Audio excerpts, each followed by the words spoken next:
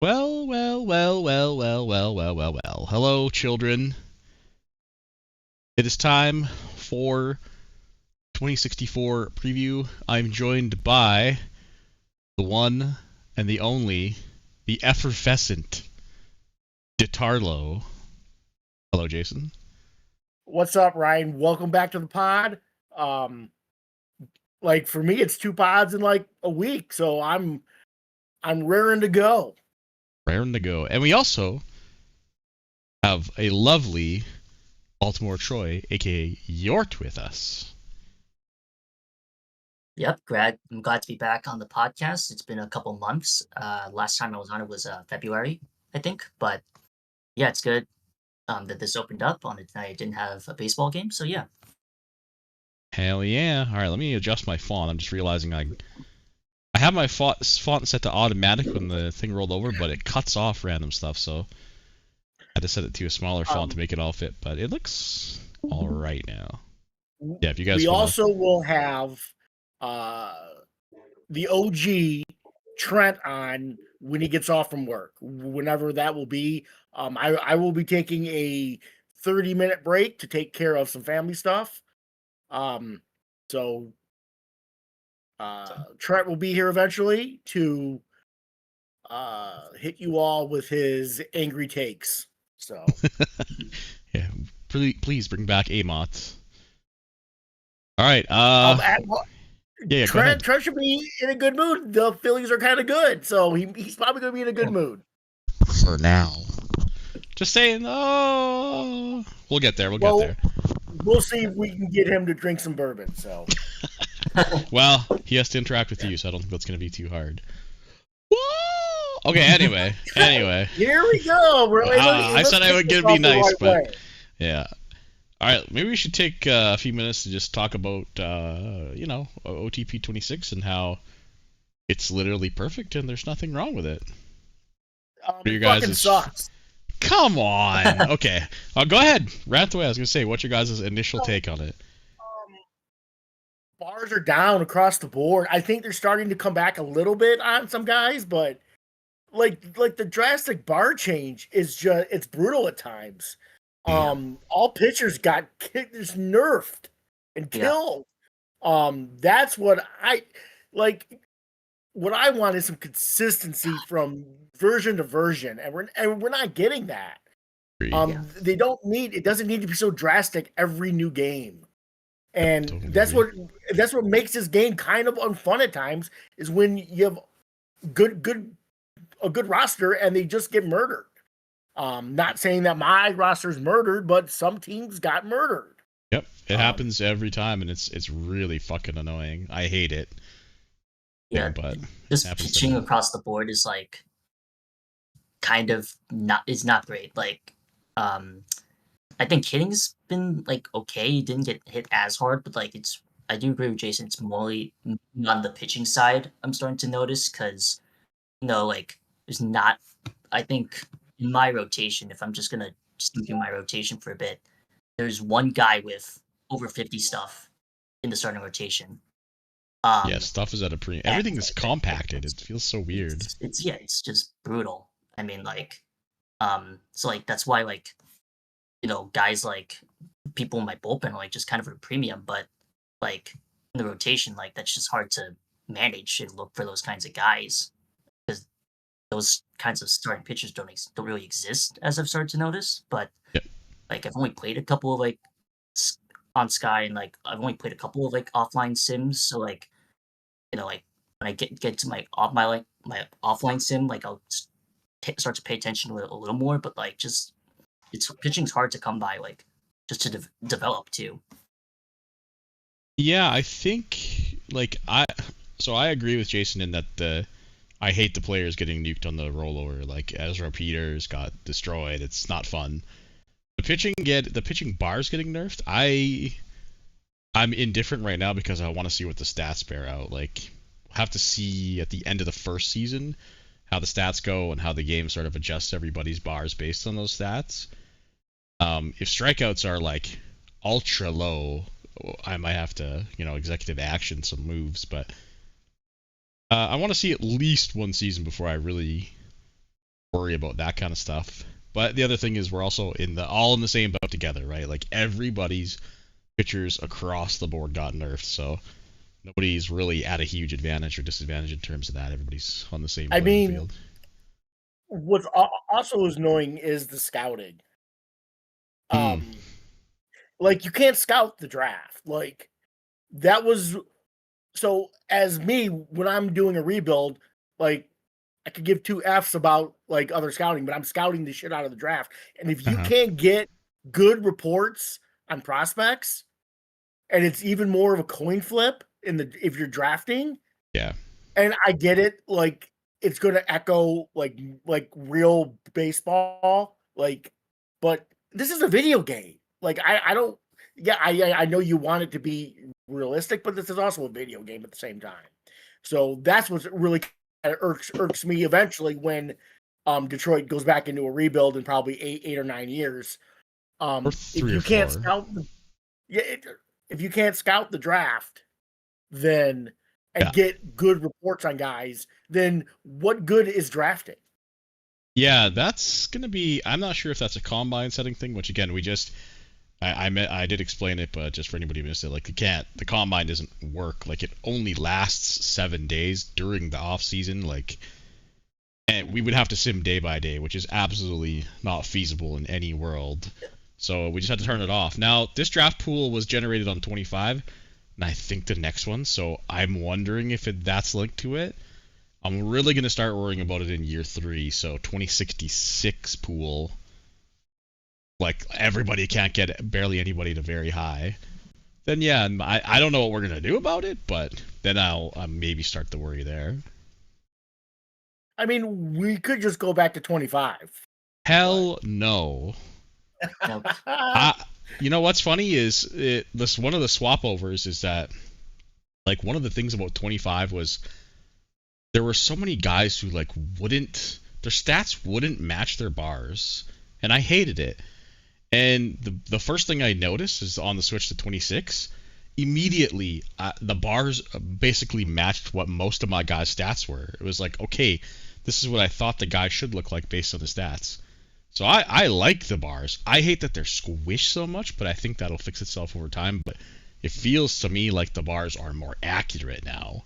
Again, we have to play to see for sure, but so far I have a positive reaction to 26 overall. Yeah, there's some quirks, but there always is on the first year of our rollover. So I'm a fan.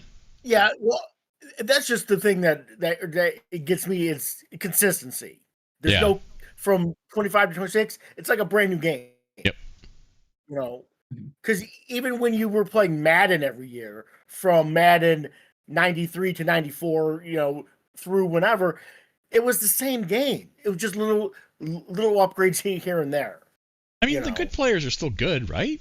Well, I mean, maybe I'm wrong about that, but I have a suspicion that the good players are still going to be good. The problem is separating the good players from the... Just little tweaks here and there, you know. Yeah, I don't know. We'll see at the end of the first season. Well, I'm saying, like, it seems like every year now, it's like there's major changes to the ratings. You know, stuff was down, and movement was up, and control was up, and pitches don't matter. And you know this and that, and yeah, that pissed me off. I hope that's fair. I'm just saying, like, let's have some consistency and movement. If you have a guy under 45 movement, he's unplayable. Yeah, he was unplayable. We'll see. We'll see. Yeah.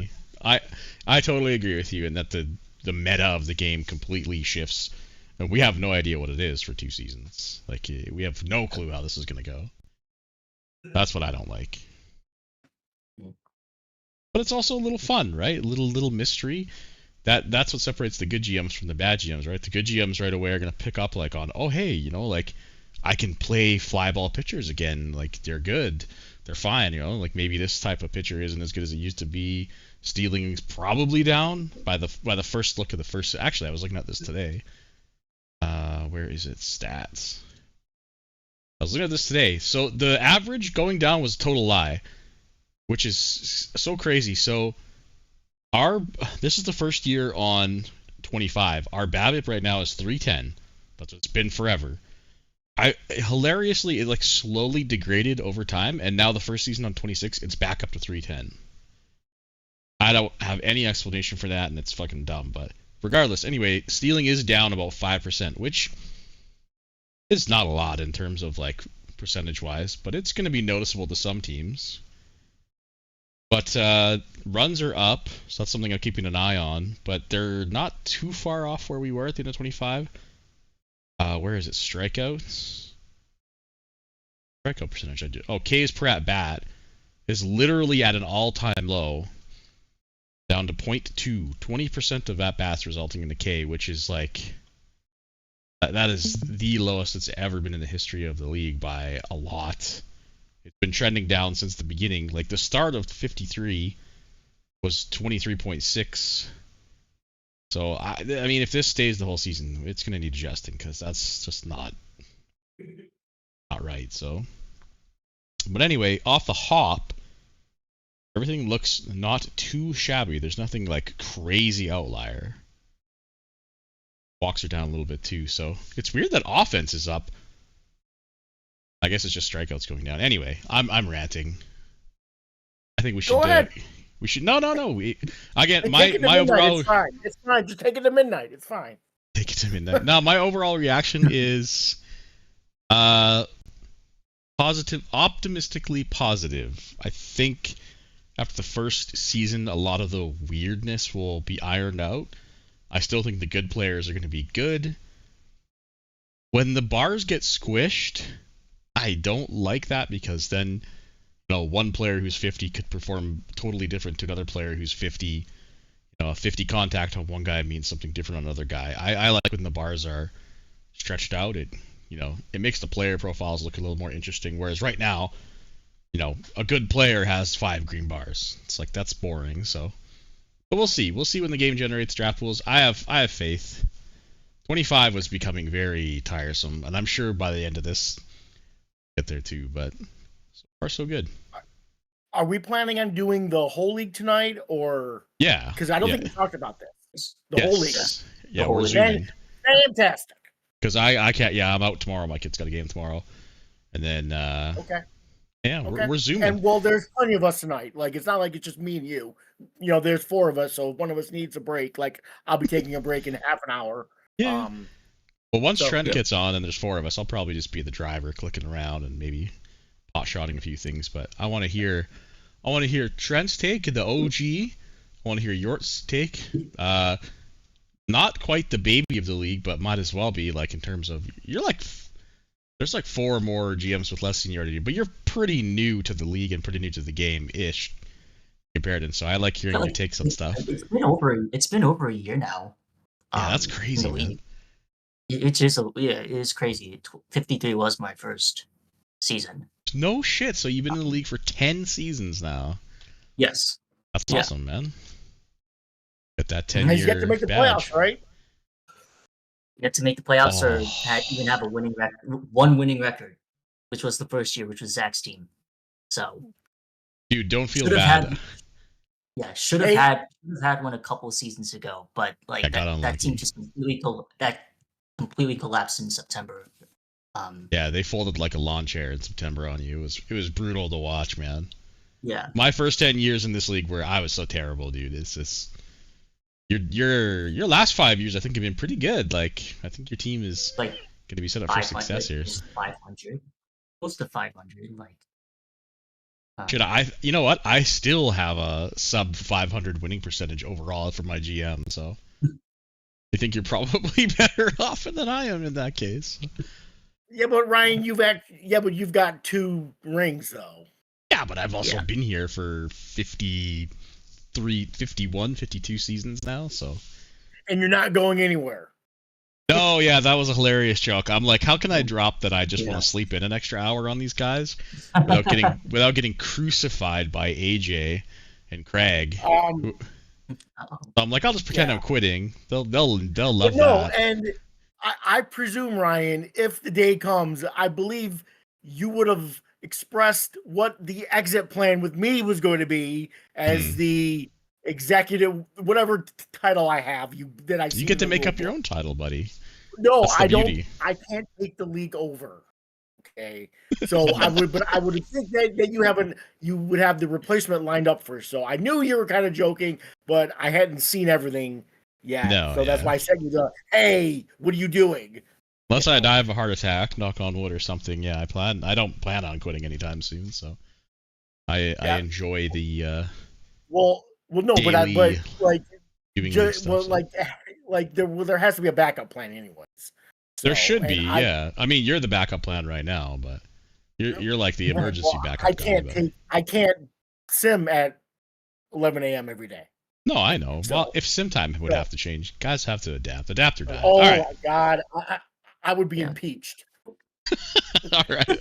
With that and with the impeachment talk, let's get right into the hot action. We get to start with last year's champions, my brother, who I hope you guys enjoyed the pod. Skip him a little bit because he just had his pod. Yeah, we'll glaze over his team a little bit, but yeah, I mean the only I think the big thing obviously was his injury to what's his nuts? Schulman. Yeah, which is brutal. Little bit, yeah. Had a renaissance year last year. Stole 96 bags, more than double his like career high. Was set to try out center field, but got whiff of that and tripped over the hot tub by accident, and he's out for the season. So yeah, they traded you Quinones to you guys, but I mean it's essentially the same team, right? Like there's really he signed he signed Nee. And he signed Rosenberg, who is in center field.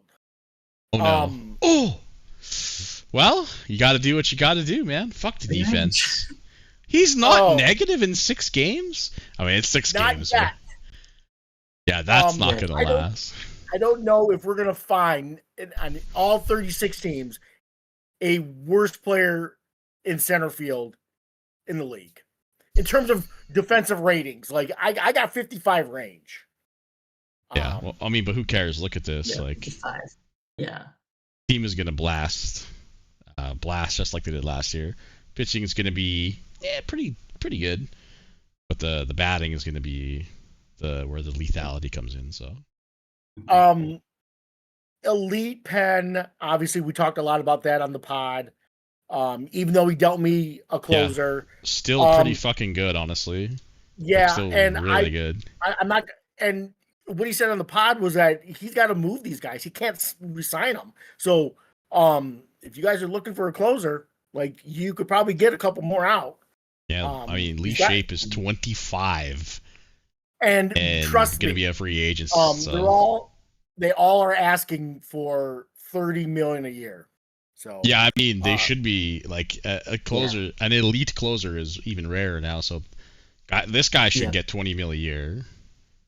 Like it feels gross to say that, but he really, really should. Mm-hmm. All right, if you want to listen to more about the Indians, you can listen to the pod. It's pretty funny. Also, too, every other word on the pod was fuck, right? So that's my brother. We both swear a lot. That's a Saskatchewan thing. We just hick thing. Yeah, I mean, I would say they're probably the favorite in the division. Well, let's take a look at this. Hold on. We got to look at LA, and then we got to look at Portland, who, believe it or not, are on the up and up. We got to look at LA, who finished second last year with, what was their, I believe, a plus 12 Pathag record? It was plus 30. Okay, plus 30. Plus 12. They won 95 games with a plus 12 Pathag. They were not positive run differential until the final sim of the year, where I believe they managed to scrape up to plus 20, I want to say. So, can they do it again? What do you guys think? I have to watch what I say about LA because Craig Holt, he keeps receipts and doesn't forget shit. I'm going to stand by my take. I didn't think this was a good roster, and especially he lost a closer to a CEI, John Ward, and that was his best pitcher. I think he lost Arnaud to a setback, Like his pitching Yes. completely fell apart. So the way I look at the Dodgers is this: they beat up on the Red Sox, they beat up on the Angels, and they beat up on whoever else was bad in the division. Right? He probably mopped the Yeah. floor with all of them, and He that's did. where his Yeah. came, because he was, as he said, he's probably a 500-ish team. I called him a 100-loss team. Let's split the difference on that. Okay. Just off But- just a touch. Just 30 wins. So I'm just saying is that I don't think Craig was expecting him to win 95 games. I don't think this is a 95 win team. I don't know what I are they a playoff team? I don't know. I don't think they are. I think we're going to see a lot of other teams that look a lot better than this. But are they a 100-loss team? Probably not, but they could be. I think they're closer to probably like 500-ish.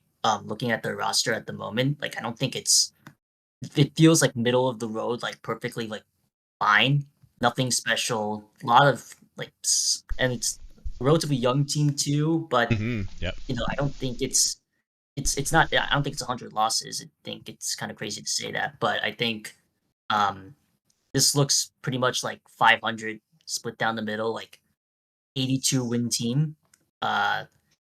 I'd be surprised if it's more than that. I'd be surprised if it's a little bit less than that. Very much could. I mean, I think the division is slightly better, but like I think 82 is like perfectly fine where they're at right at the moment. So that's what I'm gonna say about the Dodgers. Like 95 felt like they're not 95 wins. I think though they're like more like 80 wins. Yeah, I am going to say that their Pythag record last year feels pretty close, like 83 and 79, but because it's Craig and how savvy he is, I have to give him at least +5 wins. So I could see him winning like in the 87, 88 range. That could be good enough to sneak into the playoffs, and Craig will make moves. Like he's made already more moves than anybody on 64 or 26, I think. Like he dealt for a bunch of guys in the offseason, so I just got to give him that extra +5 wins for finagling his guys around, getting the most out of his guys. You know how it is. So yeah, like he could flip one of these bullpen arms. Somebody needs bullpen pitching. There's some depth in the minor leagues. That's not, in terms of the pitching staff, feels like he always has solid enough pitching in the minors waiting. Yep.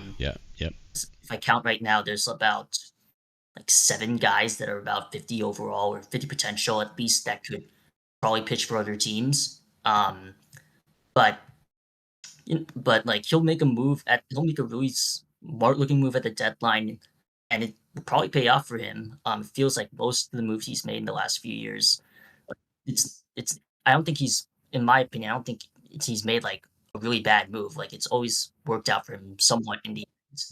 So yeah, he never makes like insane blockbuster trades, but he always makes great value trades. Like the guy never really like quote unquote loses a trade. And yeah, you're right. There's so much pitching waiting in the wings, and he always seems to have this. He always seems to have that 50 overall guy just sitting there waiting just in case of injury or a value trade coming up. So yeah, I'm gonna err on the 85 plus for Craig. I think is my guess, and you could even get closer to 90 with moves and a little bit of luck again. So yeah, I'm more on the low 80s side, but I agree. All right, who finished third in this division last year, guys? I think it was the Slops. Is it time for the Portland Slops? Feels too early, doesn't it? Feels too early. Yeah, we better verify this. We better verify. It feels really early to talk in hops because this is crazy. This is crazy talk. Let's see. It was indeed the Portland Slops finishing with 86 and 76. Oh my God, California finished worse than me last year? That's wild, man. My team was such ass. All right. Well, he traded everybody. So spoiler alert, I kind of said that we're going to be positive on the hops, and we are. For the first time in like 2 decades, I'm going to be very what's the word? Positive about the hops and good old little brother. Little brother Tyler. It's a pretty good roster. I can't lie. I mean, there's some holes. I like the lineup more than the pitching. Okay. V2, now, yeah. I love the now, lineup. I The told pitching Tyler is. I did not like the Bando contract. I like the Why signing. not? I don't like the money. You could Yeah, have but who waited. cares? You It's could have too- it's waited only 2 it's Sims cheated. and chopped $20 million off of that. Yeah, and then get sniped Like, by nobody fucking was Matt, who signing him for traded that. for $50 million in cash. Nah, dude. No, I'm just don't saying. get it. I'm not. I'm just like I feel like he could have spent the money. He could have waited a little bit. Maybe got him at a less AV. Bro. And I'm But just who saying. cares? You got the best player Well- in free agency for 2 years. It's not like you locked him up for 5. I don't No, know, man. I right. totally I just- disagree. I'm not spending $50 million on a player unless. Well, you he's- better be prepared to. Yeah. Oh, I know. I'm not. I know what's coming. So my biggest thing Uh, with this is the bullpen fucking sucks, dude. And this kind of ties into what I wanted to say before is Daryl's won back-to-back ships with elite bullpens. Like, people are sleeping on having a good bullpen? Maybe? Is that a Yeah. thing? Because this bullpen is poop, man. I'm sorry, Tyler, but this bullpen is hot, refried shit. So you need Yeah, like and 3 there's- relievers. There's So his bullpen got nerfed with the switch over. That could be okay. Um, That's fair, yeah. So Yeah. if you look at the injured list, Ballesteros is coming back, and though he looks Oh, like yeah. garbage now. He Ballesteros? dude, Whoa! He looks like garbage. Like, and that was his closer, and I wouldn't put this guy in long relief. Shoulder inflammation. Yeah, this guy got fucking clapped, son. That is not okay, yeah. So, Yeah, Ballesteros was but- looking like one of the best young closers in the game. So I will say that the lineup is very good. I really like the lineup. Me too. Jason Ball Jason is Ball is gonna be fantastic. fun to watch. Yeah. 7 yeah, the WAR last pitching, year in his debut year. Like, the pitching really needs work. He's got the pickle and just a bunch of other dudes. What happened to the other pitcher he drafted? Or is this hurt? Vogelton or something like that? that What was happened to that guy? That his was personal Andy. ball by Andy's pick. Sorry? I didn't That was hear you. Andy's pick. He was the first pick in that draft. Oakland. He went to Oh. Oakland. Why did I Yeah. think the Hops drafted 2? I thought he drafted Pickle the same year or somebody else he drafted Pickle. Am I crazy? No. I No. think it might have been the same draft, but It was the Um, same draft. Okay, I'm confusing. Okay, my bad. So, okay, yeah, there's First and second definitely overall. holes, but But- this division is pretty shitty. So, 86 Yeah, no, plus but- feels pretty guaranteed. this is the best looking roster he's had in a very long time. Well, because he's been in a very deep rebuild, and now he's not in the rebuild. Now he's coming out of it. So he should be looking for upgrades on trade blocks and teams that are sucking. He should be trading every draft pick he has to, Well, finish off this roster. if he's So, got and- his lineup set, like look at the dudes he has sitting in the minors. Like he's got a left fielder, a right fielder, a catcher, a third baseman. Like you can flip these guys all for relief or even starters. Sure, holy shit, this guy looks nuts. Nathan Carvel, first round Yeah, pick he- of 2058. He looks really Yeah. good. I mean, yeah, Elpan? there is more on the way. Well, but I think these guys some of them are blocked, right? Like this guy, like Logan Jaguar, unless people are way off. This guy if he doesn't have a spot on the roster, this guy should go now. Like, this is the perfect time to trade this guy, in my opinion, and get yourself some pitching help. So we'll see what Tyler does.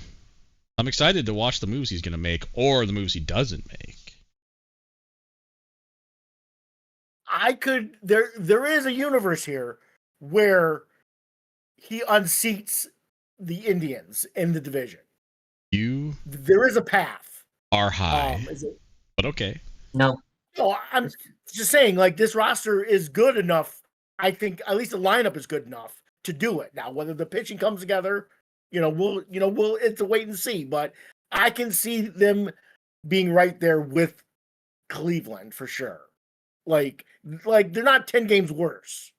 It's funny you say that because I was literally going to say, as is right now, they are 10 games worse than Cleveland. Cleveland's lineup is probably better. Like, well, Bando and Ball could do work, but overall, the depth-wise, like from 1 to 9, Cleveland's is better. Their starting pitching is better. Their bullpen is like fucking galaxies better. They're 10 games behind them right now, in my opinion. I was just saying that there is a universe where it happens. I'm not saying it's going to happen. I'm just saying, like, it's a 1 in a billion, maybe, but I mean, it could. Anything can happen in this game, but as is, I don't think so. I'm Doctor Strange in Infinity War in like 8 million universes. I found that one time, right? You found the one universe? Holy shit! Yeah, I found the one universe. Can I get on the drugs that you're on to find that universe? Yeah. Oh yeah, let's. I warned you I was going to be positive. Okay, I'm not mean Jason right now. I'm positive Jason. So. How much did Tyler pay you to glaze his team, guy? I like his roster. I'm sorry. I will say I do like Yupper still. I know he took the hit, but I still think he's a good player, man. Still, 55. He's a good player, but he's not the 1-1 star. Nah. So and that was the shame is that I mean, that's always going to sting. Everybody felt bad for him because it happened. But by the way, in that draft, he wasn't the only one who tanked. So right, yeah, that's what people always miss is that there's. I think Ramsey tanked in that draft as well. So oh yeah, Dave Ramsey, right? Because that's I know is it Ramsey? Yeah. I was all over. Memphis. Oh, Memphis. I'm sure it's Ramsey, isn't it? Like. Am I crazy? I'll just check Memphis real fast because I want to. Is he on Memphis? He should be. He is. Oh, Paul Ramsey. Okay. Yes. I mean, he still looks okay, but not the elite 1-1-1-2 that they went. So interesting. Okay. Let's move on to the rest of the 3 teams. Huh? Was it Vancouver? Nope. It was the Boston Red Sox. The Beichel and the Red Sox. We have a new GM in Boston. Excited to have Michael back. Yeah, me too. If anything, the AI recaps of General is very popular. Oh, chef's kiss. Love them. Absolutely love them, man. I'm gonna be sad when he gets tired of doing them. So he made the big trades in the offseason. Castillo, Davidson to the White Sox. And then he traded Sodoma to the Marlins. Is that correct? So he finally bit the bullet. He dealt the couple stars he had. Got an amazing return on Castillo. I told Michael this. I love the return. Mm-hmm. And in fact, I told AJ, that is not like you. AJ now in back-to-back years has made hard attack trades. So, dude, once you get a taste of the high seas and the ships you sail, so I think this is. I don't. We don't have to spend too much time on the Red Sox because I think Michael's going into a rebuild. I don't think this is a tear it down, burn it down. No, I he think has it some is. young guy. I mean, he certainly could, but I think that he took the star and he took the pitcher and got Max return. I don't know if he's going to find a market for Bello or Arrington. Because again, it's a first baseman, left fielder. There might not be a big market for that. I mean, there's been a few guys the last week who've been like, want a big bat, willing to pay up. Well, this guy looks like he should fit the bill, right? Because I feel like Michael wants to tear it completely down. He's not going to be suckered into like fire sale prices, right? He's going to wait. Well, Michael isn't a noob either. Right. He ran this league for like 40 years. So he's won multiple championships. So or is it just one? He just got the one. I don't know, but all I know is he always has a good fucking team. He'll tell the story of the historic 2009 year. 15-0, right? Yeah. So he knows what he's doing. He's not going to get ripped off. No, definitely not. So, and again, I think he's seen what's out there, and he's going to max out the return, and so. What do you think, Yort? Yeah, it's just a team that's, on the edge of turning it down. It's not, feels like a similar record to what they are last year, because it's not like totally awful team. There's a couple guys that are solid, but I'm feeling like it's a 73-89 team like last year. But like I do agree about the Castillo trade. So many really solid looking young guys out of that deal. And like he's good, and it's gonna be another long rebuild. But I think prospects he got back are good, and I think so far he's had a pretty good draft from the draft picks he got. So, but I think it's a 7. I think it's more like the similar record to what he had last year. Not completely terrible, just like completely mid, or 70 wins or less, I think. Yeah, I feel the same. Yeah, he probably is eyeballing like 70 wins around in that area. He does have 5 top 100 specs right now. So, and he's probably going to add to it with a draft and another trade. So I think, it might not be a full teardown. Like he's got a lot of older prospects, so maybe it's not necessary to gender the team, and burn it to the stake. So it'll be interesting to watch. I'm so happy he's in our division, my division. Yay! Yeah, I was happy to get him back in here. Hey. All right, let's blaze through my team. There is not a whole lot to talk about. Like the only guy worth spending any time on is Harry Spender, and he's off to a horrible fucking start this year. So he's playing center field. Yeah,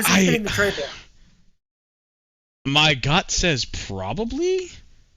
I'm in this mode right now where I have him pretty fucking good. This is what I have on him.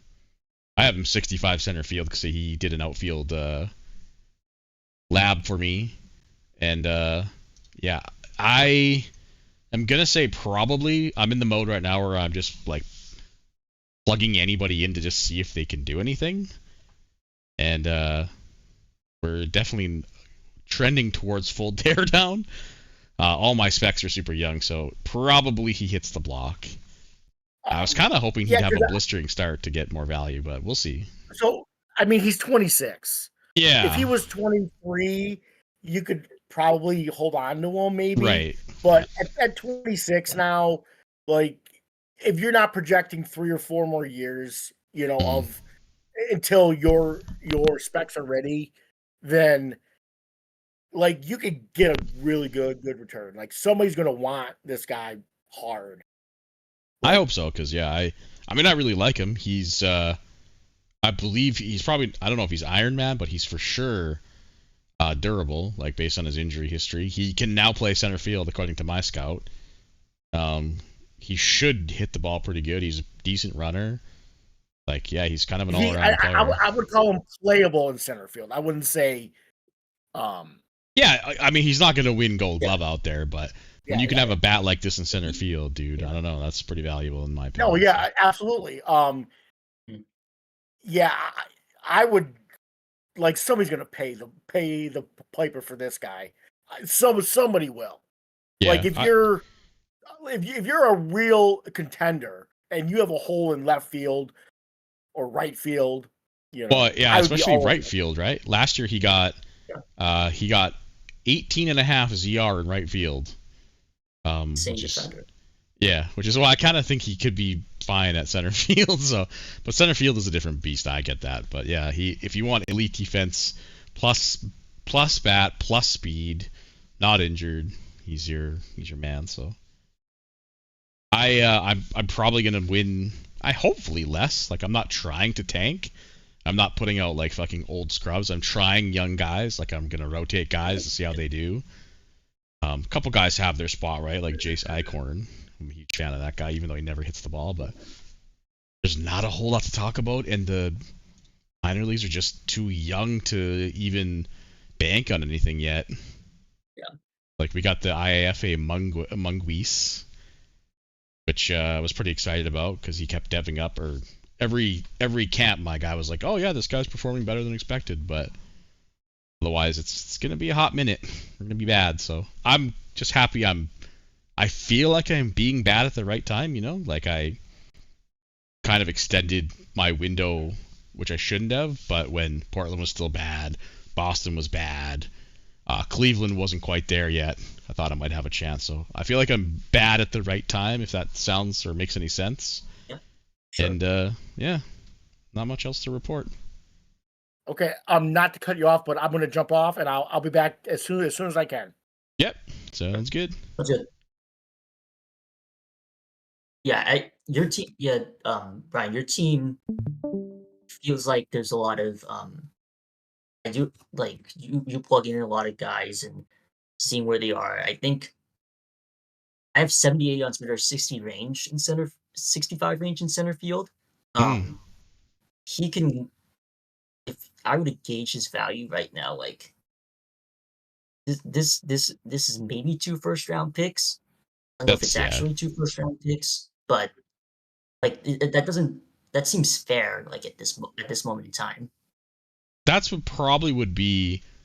I mean, I would ask more obviously off the hop and see if I get a overbidder, but I wouldn't, depending on who the teams are, because I mean the difference between a late round first and an early first is pretty huge. I feel like people don't dissect the first round picks like that. That's like, oh, you got a first, but yeah, it's Arizona's. Like, dude, it's going to be like 130. Like, that's much different than getting somebody who's potentially 110. But yeah, that's kind of where I feel like his value would be around now, is about 2 firsts, maybe a couple lottery specs or something. But I think you're spot on, sir.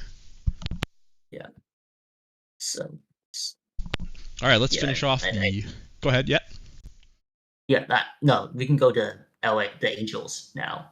Yeah, I was going to say, let's finish off the Pawns and the California Angels, who I believe are in like full nuke mode. Like Mikey traded pretty much anybody, I want to say. He's got a couple of young guys like that.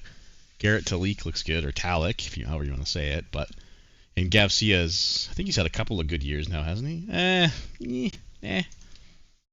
Like he's got a couple guys to trade, but he looks like it's in full nuke mode. Yeah. But it's a new game. It's a new game, so Mikey's probably more like inclined to, trade anyone he can. And I know he's also been unlucky with a couple of dead downs. Muso at one point was like 65, 70 at one point, and now he's 45, 50. Oh yeah. Got totally tanked. Same thing with Tobridge was a lot better at one point too. He's a former Orioles spec. But yeah, like they're trending in that direction of a rebuild. They have a couple of like okay specs, but Almonte is like top 5 according to OSA. But yeah, like this is a team that's really trending towards a rebuild, and I don't really blame Mikey for doing so. They've been kind of in the middle the last few years, and they only won 67 last year. So I don't really see much to talk about at the moment. It's more about like how much value can they get from trading one of these guys. Yeah, Mikey was a known 25 hater. He absolutely loathes OOP 25. And he said he was even kind of checked out until... Sorry, one second.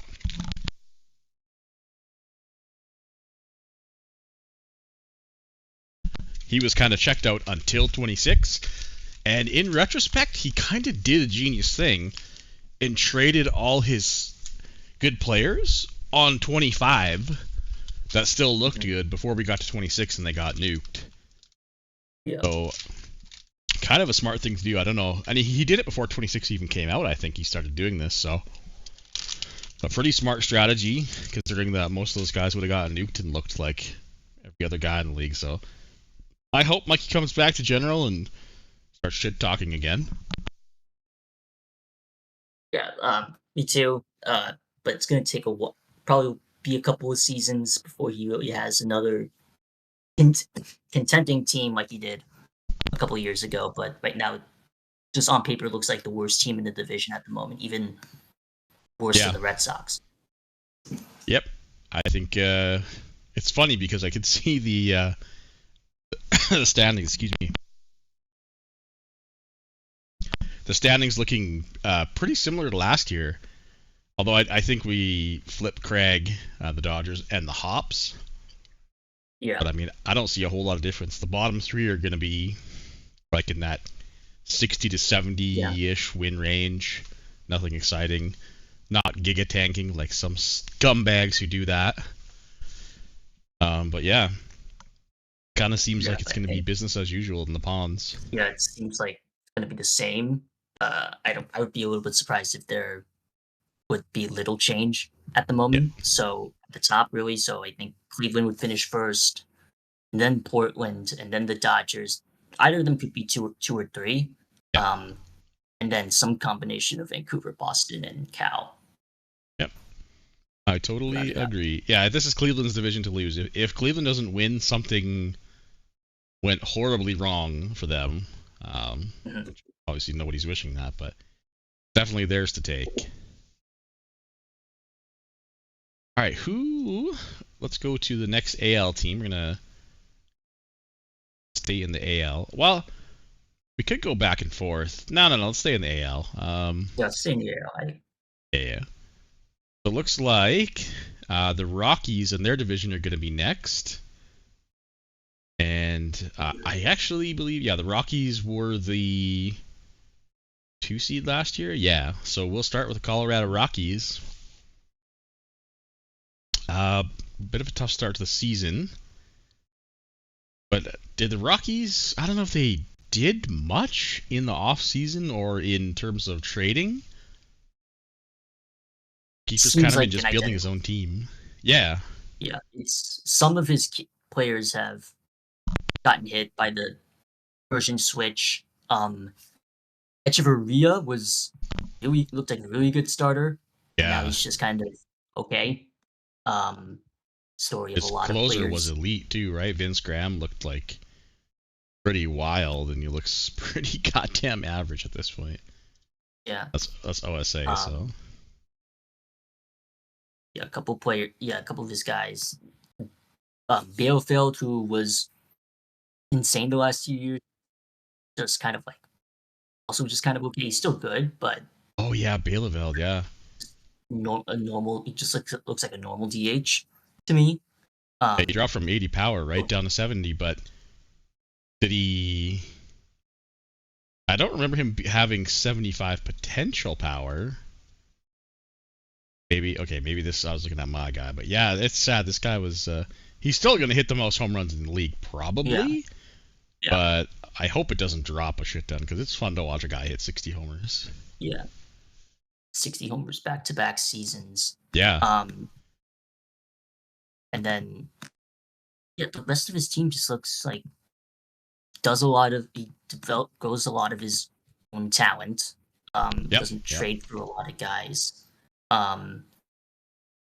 It looks like a really identical team, just some younger guys stepping into some roles. Still probably a team that's going to contend because the pitching, even though Echeverria is not as good, it didn't get these guys like Hoffmeister Lewis, they didn't get hit as hard by the switch. Yeah, Overall, he Hoffmeister still has a good looks. pitching staff.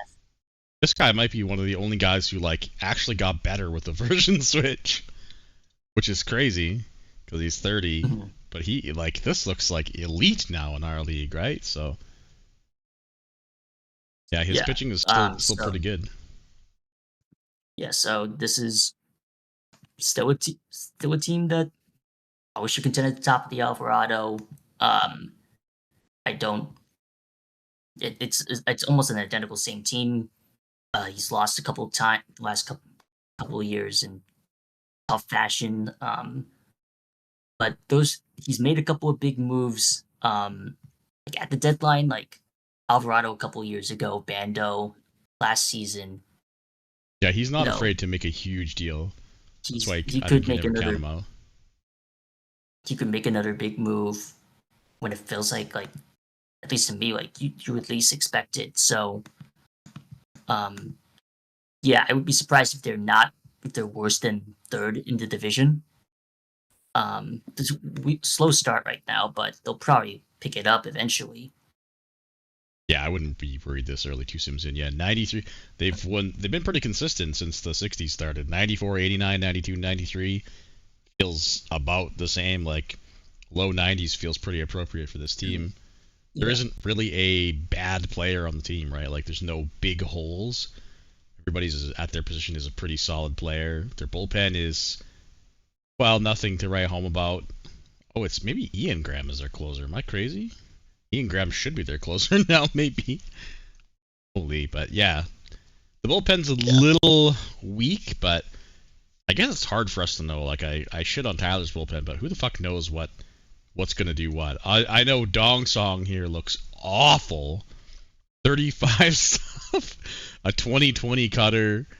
Boy, he ain't what he used to be, but he's also 36. So. Yeah. Yeah, I can Fine definitely face- see them winning fine face 93 ball. wins again. Yeah. Yeah, it's again like consistent roster. I'd be surprised if it's less than they finish less than second again in their division. Yeah, it feels like this division has been the Mariners and the Rockies for last 2, 3, 4 years, but I think that's going to change pretty quick. We'll get to those teams, but the Mariners finished second last year. Let's start with them. The good old M's. Gomes. I love when Dustin says Gomes when he types for the playoffs. But this team, it's kind of the same story, right? Like, I don't think there was very much in the way of moves. Like, Dustin never really makes the big trade anymore. He just kind of trades off his excess talent and gets value out of it. And he home grows a lot of his guys, obviously. I think anybody could realize that. There's always a new name for me to look at on his team. Like, who the hell is that? And it's just some guy that's slowly dubbed through his minors. So, but everything looks pretty much as is. I think he got a new. Okay, no, he didn't get a new closer. Guy's closing for the 4th year in a row. See, holy shit, this guy looks good, and he's 23, and this is his 4th season. Holy moly, Wade Paulson looks pretty good. Yeah, it's the same deal for me. This bullpen's his pitching staff overall just looks really good. Not a lot of holes in that department. And their lineup is just always well rounded. There's probably always going to be like, I know he does overpay sometimes for a couple of his guys. He's tried to move off a couple players, but nobody's budged. But this is a solid roster all around. Good veterans. I don't know how good I don't really look at his prospects system, but there's a couple of. Look at his minors. There's a couple of 60s. I don't know. OSA has some pretty good. Like, even my scout, like he has an entire fucking team here sitting in the minors that he could trade away. Really, like there's like 10 guys that I have 55 or above. 60-70 reliever at high A. Yeah, well, just- yeah. Dustin Well, can. that's He's got OSA. some depth to move for sure. He could definitely get some value, but maybe he could package these guys to somebody who's coming out of rebuild and has holes. But yeah, he's got guys to trade. Dial or Dale and okay, he looks terrible to my scout, but yeah.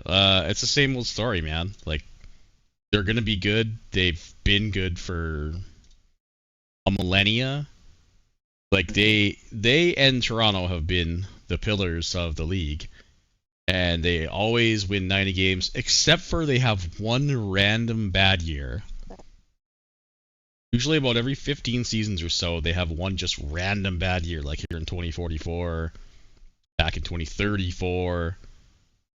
So they don't look like they're due for it, but feels like a shoe-in for 90 wins. For now, yeah. I need to see Memphis and the Phillies because Memphis, God, Corey's. I wish he talked more because he's insane at rebuilding. It feels like he never misses on a draft pick. Maybe we should just go to them. Yeah, I don't mean to like rush over Dustin Steen, but there isn't all to say. The dude is good at the fucking game. He's gonna continue to be good. His team is good. Like the most solid GM and a pillar of the Sky existence. So it's just crazy. Crazy consistency. Who finished third in this division last year? Was it Memphis? It was the Memphis Blues. Okay. Yeah, I've been looking forward to talking about this team. You go ahead. Schneider was the first pick in that 2060 draft class, the one I had. I won the lottery, and I decided to trade down for the corner outfielder who's not great anymore. But Jimmy Schneider's insane. And we talked about Ramsey a little bit. He's not as good, but like he's still solid. Oh yeah, he still looks fine. Yeah. Obian, he traded from Colorado like a couple seasons ago. Yeah. 5 WAR last season. And it wasn't even for like that much. I think it was like like a third and a fourth, I believe. That's just insane value for a guy that's now 70 rated as a corner outfielder. He's playing him in center field, right? No, he's playing him in left field. Oh my god, yeah, this guy's gonna get like 15 ZR easily. And he has a really good catcher too. Solid, a weak defensive shortstop. Holy shit, Ski! All around. Wow, man. Yeah, second overall pick. Yeah, the rebuild is over for this team. Now it's time to fill in the holes. Which, holy, look at his clothes. Look at Kingston Chin. Mamma mia, man. Yeah, there are some tantalizing players on this roster. There's clearly some holes, but this is the point where you go and you plug these holes. Yeah, pitching staff probably use a little. He signed Jacoby Young in the offseason. 3-year deal, doesn't look too bad. And Buzz Johnson guy looks pretty good. 48, then 20 and 15. That's great. Yeah, Buzz Johnson looks pretty good. Like he's got a lot of good young players, so the window is open. Got another 75 potential starter at AAA. Yep. According to at least, but yeah, he always drafts really well. Wait, he has this Labarge guy too. These guys are coming up at the cutoff day, call up day. Yeah. No doubt. He's got Guerrero, he's got Labarge and Ordaz, and that's gonna fill out his rotation, and it's gonna be wild, man. Yeah, those prospects look really good. Like there's just at the beginning of their playoff window, and I think they're gonna be a really dangerous team. Like compared to what the Ignition and Black Bears and Phillies are just roster wise, and even Colorado and Seattle, like their window is open right now. I think they would really take anything. Like, a little disappointing to miss the playoffs. But like 83 wins last year, I think you can expect like 4 or 5 wins more. Yep. Probably That's what I was like gonna say. High 86, 80s. Yeah. 87. Yeah. Yeah. There's a world in which I could see these guys leapfrogging one of the Mariners or the Rockies. I don't think I can put them in a position to win, but Yeah. it's just because there's a couple young unproven guys. If they have huge years, like if all his young guys have good years, this team could blast to 95 wins. But I suspect that's probably not going to happen. But this should be a playoff team. Feels like they're not a shoe-in, but a pretty damn good chance to be in the playoffs. And I'd hate to play them. They should be in the thick of the wild card. They should be in the thick of the wild card race. And yeah, like a hot streak could see them jump Seattle or Colorado. And like if they could win the division, probably not. But there is a world, unlike Portland could win the Ponds. Like there is a world where Memphis. I have a little bit more faith in Memphis potentially making a run to the division title. And I don't think that's out of the question in my eyes, but yeah, it's possible. I think it's a lot more possible because I think this team's a little bit better overall than Portland. Yeah, but it's much more plausible. Mm-hmm. And they still have a lot of fodder in the minors they could even trade away if they wanted to fill holes. So this team is looking gross. I suspect in next year or the year after, they'll be giving Cleveland a run for their money for the best team in the AL here. So freaking Corey knows how to build a team. He doesn't know how to chat in general, but the man knows how to build a baseball team. That's for dang sure. All right, who is next in the Alvarado? Is going to be... Excuse me, we have Virginia, then Indy, then the Phillies. Black Bears won 79 games. Whoops. There we go. I always don't like Alberto's teams, but he seems to get the most out of his players. He's kind of like the Craig of the Alvarado. He always gets a little more out of his players than you expect, but doesn't make like any moves to make his team better. What I can tell. Which kind of makes me mad because he has usually pretty decent teams and feels like a trade can put him over the top, but he just never makes it. Yeah, he's not an aggressive. He's not aggressive on the trade market or anything. And his the lineup right now at the moment, it looks fine. There's Sidney Wilson, of course, but the pitching has always been weak to me, and it doesn't look great as usual in my eyes. There's one where that looks okay, but like it's not a playoff, pitching staff. It's not something that you can feel like you're confident in. Gave up like a 3rd round pick for Rob Lewis, I think it was a 3rd round pick, and it's not good. Did he get nuked by the rollover? He might have. But like even then, I think he was just like okay, not like anything to write home about. And right now, I think when I was looking at stats, it's 12 games into the season. But when I was looking at like stats earlier today, I believe like pitching statistics wise, they have like the worst ERA in the league right now.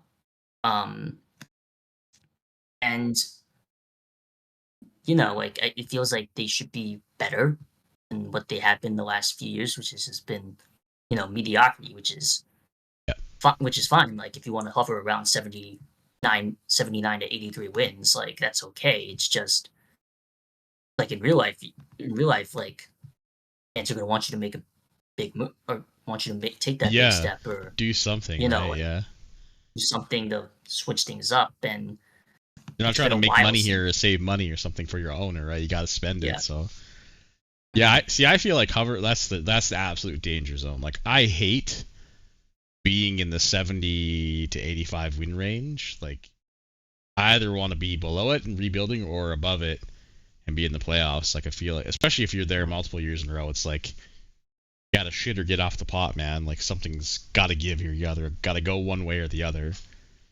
I'm not sure what Birdo is feeling about his team. But it's a Birdo team. Like, the starting pitching looks on paper like trash, and then they'll probably perform better than they used to. That's the thing. We can't say that now with 26, right? Maybe that's not the case, but they always outperformed what they look like. It pissed me off, actually. So we'll see if that stays true with 26, because if it doesn't, like, the lineup is okay, but it's kind of the Sidney Wilson show. Like, after him, there's a few good players, but nobody amazing. Like, if the starting pitching is as bad as it looks, like, this team could lose, 80 plus 85 games, right? Like, plus games. Yeah, and I don't want to put them at 90 losses just because there's some. Well, I don't know if the Phillies are good too, man. I don't know. It's hard to say, but we'll see if Trent's start is for real or not. But yeah, like right now, like I don't have a lot of faith in Virginia to really do much besides what they've done the last like 3-5 seasons. Exactly. It's just kind of been the same, and it's harmless, but at some point, like you have to do something. And right now they're not really set on doing much besides like trending this awkward water of they're just existing. Either below 500. Just like they're there. Like, no offense to Birdo, but like no, this is never a personal shot. It's just it's what we see, right? So definitely the fourth best team in this division that we've looked at so far. Like, I don't think it's close. So let's take a look at the Philadelphia Trentons. It's too bad he's not here to talk about his team. Maybe he'll pop in right as we're talking about his team. You know what? Yeah. Let's skip them for now. We got to go to Indy first anyway, right? Indy finished 3 games above 58 wins, I think. So, but I believe this team is in the burn it down phase. Sans a couple of good players. Wait, they have Randall Zoss on their team? Holy shit, Randall looks really good in 26. I'm pissed off, bro. He was a giga underperformer for me. I traded him to Pittsburgh. He fucking goes off. He was bad last year, though, but dang, bro. Yeah, he looks solid. Virginia, not Virginia. Indianapolis is a team that doesn't like to rebuild, but like they're kind of in that position where they are trending in that direction. They had that miracle playoff run. Yeah. Miracle playoff runs, like 2062. Yep. And the players that were on that team are now gone. Yeah. So, like, that was a nice 1 year off, but like now they're in a position where Ross Clark looks really good. Is he worth but he's probably not worth like multiple firsts, and he's not a guy that's exactly performed like. He's my stuff doesn't really like him. His first season was not good, and I hate that he's playing third base. I cannot express how much I hate he's playing third base, but he was really bad at second base last year, apparently. Which shocks me because he has the bars to play second base. Did he do a dev lab or something? Unsuccessfully completed training to improve his infield defense this offseason. Last offseason he did the second base one, but he was still terrible, so that's kind of rough because this should 100% be playable at second base. Yeah. Like, this should be plus, like, 3 or 4. So what the fuck's going on? The bat, it was not there last year, but some rookies have bad first years. Yeah, he's 26. You know what? There are some young, good pitchers on this team, but... And, I mean, the lineup even has okay dudes. There's holes near the bottom, but it's kind of the Ross Clark show. Like, Randall Zoss is not going to hit the ball. Like, he's there for defense. Like, it's Clark and really nobody else. Like, the lineup is bleh. The pitching is meh. Could be okay, but I don't know where to put this team in relativity to Virginia, though. I kind of feel like this team is better in some spots. I think it's pretty close. Like, I don't think they're going to win 58 games with what I see on paper here. Yeah. It doesn't feel like a 58 win team. It feels like a 70-ish win team to me from what I'm looking at. But yeah, 70-ish wins. Yeah, like, I don't know. It looks just kind of okay. Like, I just don't know the direction that Josh is going. Right, I'm not sure if he's thinking his team is on the way up. I don't think he does, or if he's trending towards the rebuild. Like, he has some pretty decent guys in the minors. Like, he has Declan and Dillon. It's pretty great. 10 OSA bets. Yeah. Like, this team could look drastically different at call-up day, actually. So maybe I'm wrong. Maybe he is on the other end of a rebuild, but does he have enough? Like, is this enough? I don't know. Like, I don't think so. It is if he's not, like, prioritizing pitching. Right. Corbin Holmes is getting paid $30 million. Yeah, that was a boo-boo. So that was it was supposed to be 20, but that was a option oopsie. So he's supposed to make 20, but the 50% tax puts it at 30. So a bit of a rough one there. Yeah, there's big holes on this team, so I can't see them being a playoff team, but they do have some nice young looking dudes. It's just how will it be built around, and maybe call up day change the dynamic. I'm not sure. Yeah, if some of these guys, like, step up a little more, but there's, like Trent said a couple days ago when he called Tucker Day up, who's, to be fair, is more dev than most of these guys. Like, there's more of an incentive to, call these guys up sooner or let them on the opening day roster.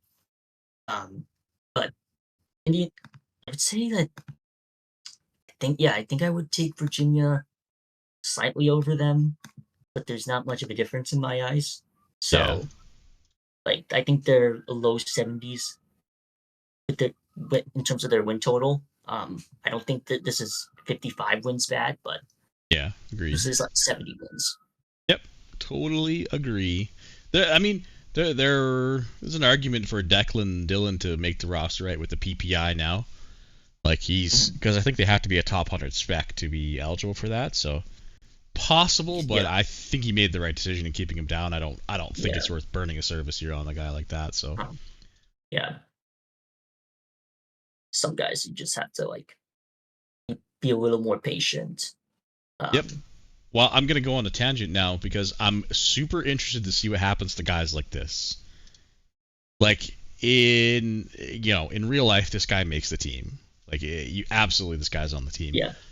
But I absolutely fucking loathe this about 25 is that letting your guys overcook in the minors, not only was it detrimental, it was actually preferred. Because them slaughtering AA ball continued their development, which I absolutely fucking hated with a passion. And I hope that shit is gone. Because previous versions, if you let guys overcook for too long, they started to dev down. And that literally never happened in 25. So I'm going to be watching guys just like this to see what happens if they get left to overcook in the minors. I really hope that it should be more balanced. Some guys, fine, overcook them. Some guys should start to dev down. Not everybody should benefit from overcooking. So I'll be very interested to watch guys like that. Sure. All right, let's go to the Philadelphia Trentons. He's not here yet. Tarlo will probably be back any minute. He heard the Phillies and he's got the pedal on the metal. Because he needs to come in and shit on the Phillies. It's like his yearly tradition. But we're going to get to it first, and we got to start with Tucker Day, man.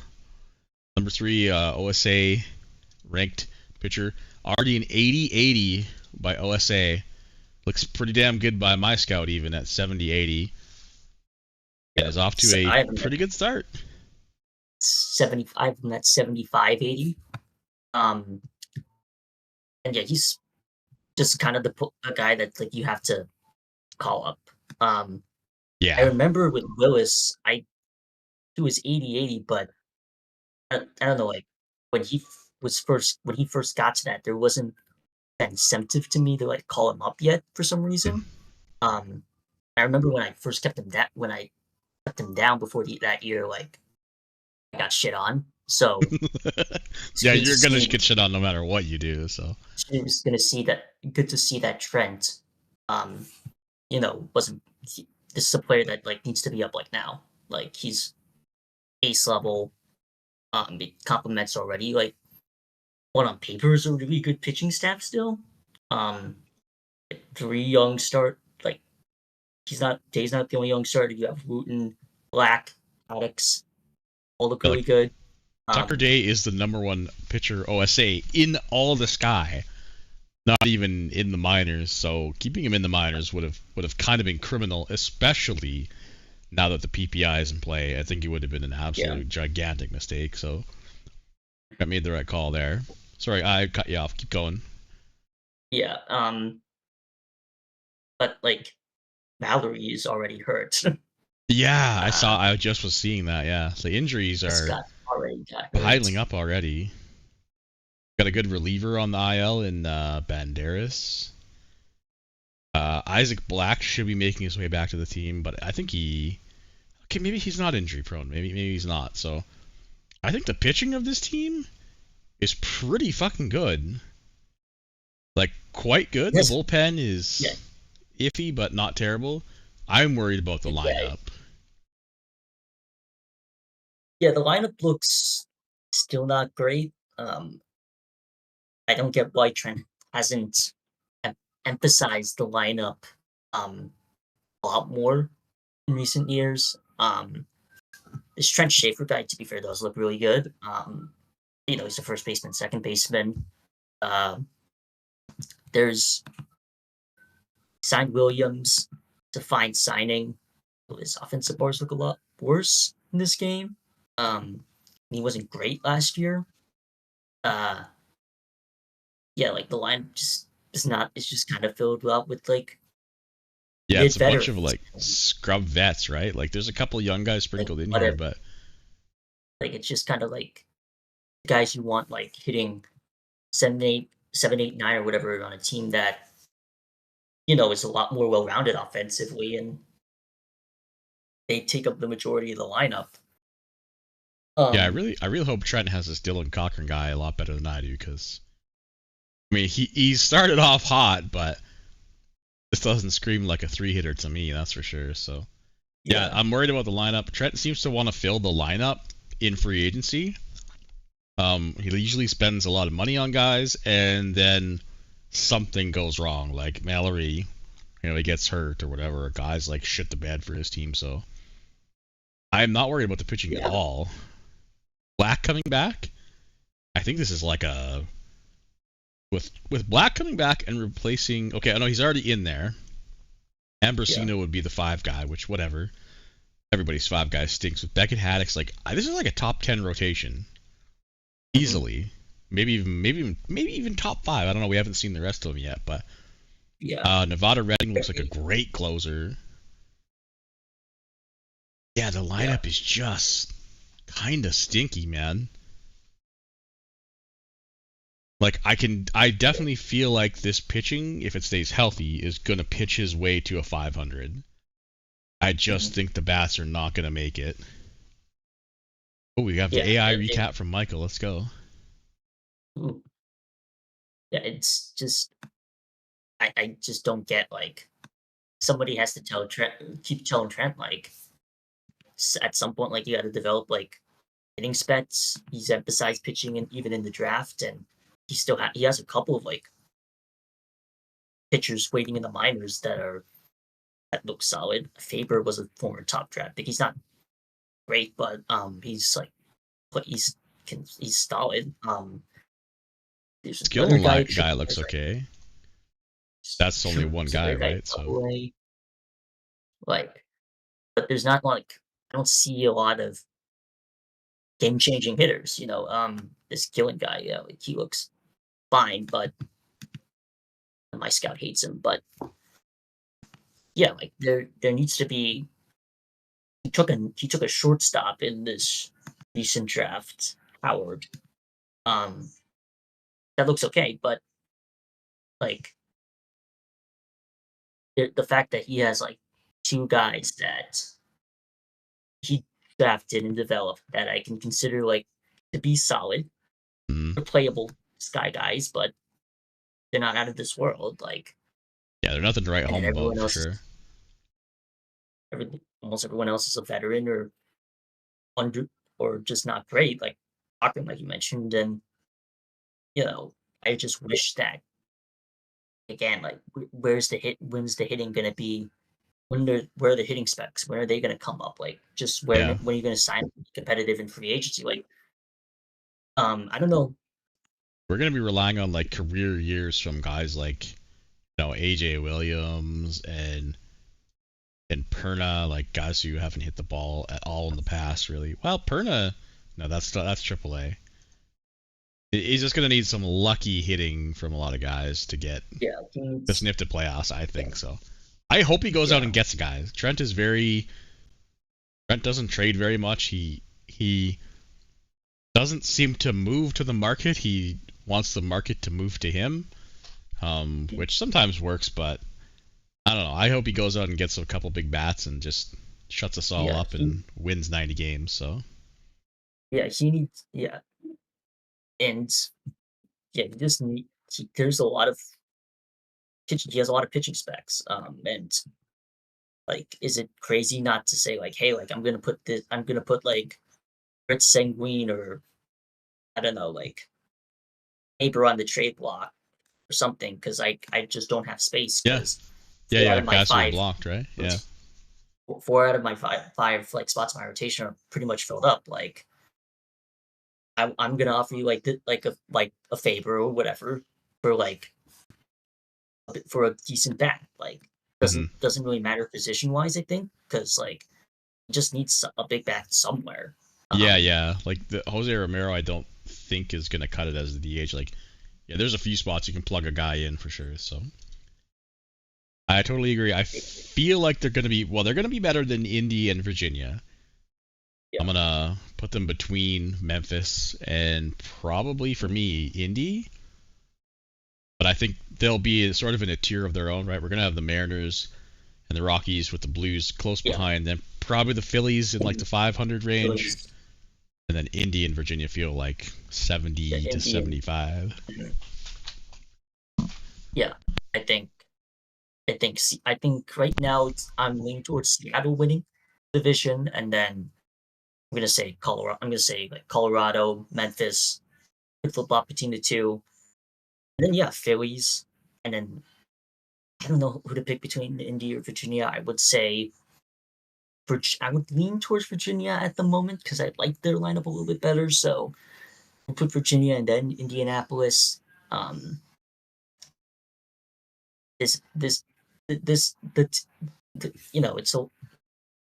think that's where I'm leaning towards right now. Philly finishing 4th seems pretty solid to me. I think just overall for Philly, like 500 should be the goal. Because you can get to 500 with this pitching staff. I mean, 500 would be a plus 30 almost win differential, which would be pretty incredible. Insane if that happens. So like it just like with a player like Day, like you'd have to think like you got to build around this guy. You have to. Yeah. Like you just hope he doesn't die or anything like that. But yeah, I know, right? That's the scary thing. All right, let's go to the Sandoval division to finish off the AL here, and we are going to start with the Chicago White Sox, who made probably the deal of the offseason, going out and getting Christian Castillo, hit the ball for them. Castillo signed to a 5-year deal making 10, 14, 24, 30, and 30. I'm always scared of escalating deals like that, but he is absolutely raked in Boston the last 2 seasons, and now he's on a good team. Mm-hmm. So, I don't. Yeah, let's. Sorry, I gotta make pictures first because some of the guys' pictures are off, of course. But I feel like it's gonna be like AJ hasn't really shaken up his team, like other than going for a single guy in quite a few seasons. Like he just adds 1 or 2 pieces to what he's already got.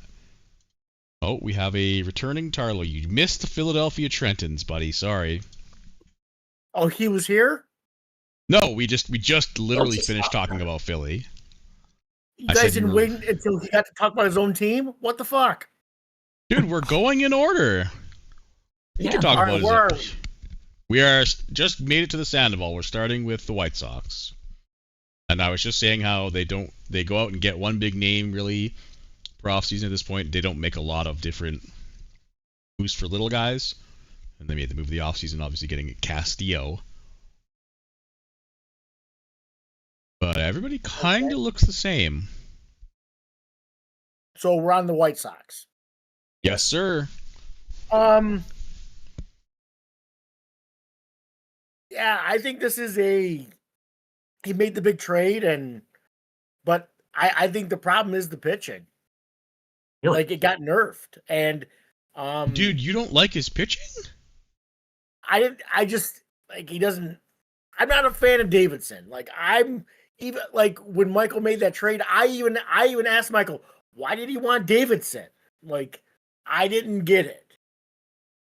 I mean, to be fair, he hasn't been good for 2 straight years, but that's in Boston.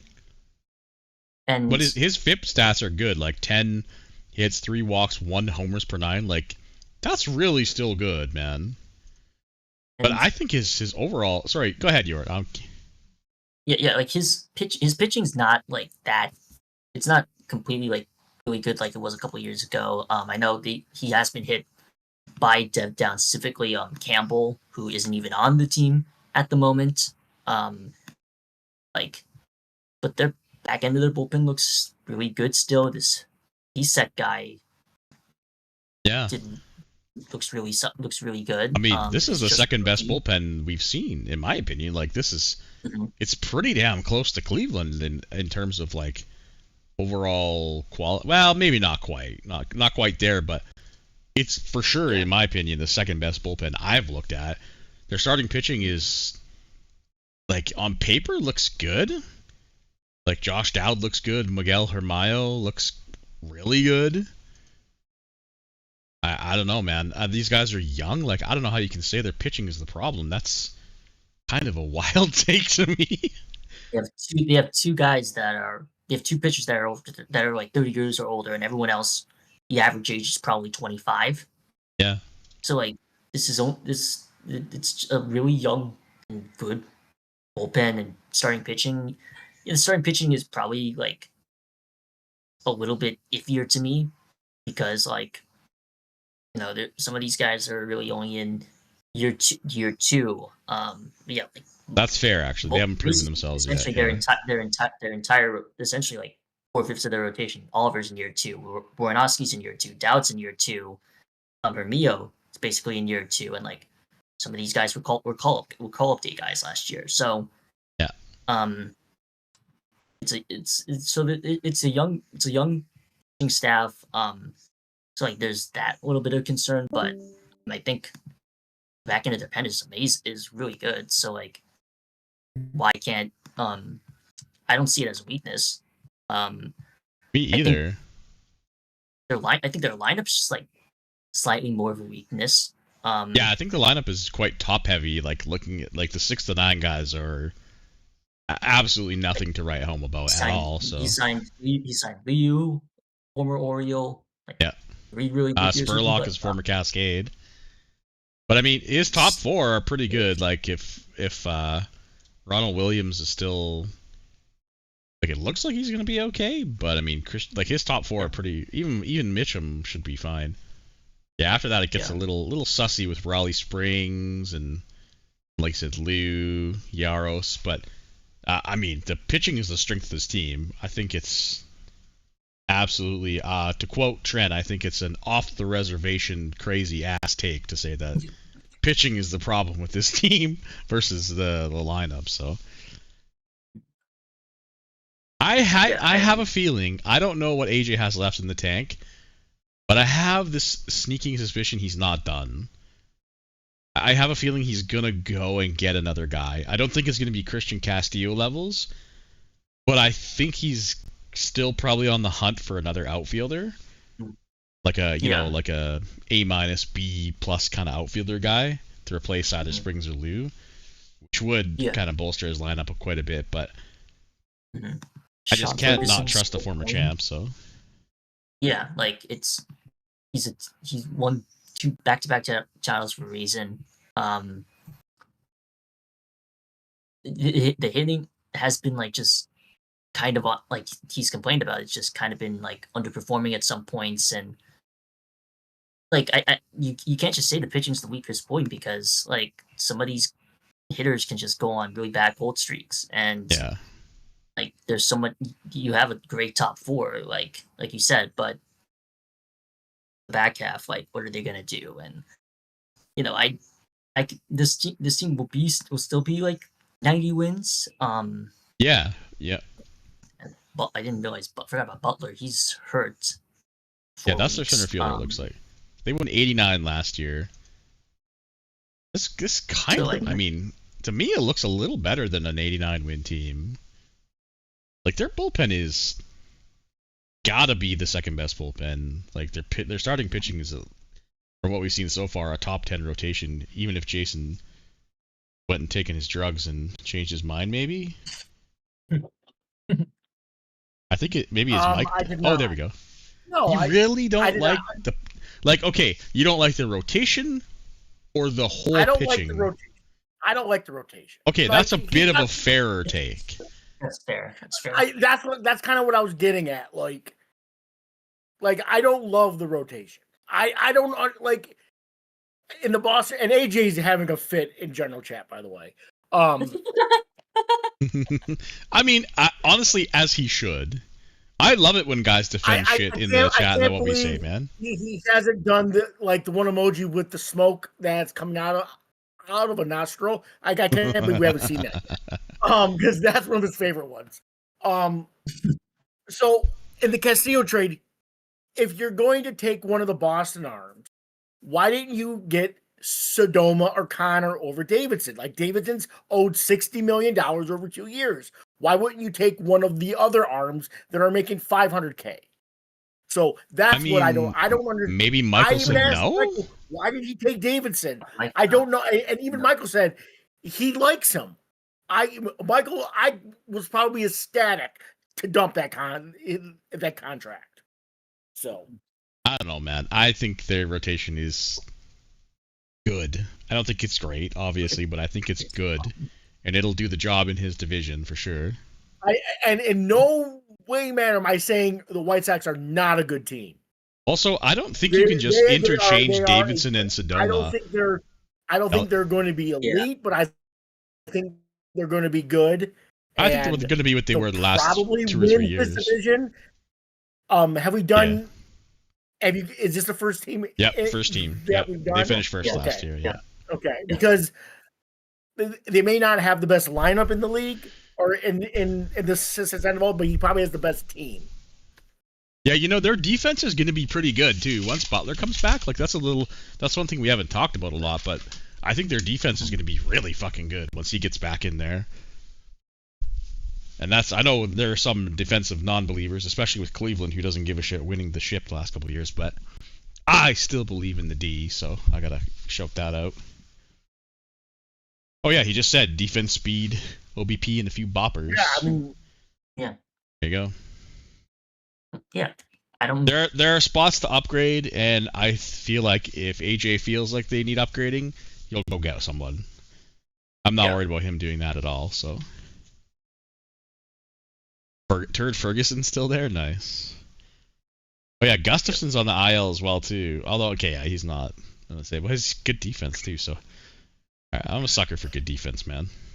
All right, let's move on. Me and York we made good time now. Now we have Jason back here to Mr. Contrarian here to slow us down. Picking it up. Next is St. Louis, I believe. No, it's Montreal. Oh yeah, the epic run by good call. The epic run by Rippo. The overachieving Expos. Yes. Ooh, Yes. Ooh, okay. Not a great start to the season. And they lost their starters. I'm not going to trample on Ripple's too much, but I'm going to take a victory lap on Corey Milan because in the offseason, I said, I don't think I'm giving this guy a 5-year deal. And guess what? He's probably fragile. He has two injuries to his name, and including the one that just happened. The one he had no dude. Come on, a 25-year-old with forearm soreness once in his entire career. You cannot expect he will get an injury like this. Come on. So in 2 sims, he got 2 injuries and he's out for the year. I'm going to take a victory. I'm just saying.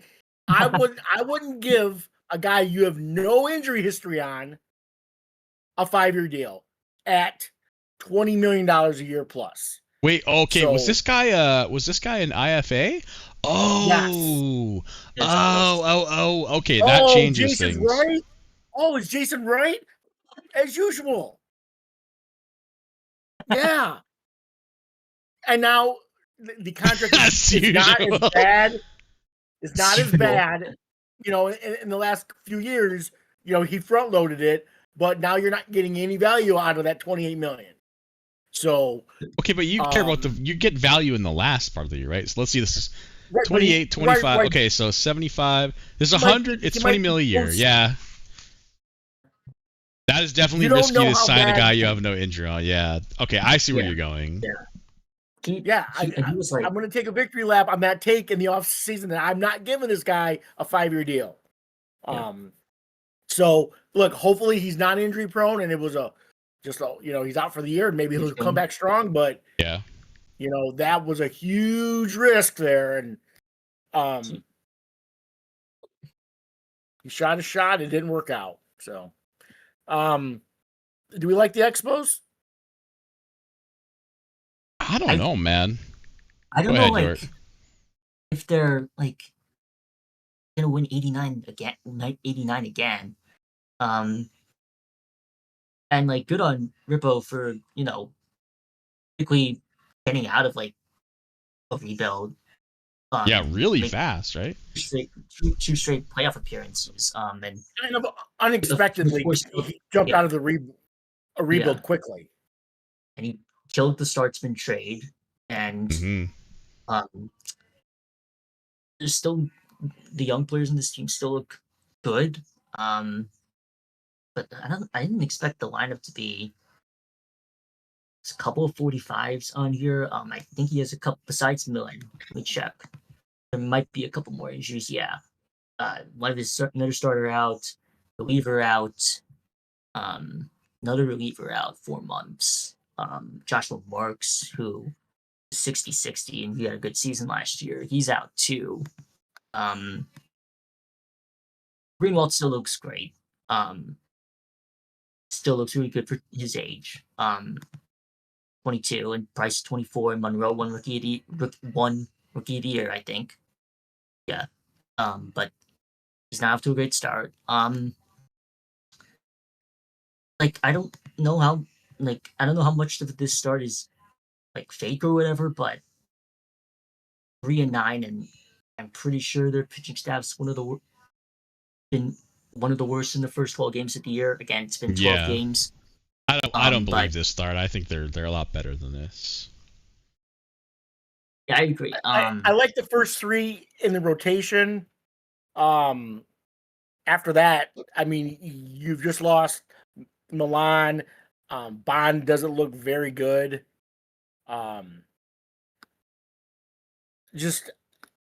I mean, I don't think anybody's 5 starter. I think he's going to be a 5. I think this is going to be a 500 team. I don't think it's a 3-9 team. I don't think this is a garbage team. I think it's going to be a 500 team, and maybe he gets a little bit of luck. Maybe he comes up with a trade, but the bullpen is atrocious, man. He's gonna need a closer to get back to the playoffs, in my opinion. Well, I think there's about 25 teams that could use a closer. So, well, yeah, I know. I was about to say he's not alone. It's not like these things are growing on trees, unless you're Cleveland. But I will say though, this Montreal is the 6th youngest team in the league, just slightly younger than the Detroit Tigers. So I am not worried about their young hitters. They might have a bit of a sophomore slump kind of thing going on, but I still like the direction this team is going. But yeah, if they want to compete this year, their bullpen will not cut the cheese, man. It's gloriously poor. It's bad. Yeah. Well, I mean, that's a product of the game switch too. Like, maybe it could be. There could be injuries too, right? I might be. Well, no, if I remember right, last year he just got murdered with injuries. Like it was every sim. Yeah. Oh, I lost another reliever. I lost another reliever. He does have Joshua Marks on the IL, and this guy actually looks pretty good. This actually guy looks really good if he's not injury. Oh no. Okay, never mind. I clicked on his injury history. Holy shit.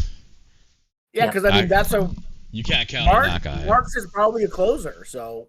Oh yeah, absolutely if he's healthy, but yeah, I definitely not as good as the White Sox. I would be very shocked if we have a situation where the Expos and the White Sox are battling it out for the division again in the final week, but anything can happen. This division is so wild, man. You're shaking things up, man. I've kind of looked at a bunch of these teams already, and I think the word is going to be mid. There's a lot of mid that we're going to be looking at here. There isn't a big name player on this team, right? It's just a lot of solid players. They kind of need a big name. Like they could go out and get a big name bat too. That would kind of maybe ease the blow, but I just don't think the bullpen will hold up over a 162 game season and not cost you, the way it looks now, like 5 to 7 wins easily. They're going to cost you. So fuck, maybe 10. You never know. All right. Any other takes on the Expos before we move on to the Cards? Not really. Not really. To the Cards. To the Snowflakes. The St. Louis Snowflakes. I gotta say, I like this team a lot. I think Cardinals have a very sneaky good rotation. Nobody talks about Quinton Schaefer. He got fucking nuked by. Oh my god, he got nuked by the Switch. This is one guy I hope that bounces back. He was looking hot. Okay, maybe I take it back. Now that I look at them, it's like, oh. But I really liked their rotation last year. I mean, look, it's the Switch. Because a lot of these guys looked like he had a pretty good-looking rotation with Neal and Schaefer. Yeah. Vanderbeek got hit a little bit too. Oh no! I think, and obviously I was gone for a little while, so I didn't see the other teams. But like a lot of these teams, they all look kind of the same. Like all the pitchers, they all look kind of all the same. Yeah, we talked about that a little bit about all the hitters are just squished to looking the same. Man, it's not particularly fun, but. He's got some pretty good hitters on this team, though. Like Gautreau's still out there doing his thing, right? Stuart Cicero is insane. Yeah, I was just gonna say Cicero. In the last sim, he had a go-ahead 3-run homer. Yeah, it's a walk. Wait. Yeah, it was a team-tying 3-run homer in the 9th in the last sim against me. Damn. But he could easily play center field, but he doesn't have to because he's got Mercado. Yeah. I think he's got guys on the IL, right? I thought he had somebody good on the IL. Ruiz, maybe he looked a little better last. But his hitting looks pretty good. There's a couple gaps. I don't think you can count on. I think it's too early for Jose Moreno. Wow, he actually called. This guy could cook more, right? I don't know if I would call this guy up, but he's been fucking hot. He's 26. Oh, 26. You're right. Yeah, 26. You got a time to go. Yeah, good call. Yeah. And I just think that like when you're 24, 25 range, like you gotta like send them up even if they're like a little bit underdeveloped. Yeah, you gotta see what they can do. I did with Viz a few years ago. When we get to my team, we'll talk about Gilly a little bit because he just doesn't look good, but I kind of have to play him. Jesus, I really like his shortstop. Well, OSA really likes his shortstop. David is no Einstein. Middle infield is good. Yeah. I didn't like their team a couple of years ago.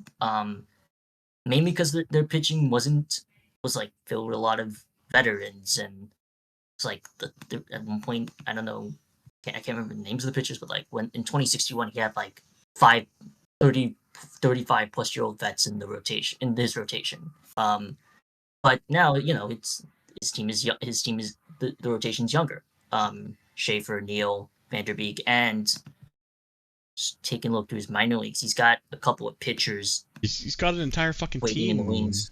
Yeah, he's got lots of pitchers waiting. Well, Ethan McNeil is not there. I think McNeil, and he signed Randall Gums, who I put in rehab for him today for the whole rehab thing. So he's got Gums coming up, which he was good 2 years ago, but I think he was injured last year. But I mean, he's got this Castillo guy cooking in the minors. He's got Vachia, who got 6 WAR in AA, by the way, last year. 6 fucking WAR in AA. My scout hates everybody. What the fuck? I hate it. This Byron guy should be probably a call-up day dude. Who he murdered AA last year as well too.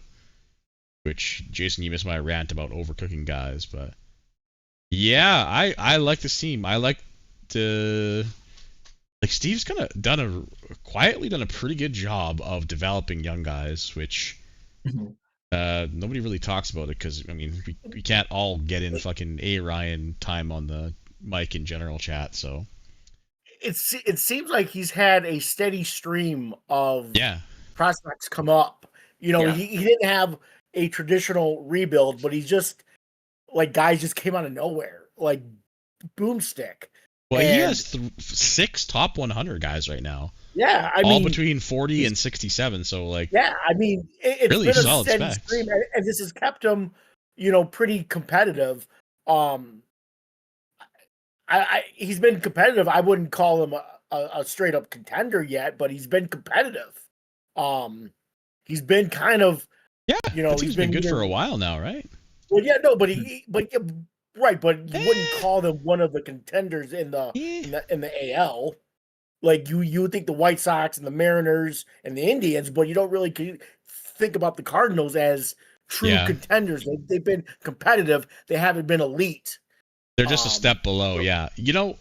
Steve is kind of the same way, and I talked about with Trent and really not going to the market to go get a big name, like go to a guy. They kind of expect the market to come to them, so to speak. And I really think that, like, this is probably the best looking Cards team I've seen in 6-7 years. So I really hope Steve can just fucking, nut up and go get a guy, man, or 2 guys. Yeah. He has plenty of fodder in the minors. He has guys coming in, like, now's the time. Team looks like a team coming out of a full rebuild, but they didn't. They just retooled, so to speak. So I like the prospects of this for the future. Oh, hi. But I do think at the moment they're not quite as good as the White Sox. We'll agree there. I think they're better than the Expos. I actually like this roster. I don't love the pitching after the top 2, and we're gonna say I think this will go a lot for all the teams here, but I might pick them over the White Sox. I don't know. I agree with you. I really like this lineup. I think there's a hole or two, but again, if easily filled. It's whether though like he's going to pitch or not. Yeah. So I'm not going all in, but I'm buying a fat bag of Cardinal stonks right now. well, I think it's more. I'm going to sell a little bit of White Sox, and then I'll buy some of the Cardinals. You know. I don't know. I think you're they only- wild for the White Sox, man. They're good. I think York, go ahead. the Cardinals are only finished 3 games off the division title last year. I don't think it's out of the question they can beat out the Yeah. White Sox. Well, even though yeah.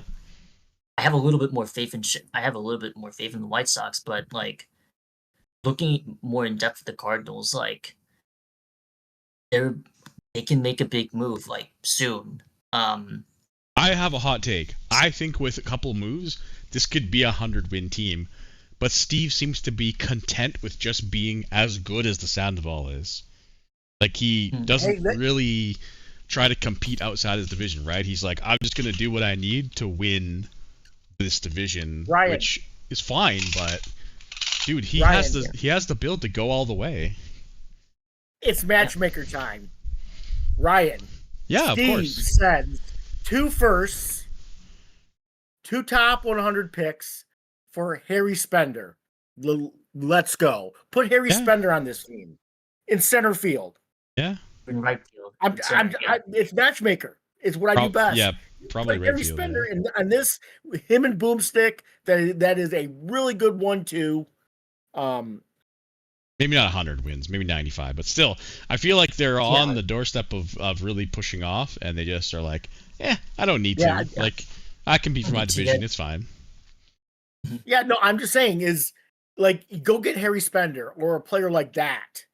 And then I agree, just- but Steve won't. He won't. You know he won't pay for a guy. He never does. So old Steve would. This new True. Steve is big if true, yeah. No. Actually true. Sorry. um Who are we going to next? We spent a lot of time on the Padres and the Orioles and the Mets. Yes. I think the Mets are going to be fun. Oh, the wanna go Mets to are the going to be very fun to talk about. Yes. This team in the Mets, and this is and they're getting some love in chat. If I were AJ, I would be worried about the Mets. If I was the AL, I'd be in the I would agree with the Mets. Yeah.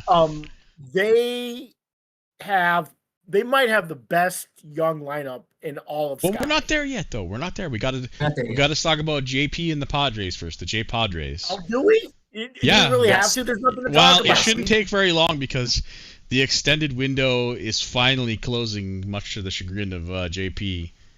I think. He put everybody on the block. Like, Yeah, Everyone's on the the time block. to blow Everyone's it up is available. now. Yeah. He knows it's over. He actually sent me a message asking me if he should blow it up, and I said, "Did you miss the playoffs?" He said, "Yes." I go, "Then blow it up. It's over." Yeah. I think it's time. He's got some tradable guys, right? Lincoln Todd is still tradable. Thor maybe is tradable. Fuentes, like these guys are not bad. They're not. He's not going to get the return he would have got if he had blown it up last year. But there's decent players, but he's not. It's going to be a long rebuild for the Padres. But I think that's how JP likes it. Yeah. JP did a really good job of squeezing every ounce. Out of this. He sure did. Yeah. And I mean, he had a good 10-year run, honestly. So so that's what JP does. He will squeeze it till that well's dry. Well, I think the well's dry. New JP, old JP would build a super team for a 3-year window and then destroy it and do it again. Yeah. But the end is here. This is the end. Like this isn't a good roster to look at. I don't think so. He's got some players that are movable. Guys, if you need a closer, Lincoln Monsalvo looks like a pretty good closer. If you need a lefty, there's Lincoln Todd. Like these guys who need a rotation piece. Like JP should be getting DMs daily from these teams. There's some bats to be I had. think he will trade guys, but the question is maybe the contracts, right? Like Luciano Pettit would be a pretty good fit for a couple teams, but I don't know. He's still making $26 million. It's a bit scary. But yeah, there's tradable Yeah. assets, but I think JP is finally coming to the realization that he got jebaited by AJ to continue Yeah. pushing his window out. And No, to be and- fair, it was working, right? Like he made the playoffs. He won the division He won 90 he games. won the division like every year. Before this, 9 out of 10 years, he had that one random bad year, but 9 out of 10 years he made the playoffs. Like his Pathag was actually kind of bad in those 10 years too. So, like he did pretty much all you can ask for from a rebuild window. 10 years, give yourself a chance at the ship. You never know. And now it's time to set sail. And burn it to the ground. And he should be able to get some good picks. Like he's got some players. Like his price, I don't know what his prices are because I haven't really asked about his players. Well, Hopefully that's the he's not thing. asking for more. So he doesn't have that one guy who's going to get you. Yeah, he doesn't have a Castillo to move who he's going to get a monster. There's nobody on this team who's going to get him a first round pick. I hate to say that. I mean, depending on the team and the need, he could get a first for a late someone. First. I don't think so, first. dude. Late first. Go ahead, Yort. Yeah, maybe a late first. Like I've hated how the roster's been constructed the last few years. So like, you just have to like get rid of these contracts. Start fresh, and he's already started to do that a little bit. This is a team that's going to win 50 games in next year or the year after. They're going to be winning 50 games. Mm-hmm. Yeah. Well, with their downfall, that opens up the window for our next team, and lo and behold, we have a guy here to talk about it himself, Mr. Yort and the Orioles. The floor is yours for as long as you would like, sir. Yeah. Well, I joked that season's over because Caldwell is out for the entire year, basically. But that hurt when I saw that one, man. Yeah, that and Sancho's my center fielder. He's out for 5 weeks again. He's injury prone, whatever. But it's a team that kind of destroyed by my scout. He still looks good OSA wise. My scout has him really low. He's not up to the best start. The pitching staff overall had a couple of injuries. Dubois out for a couple of weeks. Gaeta was out, and now he's back. I have a couple of guys in AAA. Just kind of waiting. 2 starters, second baseman, and first baseman. The first Markham and El Greco got some run to fill out for some injuries at the beginning of this year. I think, with my pitching staff, it's probably the best it's looked in a while. But that's with a lot of like mediocre guys. Zach is really good. Your bullpen is pretty legit, man. I actually like your closer quite a bit. I think it's been I decided to be aggressive with upgrading the pen because it's going to pitch a lot because I don't have faith in most of the guys in my rotation consistently going like 5 or 6 because they just get beaten up sometimes. But yeah, I like my bullpen a lot. My lineup, it's just kind of like in the middle. There are guys that have had big seasons. Like Mason last year, I thought he did really good in the second half of last year. And he's going to be good again. Pack is kind of now. He's still fast, but he's not worth the 2 first-round picks I traded a couple years ago. But he's still fine. Beltre's fine. Feldman's really good I think is really good as DH. And then there's just a lot of like whatever on the team. Pomeroy is just kind of whatever he's not good offensively anymore. So yeah, he is a liability with the bat, and I don't know about the glove even. I got him. Well, OSA has 60 range. I got him 65. Okay, that's fine. That's fine. And 75 shortstop. It should be good. Yeah. You have the guy with the best name in Sky on your team, though. Smokin' Jay Blade, your catcher. That is the name of the league. I'll fight anybody. Yeah. That's fucking awesome. And he's a 9th-round pick too, and then he developed into a decent player. I really hoped he would, just because of the name alone. Like he's fine. Pat Gilly is starting games, and like he's not great according to OSA or my scout either. But he just kind of has to like be up because the prospect incentive and the fact that he's 25, and I couldn't wait. Even though he just needed a little cooking, like I couldn't wait. Like he needed to get some sort of playing time in the big leagues. Should be good in right field though. He's had so, a bad start defensively, but yeah. I'm happy that Kurt Fowler is good because I remember the shit you got for that pick. And I had your back. I remember I said I had your back. I loved the Kurt Fowler pick, and I'm glad he looks good. Yeah, I think the pitching should be hopefully a bit better, a little bit more luckier in terms of, because everyone had an egregiously high BABIP last year. But I think the bullpen has performed really well early on in the season. So we'll see. Like, Suarez had to go like multiple innings in a couple of his outings, and he's pitched really well. So like I think the pitching staff's as strong as it's been. I don't anybody insane prospects wise, but there's a lot of potentially solid guys. That a couple of them are probably going to be up on call-up day. Gomez looks good.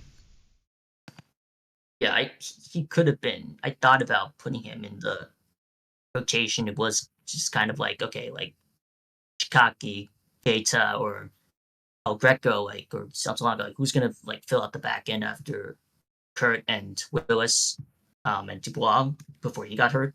So, and like if I would be a little bit more confidence in our offense if Caldwell didn't get hurt and Santos didn't get hurt like this early again in the year. But like, I think Caldwell's a huge blow because your pitching is pretty strong. Actually, it's definitely the strength of this team. But yeah, the two guys getting hurt are leaving some pretty nasty holes at the bottom of the lineup. Is it my turn yet? Yes, you can speak. You want me to be nice, or do you want the truth? Oh my god! I don't care, dude. What a dick, man. I think your bullpen's good. I think your rotation's okay. I think your lineup's bad. I think I see a lot of holes in the lineup, and it's not your fault that a couple guys got hurt. Like the Caldwell one is just devastating. Like it's York. Who told you to draft that guy? I did. Like, I love this player. I love Caldwell. Like, he was the perfect pick for you. And but yeah, you got to steal. I got him in the third player on my rap sheet, and you got him in ninth or I thought it was a great pick. I don't know why Gillies is he's. I don't think he's any good. I think there's holes in his lineup, and I don't know if you're a 500 team. I think the Padres. If the Padres don't sell, I think the Padres are better than the Orioles. You are, well, maybe. Nah, the pitching's too good on this team, man. I think they're a 500 team. Well, I'm calling 500. Pitching, to be fair, got nerfed hard. I mean, yeah, but again, everyone's got nerfed. And Willis are like 55s now. What they are were you like talking 70. About? They're 65 and you are on one today, dude. Must be a full moon or some shit. I don't know. I think the pitching is. I'm just saying, pretty good. Like, the rotation gets a little weaker as you get down to 3, 4, and 5. Okay, I think the lineup has some big holes, and I think the I'll agree with that. Is going to be fine. Like Vera and Tritt are going to be okay, and Lager. I just think you need, if you want to try to win, you got to find upgrades. You got to find upgrades now. In fact, I would be all over the Padres DMs to see what you can get, because I think you need some upgrades in this lineup. Don't do it. Interdivisional trades are terrible. Don't do it. Don't do it. Yeah. So I think there is a market where, like I don't want to be like too like if I'm like Yeah, you say don't want to 4 or spend it all 5 years now. below 500, I'm not Yeah. spending like I think with the pack trade a couple of years ago, like he started that season like what 34 and 18 or something like that. Yeah, you went And crazy, and then you kind of went in a little bit, right, and got burned. yeah. It's like it made sense. It made a little more sense in my head then, but like right now, like I honestly don't think the lineup's like that bad because like I know these players have performed in the past. And like most of these guys are going to hit, a couple of these guys are going to hit like 30 plus home runs. Like back to the matters, like where am I at midseason, and then like what should I do like if the Padres sell, or like say I'm like close, I'm like in a wild card spot by the middle of by the deadline this year. Because last season it was just kind of like mid throughout, but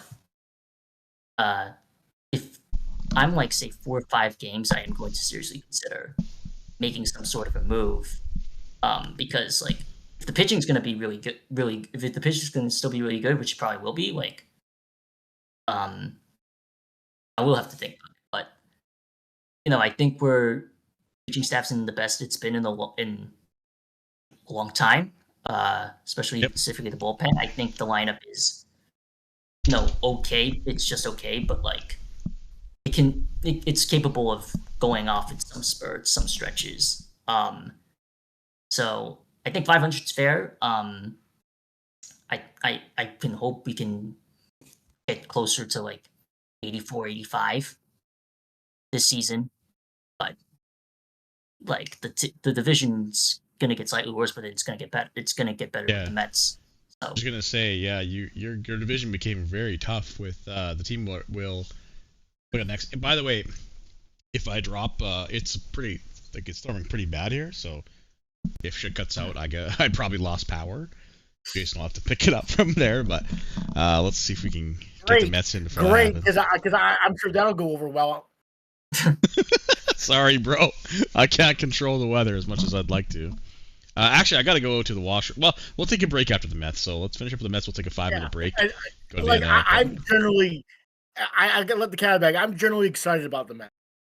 I should hope so. They've been getting some love in chat, even though their GM is not in the chat. Where are they? I'm trying to click on them here. This lineup is going to be vicious. Yeah, just click on their 9-hitter. And this guy's like the 5-hitter for a lot of teams. So yeah. Love this lineup. They're young. They're all pretty high contact, which I'm a fan of. Somebody said they have 3 good catchers. I'm like, he's rocking 3 catchers. I'm like, and they're all good. Yeah. I don't understand what he's doing, man. I mean, you could move. I don't know if Cullen Hearn is a great player, but he could probably fetch you something if you need something. I don't understand running. Oh shit! I'll be right back. I think someone's at my door. What the fuck? I'll be right back. DoorDash is here. Yeah, Jord, I don't know what you think about the Mets, but I'm enamored with it. I think their lineup is awesome. It's almost the perfect balance of like most of these guys were homegrown, most of them were like were drafted, and then guys like Lucas and Harris were big free agent signings. They've been good, and they've been good for them. Oh, Harris kind of fell off last season, I remember that, but he's still solid as DH. And then Lucas is off to a really fantastic start, 16 RBIs in 12 games.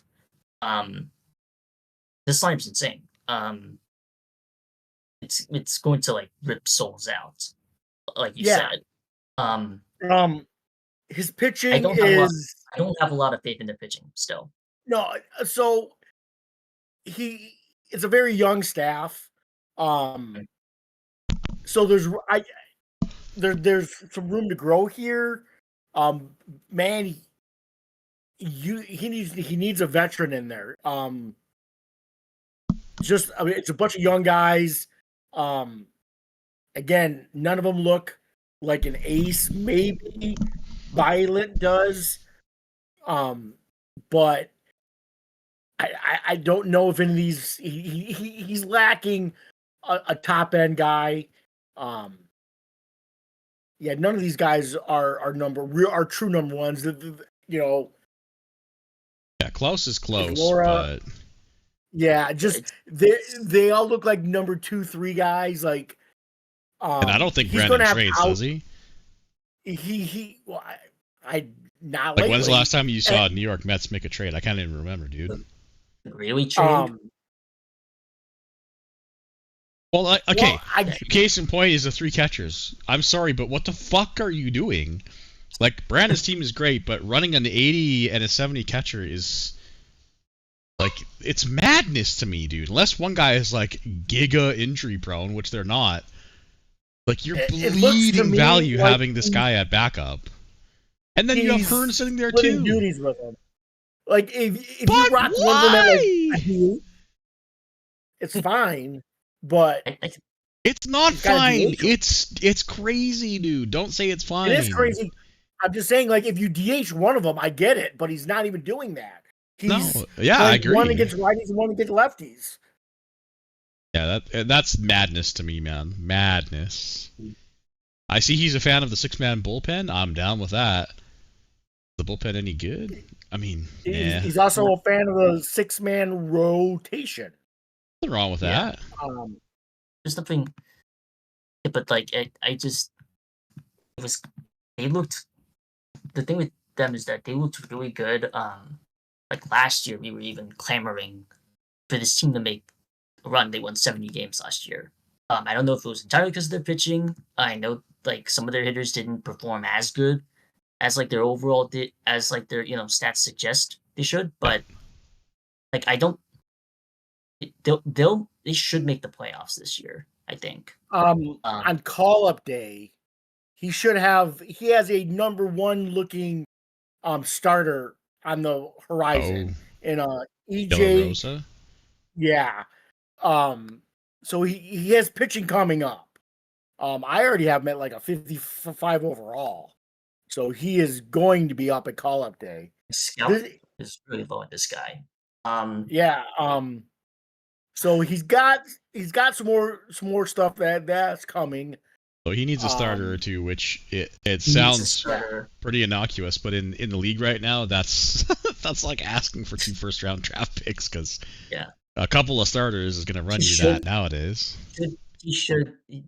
If any team needs Padres services, like again, it's interdivisional, but get a guy like Rodriguez or get like a veteran starter like a Roca, or something like that. Like those are expensive, but like I think you're willing to take that. You are in a position where you can take that swing, and it's not going to look as bad as say another team doing it. But like,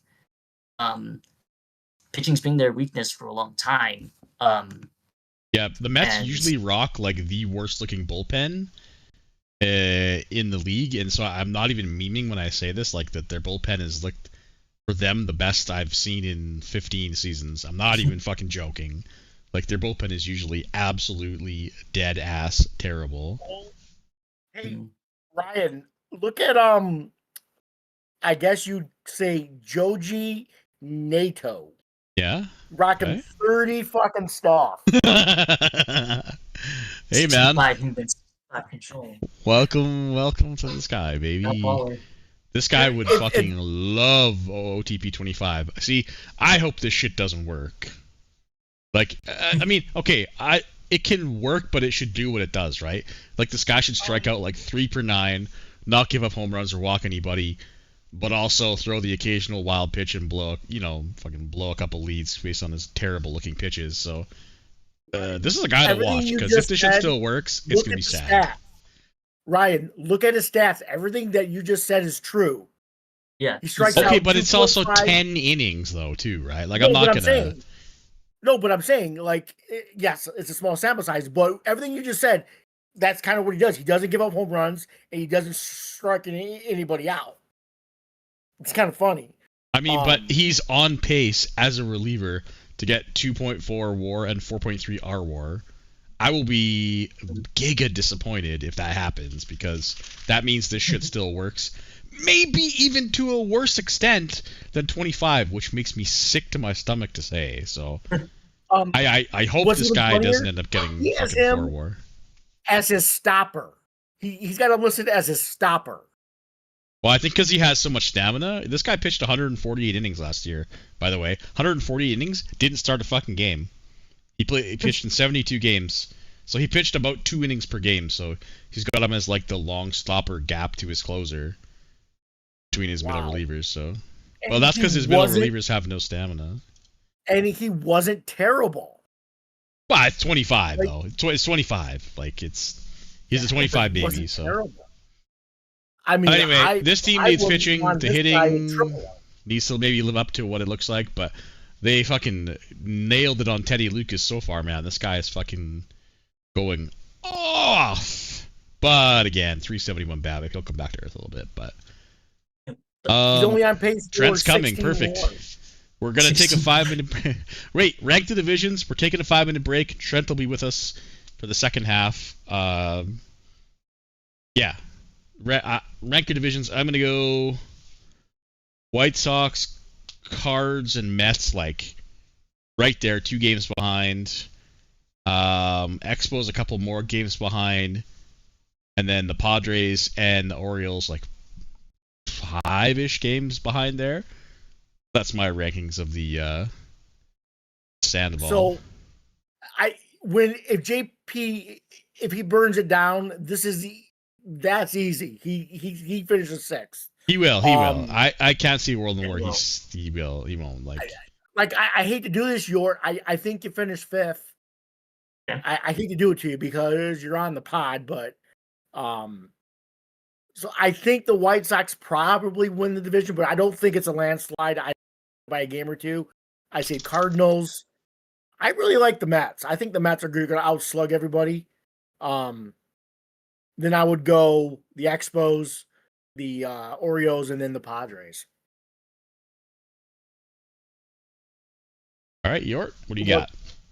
I think, I'm gonna go with in the Sandoval. I think I'm gonna go White Sox first, Cardinals second, Mets third. And then I'm gonna go Expos, Orioles, Padres. Sounds right to me. Sweet. Alrighty, we're gonna take like a 5-ish minute break. Everybody go re-up your drinks, posture check, take a leak, and then when we return, it sounds like we're gonna have a good old Philadelphia Trenton joining us in the party as we'll start in the NL with Arizona, right? Arizona in their division. Am I crazy? Right? Oh, Twins, right. I knew it was the Sparrows, right. Oh, God, the Twins. All right, we'll be back.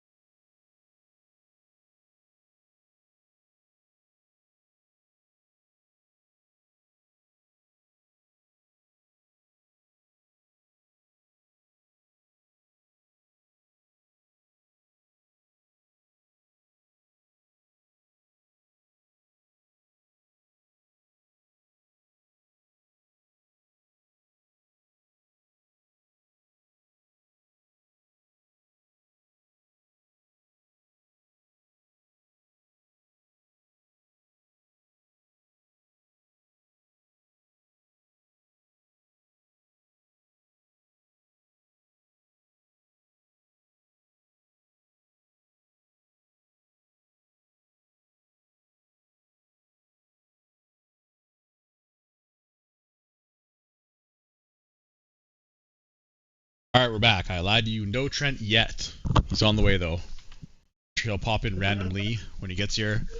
In the meantime, the show must go on. Let's carry on. It's been 2.5 hours, although we spent the first 30 minutes yapping about General Sky shit. So let's get to it. The Minnesota Twins made the SCS last year, guys.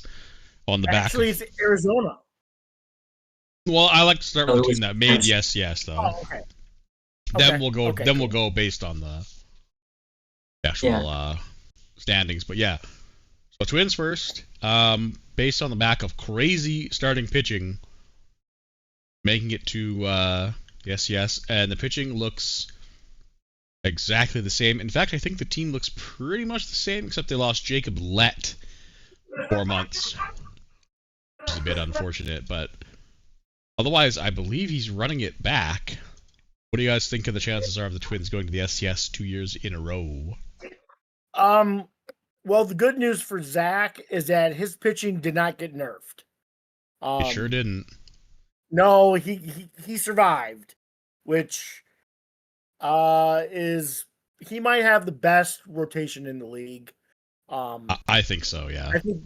I think Fresno might be as good. I haven't really looked at them though to see if how bad they got nerfed, but 1 through 4 is pretty darn good. Unless Nate Charlot sucks again, but like his ratings look okay. He just doesn't pitch good. Yeah, Zach was pissed every time he came up because he was blowing the big games. So.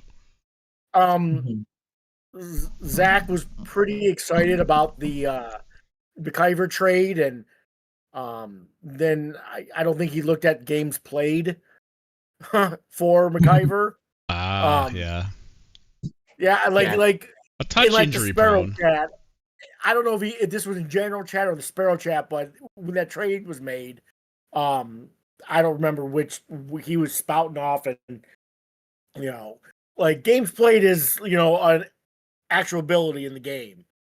So good luck if he plays over 100 games. But if the dice rolls are good, maybe he gets a full season. I wouldn't bet on it. That being said, I think the Twins are a pretty good roster. Obviously, the pitching is fantastic.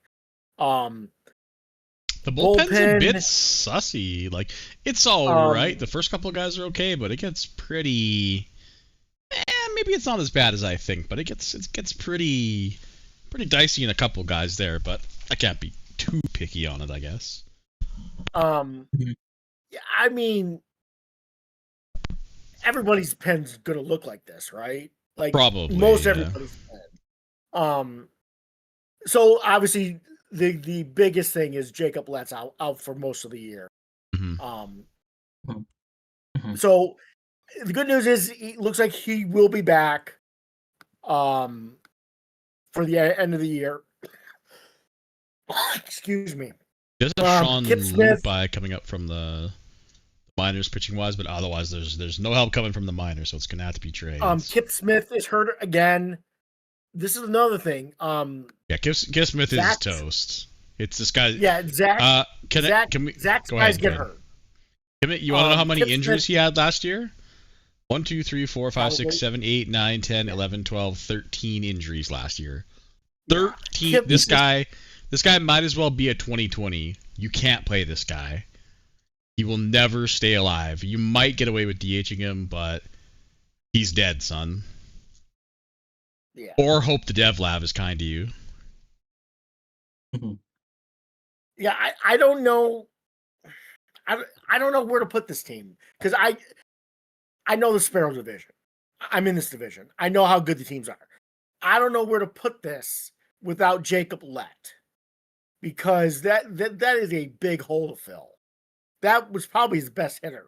Yeah, this is 3-hitter, 6 WAR guy, right? Like this is the big gun. This game is pretty rough. Like wait, Kip Smith played 113 games, 116 games with 13 injuries. That's actually fucking incredibly wild.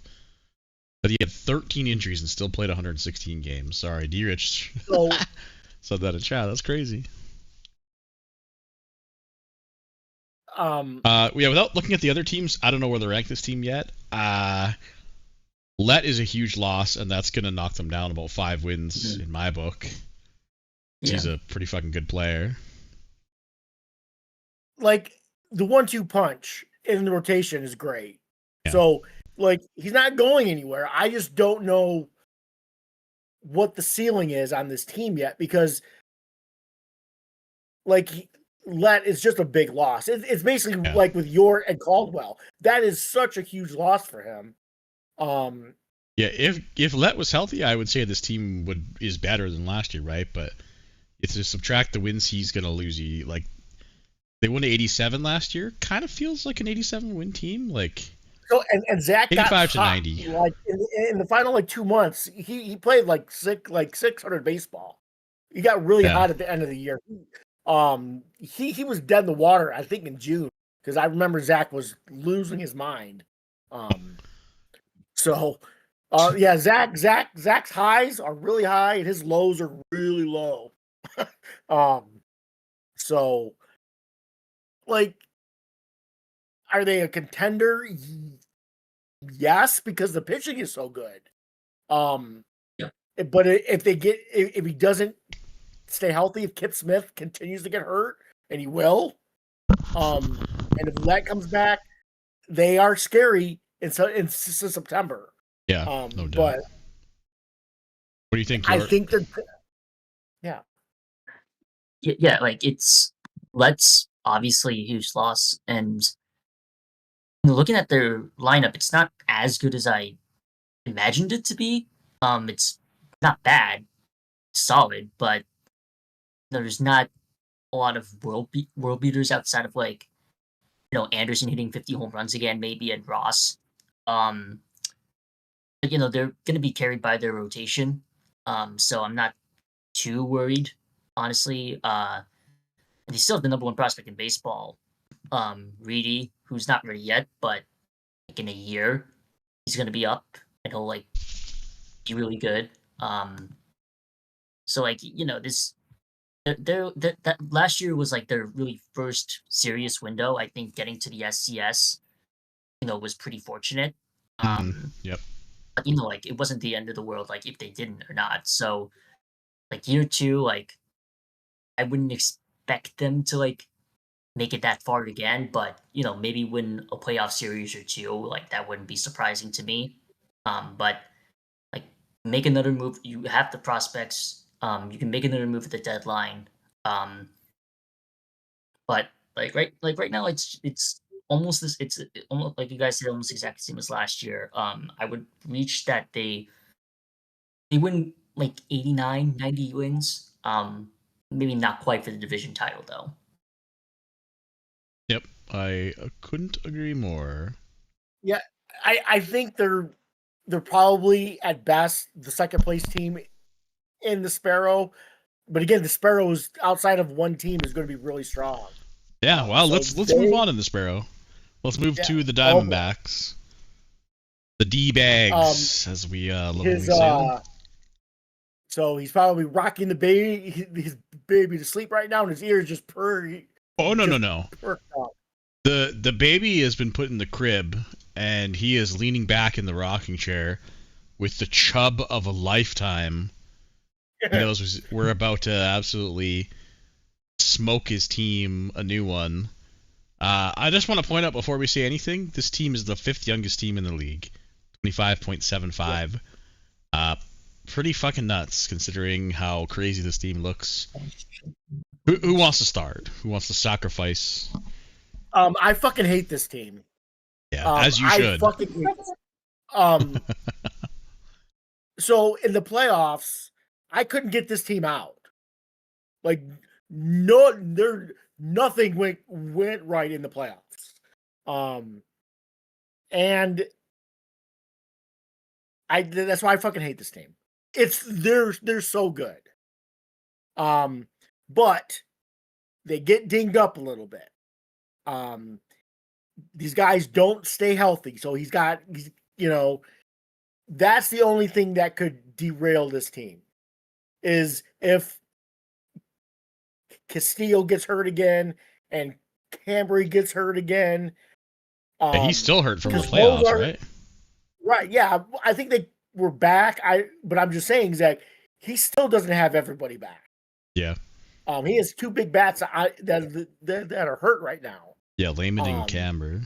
Yeah. And that's the only thing that could really derail this team. They're that good. And I fucking hate it. I can't Their bullpen no, I'm saying, is like, I can't shit on this team at all. their bullpen is gross. very, It's the best very, bullpen. very close second to Cleveland. It might actually even be better than Cleveland's. I hate to say that, but Yeah, I was kind of hoping that, he got nerfed a little bit in pitching like everybody else, in terms of his starters, but it's not going to be enough to, he's still going to win the division. Like, this is probably a 95 to a 100 win team. And he'll let all of us know about it every day. He'll let me know when he sweeps me, and he'll let everybody know that he swept them. And because this is probably the best team in the NL, in my opinion. Yeah, this is probably the best looking team in the league. And I'm just pissed because Fresno now I have to gonna be the fact checker of his fucking screenshots. Yeah, well, yeah.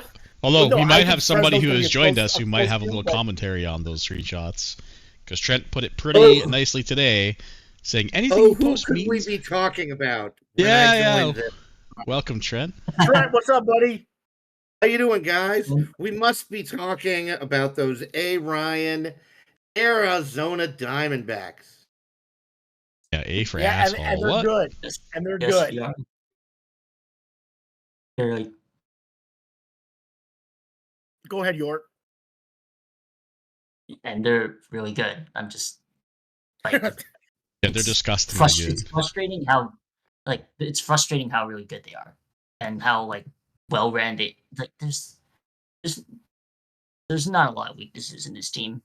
If there even is a weakness, like he's just gonna call some random person. He's just gonna call like somebody random comes up, and then they're gonna dev up that they're gonna dev up insanely well. Like this team is insane top to bottom. Yeah, it feels like he's cheating, but I know he's not because he doesn't have access to the commission file. But he always has some new shiny fucking toy that's come out of someone's ass, all polished up. So, as what York said, like, it doesn't look like they have weakness. Well, the one weakness is injuries. That's the only thing that could do it. That's going to not knock this team down. I mean, even if you look at his minors, though, I mean, he's got like pretty okay depth. Like, I don't think injuries are going to derail him as hard as would think. Maybe pitching injuries, but he's got plenty of good depth bats in his minors. So, and he'll make the That's deal. what I was gonna He'll say. make the big That's deal. what I was going to say. Impressed me the most was the depth. I think it's just a really deep team. I'm looking at AAA. I think there are pitchers you could call up and be all right. This Riley Foley guy looks like he could get some outs, right? Like, he looks all right. And even in the bullpen, they've got this clown Dom Fitzgerald, who's only 22 and throws with his left hand. Who looks like he could get some outs if there are injuries in the bullpen. I mean, so I think the depth is what surprises me the most. And yeah, I sort of hope he wins it all, so that really then everybody really can root for him, pretending that they don't already, or root against him, pretending that they don't already. Yeah, no, they're really good, really good. Yeah, I don't think there's much else to say about this team. Let's cut it short because I think he can only handle a couple of splashes before he's going to run out of juice, if you know what I mean. Who finished second in this division? Is that Cubs? I don't think it was the Cubs. Was it you? So, so you have you to guys give me a second. Well, because I clicked on one of his players and my game died, so I'm rebooting it. So. Oh, okay. Oh, it was Totaro. I don't know why I clicked on a Diamondback, and all of a sudden I think it was one of the guys in AAA, and my game crashed. Maybe so it's he is rebooting. cheating. Well, I'll be back in didn't- 30 minutes, guys. Good luck, Jason. The floor is yours. No, we have Trent here to keep you on the straight and narrow, right? So while my You step game out of line, moves, he's gonna Trent, get you. why don't you talk to us about your team? Because I wasn't here for that. I'd like to hear what your view is on the Yeah. Phillies while my team. Bonus of being on the pod, you get to talk about your own team. Go for it.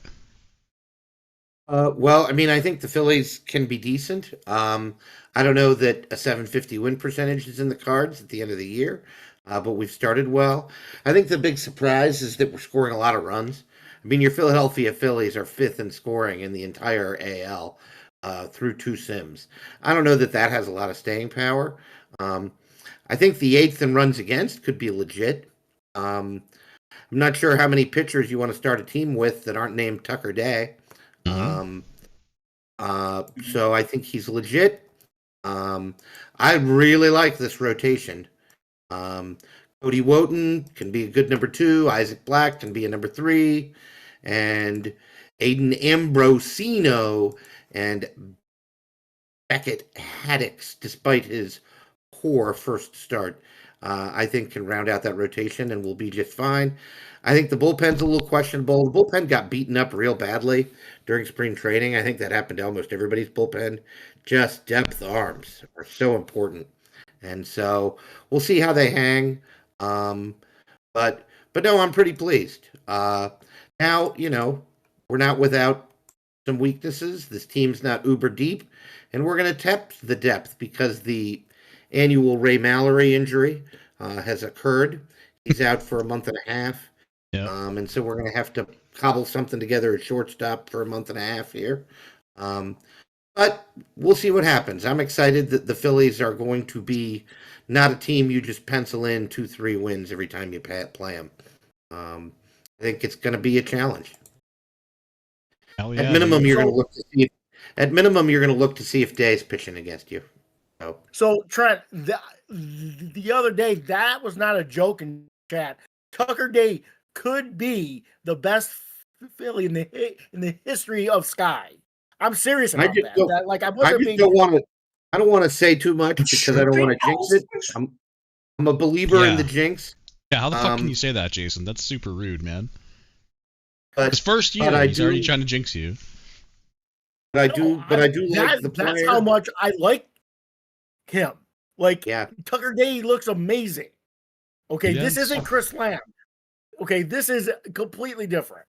Okay. Wow, Chris Lamb with the random stray. I didn't think I hear that one today. I'm very good at my Chris Lamb trivia. The Chris Lamb was a different sort of pitcher than Tucker Day. What I like the best about him is that he's just so balanced in bars. Don't see a lot of weaknesses. Ground baller, throws 4 pitches, all of them pretty decent. Pretty good stuff, pretty good movement, pretty good home run, pretty good BABIP, pretty good control. Everything's really good. Like, he's just a well-balanced pitcher. Pretty good personality traits. Like, he's just a pretty good pitcher. And he turned 23 in January, at the end of January. So he's young. He's good. The future is bright in Philly. I'm not necessarily sure the window is opened. But we're going to try to force it open a little. I'll be surprised if we continue to hit this well. There's some things happening now that are not going to continue. I have a Rule 5 pick on pace for 54 home runs. I think I'm going to take the under. So there are some things that aren't gonna continue, but so far so good. Those wins in April count just as much as the ones in September. So. Trent, I think you're going to get a second first round pick next. I think Tucker Day is going to win the Rookie of the Year for sure. If he doesn't, I would be surprised. Yeah, well, we have to see. That's a cool little new rule. I don't know how I missed this, but then I realized that it was just with 26 that this started, so that's why I missed it. I mean, it was a relatively new development. So. No, yeah, we're pleased. The future is bright in Philly. For the first time in a long time, I can recommend Philly stock because I think the stock is on the uprise. We'll see how we play. So early returns are good. We haven't played Seattle yet. That's coming up this coming week, or this coming sim. So that'll be a bit of a test. We've got Seattle, Colorado. So that's not a fun sim. But, we'll see how we hang in. It's still real early, still real small sample sizes. But I'm trying to be better defensively. We'll see if that plays. So Trent, the way that I look at you, I think you're right. I think you need some bats. In the worst way.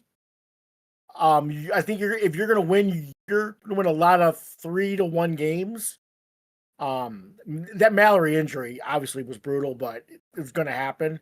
But I see some bats in the minors that are looking okay, and they could be up. So I think if you get to 500 this year, that's a win-win.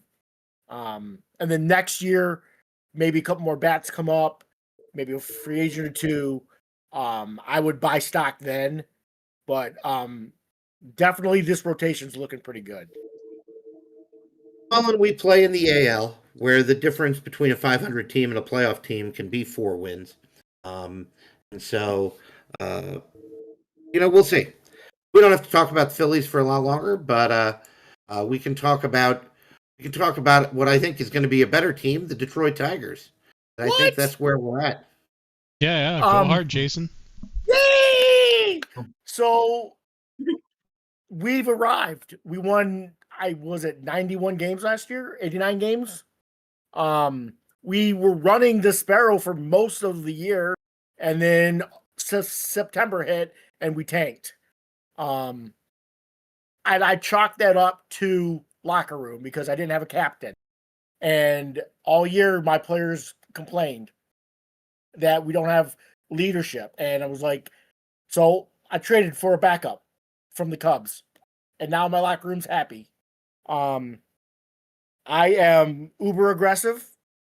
I acquired Starsman. I acquired Quinones.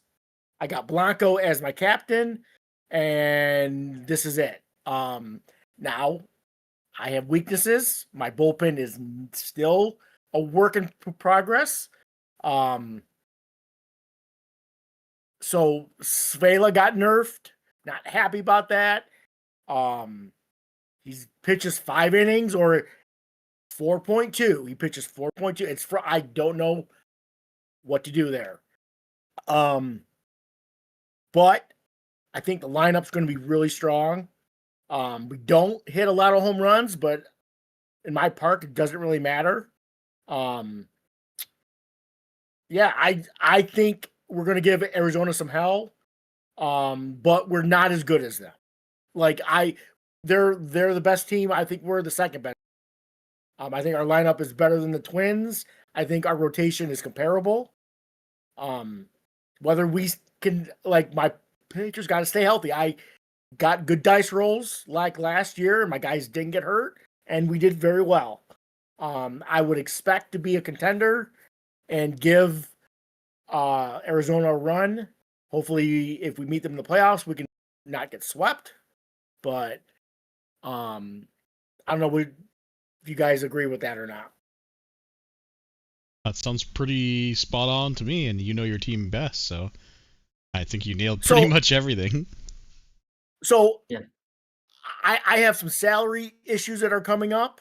A couple guys that have been up already are now coming out of ARB, and it's pricey. It's pricey. I'm in the fuck these draft picks, and if a player I need is available, I'm gonna go get him. It was exciting. I needed a closer. I wouldn't got a closer. So. Well, yeah, and there are 2 problems with the Tigers. First of all, they play in the toughest position to play, or the toughest division to play in baseball. And so the question is, how many playoff teams come out of the Sparrow? I mean, I don't know the answer to that question. Is it 4? It's been 4. It's been 4 the last couple more than years. that, right? Like it's been 4 pretty regularly, and who doesn't make the playoffs in this division? I mean, Miami's pretty clearly trying to pull the plug, but I'm not surprised if 5 teams out of the Sparrow make the playoffs. We haven't looked at the Knights yet, but that team's pretty solid. Cubs are Not pretty yet. solid. I just clicked on Minnesota. I think that's a pretty good baseball team. So, that's the biggest problem with the Tigers. I think is they play in one of the toughest divisions to play in baseball. If not the absolutely. I can't wait to get out of our divisional play. Like my record gets better when we stop playing these teams every damn sim. Yep. But I think this roster is pretty good. The farm is not good anymore. I have a couple guys. I have a couple arms on the farm I like, but those are back end of the rotation guys or bullpen arms. Most of the bats are up. I have a couple, spare bats here and there. But we're ready to rock and roll. I think the rotation 1 through 5 is pretty damn good, and the bullpen is average. So, All I right. don't even. Maybe I'm missing something. I don't even dislike the bullpen. I think it looks pretty good. Now those are just bars I'm looking at. But I'm going through these guys. I don't see a lot of guys I dislike here. Yeah, we've seen and a I lot think worse, that's for sure. Yeah, no, I think Yeah. this looks pretty good. And there are guys in AAA that I think you could call up. You've got this guy Jet Choi, who, if nothing else, is a badass name. Who's 25, who I think could get outs in the sky.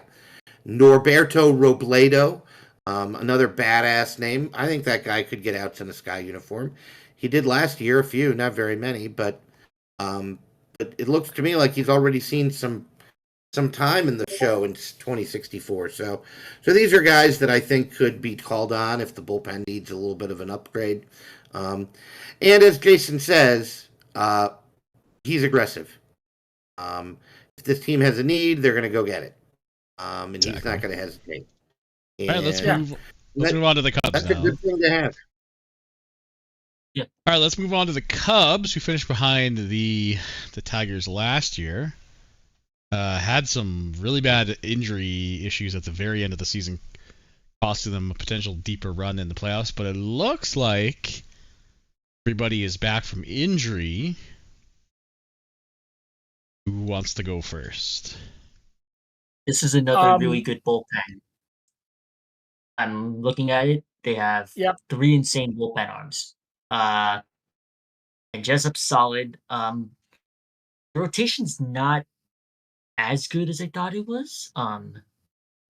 Steers is really good. But he hasn't pitched like an ace. Egner, he's solid. But he's like he's not a world beater or anything like that. Other guys in the rotation are just kind of whatever. Their lineup is still really good.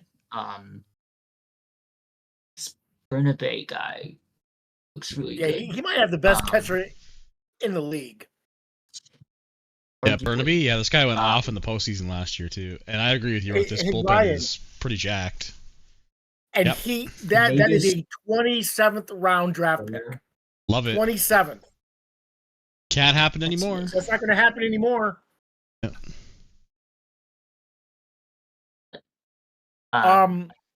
Go ahead, Yord. I'll let you finish. Yeah, I like their lineup's not nearly as insane as I thought. It's still good. But like their bullpen will win them some games. And Stanlaker's 24, Stanley's 24, Thomas is 25.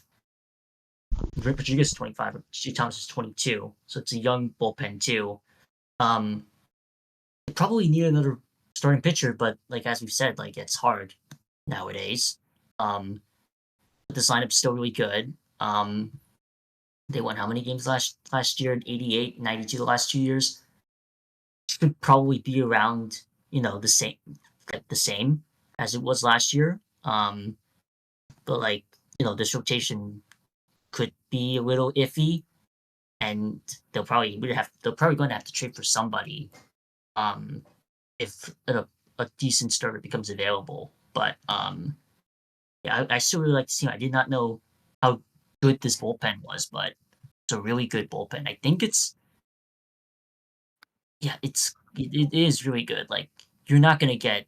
There's not a lot of other teams in the league that have like 3 really good bullpen arms that are 25 and younger. I agree with what you guys are saying. I think the rotation, while it's fine, it's a representative rotation, isn't going to blow guys away. I really like the bullpen a lot. Um, Fry Stallnacher is another badass name. Really good pitcher. Was just, I mean, that man had 4 WAR last year out of the bullpen. He didn't start a game. It was worth 3.8 WAR. I mean, that's incredible. How there's not a reliever of the year in next to him is beyond me. But in any case, if the Phillies win games 3-1, the Cubs look to me like a team trying to win games 9-8.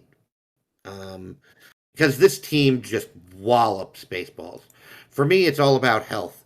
Which Ethan Wolf do we get? Do we get the 40 home run Ethan Wolf? Because if we do, this team's going to be pretty good. And this team just hits the snot out of baseballs. Antoine Ferrar, 46 home runs last year. Do we get that guy? I mean, such a good player when he's good. Jesus Venegas, another badass name. This team just hits home runs. They're trying to win games. You score 5, they're laughing at you because you know they're going to score 7. They know they're going to score 7. And then their bullpen's going to hold you. And I think this is what this team's trying to do. And it's easy for me to root for Jeff, my fellow old man of the sky. Sort of weird. I'm looking right now. Are they only running 3 outfielders on this team? That's sort of strange. But and they're good outfielders. What is Jeff doing? Yeah, they are only running 3 outfielders, indeed. I got to say it. He's doing something that makes no sense. What the fuck is Jeff doing? Finally. No, and Trent said it, and that's my take on the Cubs. They'll go as far as health will take them because kind of their big 3 all kind of get hurt, and he loses them, and it seems like all at the same time too. Yeah, it's like infectious. If they're healthy, they're scary. When they're not, they're average. I think teams like the Cubs that live and die by the home run can be a little streaky like that too. Because if they're hitting them, I mean, all of a sudden it can be, there can be 4 runs scored in an inning, and they got 2 hits. Because you walked a guy made an error, and then there was a 3-run home run, and then a solo shot. All of a sudden you're down 4. But home runs can be streaky like that. And you're right about the health. It's a big Delta team. We've actually seen this. Like the Cubs burst onto the scene the one year, won 100 games, almost won that division, had a big run in the playoffs.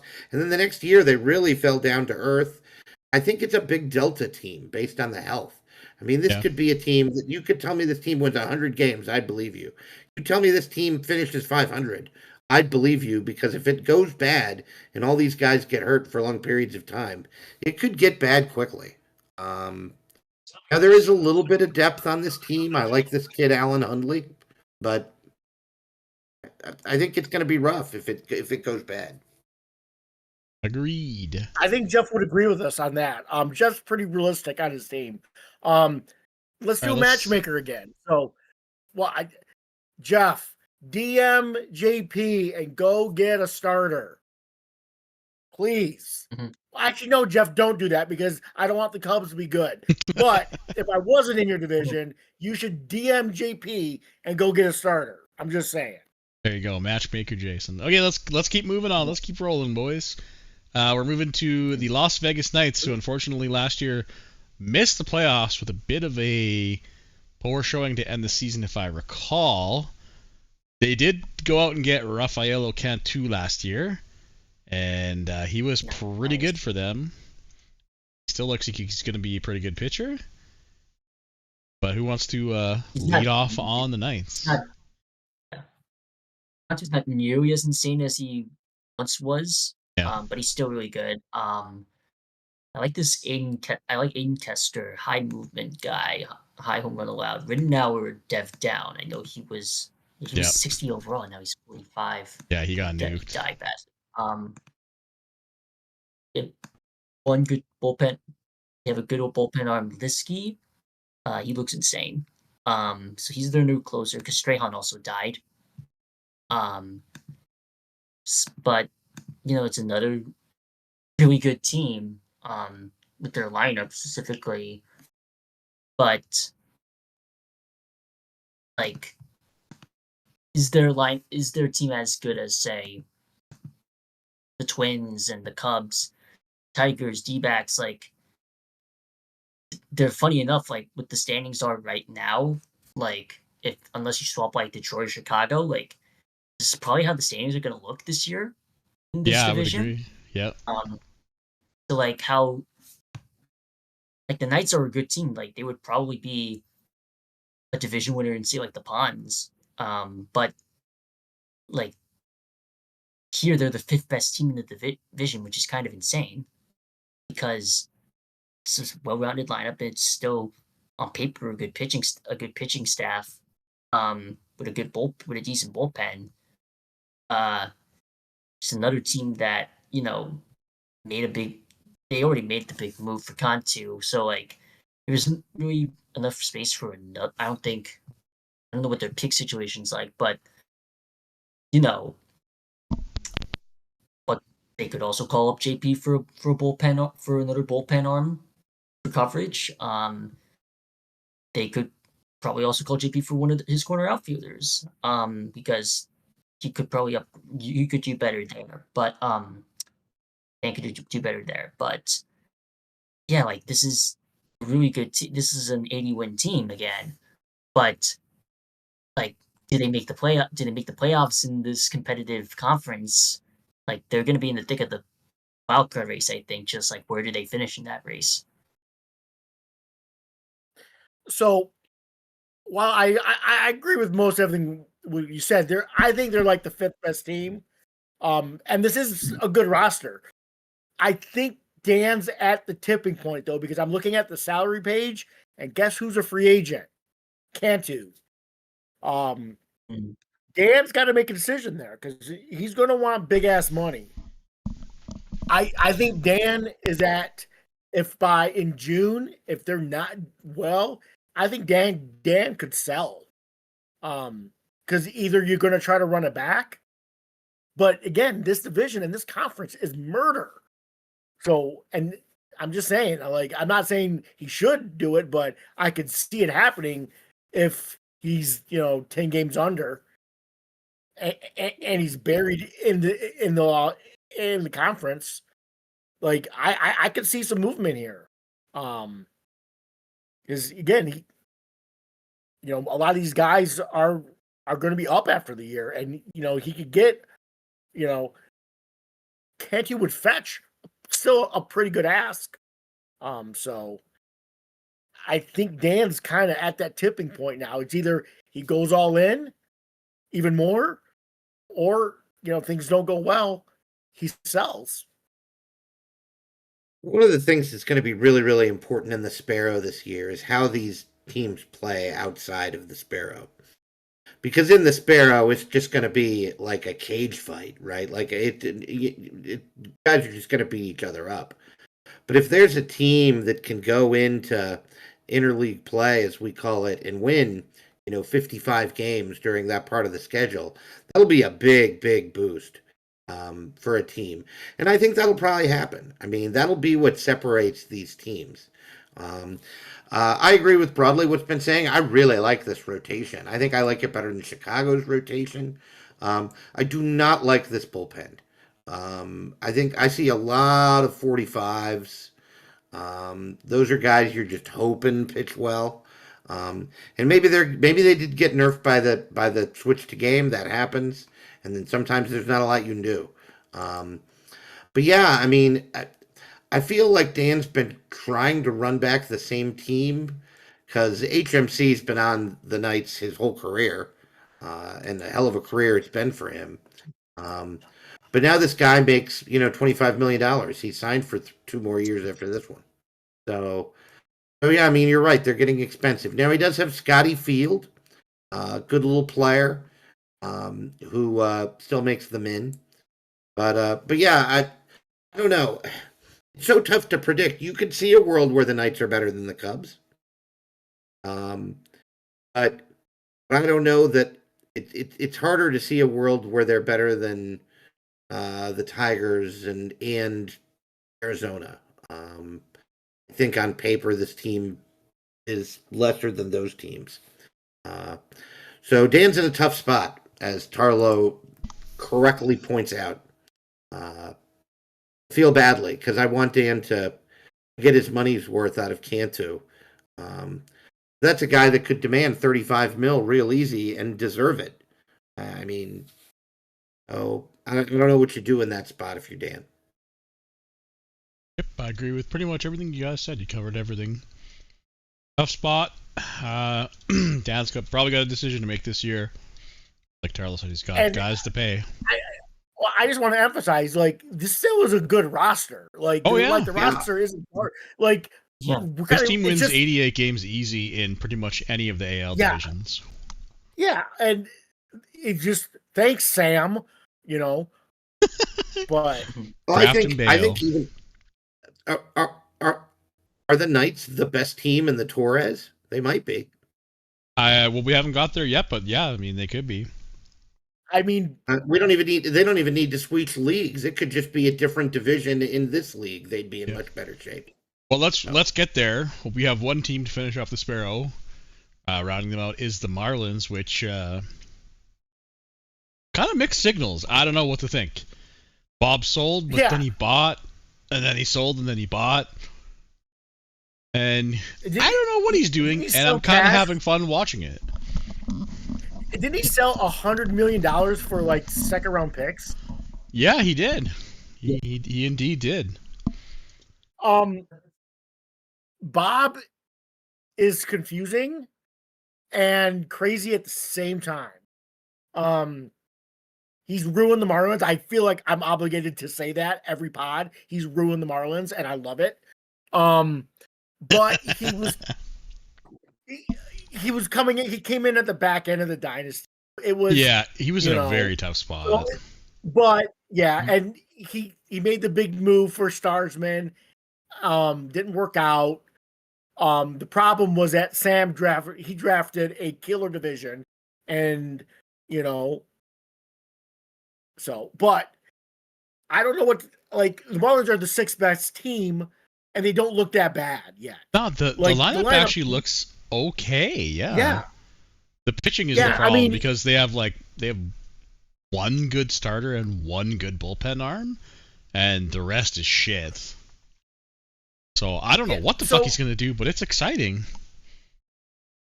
Yeah, this team in the AL might make the playoffs. I would agree with that. I don't. I think it does. I mean, there's an argument it does. I don't he bought after selling. I don't even know what to think about that. But I think he told me I specifically have to mention that next year he has a shitload of draft picks. So I don't know what that means. Bob kind of reminds me of a coherent Casey Matt, and that I think he likes causing chaos a little bit. I think he gets off on it a little bit.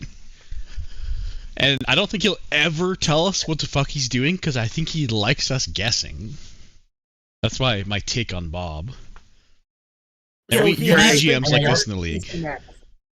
All right. Well, Casey Matt's also himself. Hold on a second. Wait. Okay, my time. Bob's an idiot. He has no idea what he's doing. None whatsoever. It's a clusterfuck. I hate everything about it. You know what I just realized? We forgot to do London. He drafted the number one. He drafted the number one pitcher with fragile or wrecked concerns in the draft. Bob's got no clue. None whatsoever. Slightly coherent Casey Matt is a compliment. We're really stretching for compliments. That is ridiculous. Shit. This is a clusterfuck of epic proportions. So, Bob, let me help you. First of all these mofos need to go. All of them. All of them. You want to rebuild the Marlins? There are guys here with value. Henry Sodoma should be gone. He's 26 years old. You just traded for him. He's going to be 32 the next time the Marlins are good. He needs to go. I don't care that he just traded for him. He shouldn't have, but now he needs to go. James Wilson would bring some interest. He needs to go. Henry Magallanes has some value. Send him on his way. All these guys who are decent need to go. You know how many guys would pay for Jose Luis Santos right now to be their shortstop? Hell, the Phillies would be one of them. Send these guys packing. He traded Marlins for that need guy. a direction. Yeah, again, He another guy he traded just for traded for. Brown. Yeah. Who's going to be a free Second, agent fourth, into and the fifth. year? Yeah. Yeah. I would like to see him ridiculous. burn it down and start over because I want to see God. what Bob's built of, but call him Bob the Builder. But, like, here's the thing with Pickens, Here's the thing with Bob. all these motherfuckers need to leave. They all need to go. here's the thing. I'm low-key Here's the thing loving about Bob. this Hold on, Trent let York rant go. on the Marlins. Let York go. Go. Here's the thing about Bob. Like, it's the thing about, like, it is a compliment that we say that this is like he is the more like locked in version of Casey Matt because at least he trades his picks for like good players. He gets value out of his players, out of the guys he moves on from too. And like yeah, like the Marlins aren't that great, and like yeah, like his way of trading is confusing, but at the same time, like it's not like all the trades he's made, like the Startsman trade, yeah, it didn't really work out, but at the time I didn't think it was like a bad trade for either side. Yeah, I didn't Obviously think it was Montreal that came bad out with either. that. You're going to have those kinds of trades. Like I don't think like he's the weakest team in this division.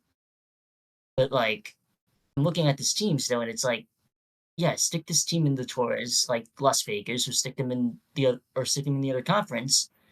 They're probably in the thick of a playoff race, and I think really it's just the division and circumstance that like he's not as good. He's not as good as the other teams, 5 teams in this division. So like he's not like clusterfuck. I disagree heavily with Trent. I just think Bob is trying things.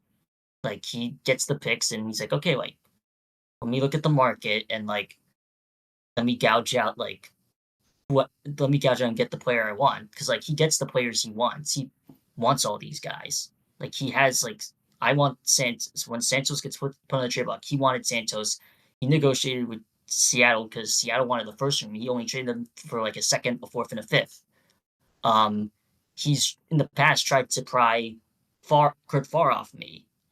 And not Willis, but like really just Farr, because like he wanted Kurt Farr. And he wanted to trade up to 2 when I did say like I kind of wanted to trade down to 2, but I ended up not to. Didn't. But he's ambitious. He wants to make a big move, and I can't hate that. It's not like it's it's not like it's Casey Matt. Like this, he's determined to get who he wants, and he most of the time will get the guy he wants. And if it doesn't work out, yeah, fine. Like I'll trade him off for value as soon as possible. So like it's he's in a tough spot objectively, but like like I do like that he keeps us guessing, and he could make another big move at the deadline. And I checked this like yesterday, before I made my first round pick. He has like 5 first round picks next year.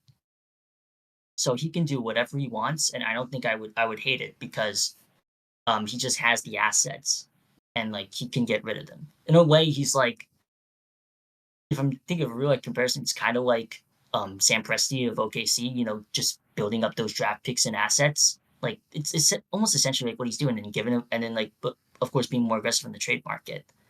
But like I personally like what he's doing. It's not perfect, but with this kind of style GMing, like 50% of the time your moves are gonna be good, but like the other half like are just not gonna be. But I can't say I can hate on what he's doing, because it's unique. I think I would be stun locked if I was in this division too. We want more Trent ranting, not common sense from yours. No common sense. You want angry Trent. Give the people what they want. Yeah, this is not a division and circumstance. He didn't sell and buy in the same offseason because of division and circumstance. He did it because he doesn't know what he's doing. He needs to pick a direction. Take it from Tarlow and Trent. Embrace the suck. Now, the one thing that I will give you is you're totally right about the draft picks next year. This kid's got a mitt full of them. And that's a great way to build a team. Draft the fuck out of players. Absolutely. Rebuild through the draft. I got no problem with that. Don't have any problem with that at all. That's a good point. Like that idea a lot. We've got to stop buying and selling in the same offseason. Makes no fucking sense. And that's not because of the division and circumstance. It's because, based on his quality of morning bowel movement, he decides whether he wants to do that day, buy or sell. It's a bad way to run a baseball team. All right. Well, we can do this all night, but I think we should rank the Sparrow and move on before Trent gets too far into the bottle. I'm gonna literally rank them as they are on screen right now. I think the Cubs are gonna stay healthy and be like one game better than the Tigers, just to piss Jason off. So, literally how they are right now, I am going to rank them in that order. I think how we finished last year is how it's going to finish. I think, actually, you know what? Arizona, Detroit, Minnesota, Chicago, Knights, Marlins. I think the Twins are better than the Cubs. I think the Cubs are going to have some problems with injuries and starting pitching, unless he makes a move. I like Jason's order. If I miss the Twins, I apologize, but I really like this team. So I'll take the Twins in third. Arizona, Detroit, Minnesota, Chicago, Las Vegas, Miami. Go ahead, George. Sorry. Yeah, I'm going to go, let's say, D-backs, Tigers, Cubs, Twins, Knights, and Marlins. I feel confident in that order. All right, so pretty close. Now, I realize I honest to God did not do this consciously, but we forgot London when we were doing the Sandoval division. But no, London's not in Sandoval. London's in Rivera. Rivera. Sorry, yeah. Rivera, yeah. Wait, London? Wait, am I? I'm Rivera. Okay. Hey, I'm fucking dumb. Everybody in chat, can we tag Ryan with out of touch emoji, please? No. Ping me the shrooms. It's all good. Okay. Well, let's go to the Rivera. Yeah. Let's go to the Rivera. You can ping me. It's fine. Sorry, I'm getting really tired for no reason. I'm not sure what's happening. You had a 3-hour nap today, didn't you? I did not actually. Well, no, I had a good nap, but I don't know. I think my supper's hitting me. Okay, we're going to the Rivera division, and where the Falcons, Falcons, Blue Jays, Pirates, Royals. God, we have 2 divisions left. I hate to say this, but we gotta burn a bit of rubber here. We can go through one, we can, you know what? We can skip London. If Matt doesn't care about his team, neither fucking do I. We can skip him. Me and Trent want to talk about London. Nah, dude, I'm not sure I do, but okay. I don't want to spend 20 minutes on a team that doesn't fucking care. A guy who doesn't care about his team, man. Like, sorry, but I really thought the move to London would I don't want to say reignite because Matt seemed to be more locked in, but he got his move to London and now he's just I don't know. I guess he got what he wanted in life and now he's satisfied. It's weird. Okay, we're not going to skip the Falcons because they were the best team in the sky last year. Let's get right into it. Obviously, you got to start with the best player in the league. Question mark, Hadley Smart. Is he the best player still? I don't know. That's why there was a question mark at the end. I don't think he is. No. He's kind of he's 34 now. He'll be 35 at the end of the year. So obviously he's trending down a bit now. Still very good. He's probably not the best player in the league anymore. But he's still very good. He definitely is. Good. He's definitely the richest player in the league, making $70 million this year. $70 million. Yeah, still owed $170 million for the next 3 years, by the way. Just thought I'd point that out. Oh, no, excuse me. No, that's right. It was 50, 50, 77. Okay, 140 mil coming his way the next 2 years. My favorite question about Hadley Smart is how many... Hadley Smart is at 83 career WAR, which is impressive in and of itself. What's his final career WAR? How many more does he get? 100. Does he get to 100? I think he does. does. Over, under 100 WAR. Over. I'm gonna take a small over. Like he'll Yeah, have small like over. he might get to 102. Yeah. But Yeah. I mean he'll be 35. Probably has 3 more years of 4 to 6 WAR maybe. Yep. I think you I got to agree. get him out of center field though. I think he's got to be a corner outfielder though. Like if he plays center field, that elite defense is no longer. Yeah, well, he had Yeah. 6 ZR last year, which was pretty good. Not a great start to this year, and that might be the legs and age catching up, right? So Yeah. So Yeah. If he has 3 more years where he's very good, he's not elite, he's not 9 WAR, Hallie Smart. He's 5 WAR. That's going to get him to 99. Yeah, I think. but last that year it's is gonna 5 be WAR over. because of an injury, though. If he's fully healthy this year, he could put up another 8 WAR year, right? Like, Good, real Yeah. easy. so hard to tell with the new version what he's going to even do, but he's off to a good start. I mean, looks like. when's the last time this guy played 125 or more games and didn't get like 7, 8, 9 Right. WAR? Exactly. Aren't a lot of them. Yeah. The only time he hasn't is when he hasn't played as many games because he got hurt. As you might not be surprised to hear, Michael Luigi is sassing us that his catcher, Elijah Rigel, is now the best player in Sky. I wanted to point out this guy because this is the best catcher in baseball. With all due respect to the Cubs catcher, this is the guy. This is where it begins and ends. No further conversation needed. He's the best catcher with the mitt. The bat on the Cubs guy is way better. Yeah, but he hasn't shown it yet either. I don't know. It's interesting. I want to say about the Falcons though. I thought this team would look better.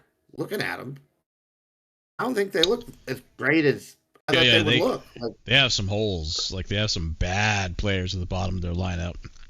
Are there guys that are hurt? Yeah. Yeah, Boyles is hurt. Guys that are hurt. Yeah, and Madeline is hurt too, so that probably will Well, take care Madeline's of not very itself. good. But, Yeah. Madeline's good. He's fine. What do you mean? He looks good. He looks Yeah, good. he looks fine. yeah. Do you think this I don't team's going to know. win 104 games again this year? well, Over under 104 wins. No, Under. Under for Under. me. The first baseman Under. for this So, team is named there- Adam Buffington. Like, Yep. it does not look British- like a great. I mean, I don't know. They're okay. I don't know. I think the Diamondbacks look better than this. I might think the Tigers look better than this. I kind of agree with both of those, yeah. Well, for sure the D-backs. So my take on the Falcons is there a pitching staff that got neutered more on the switchover than the Falcons? Whitson, Boris.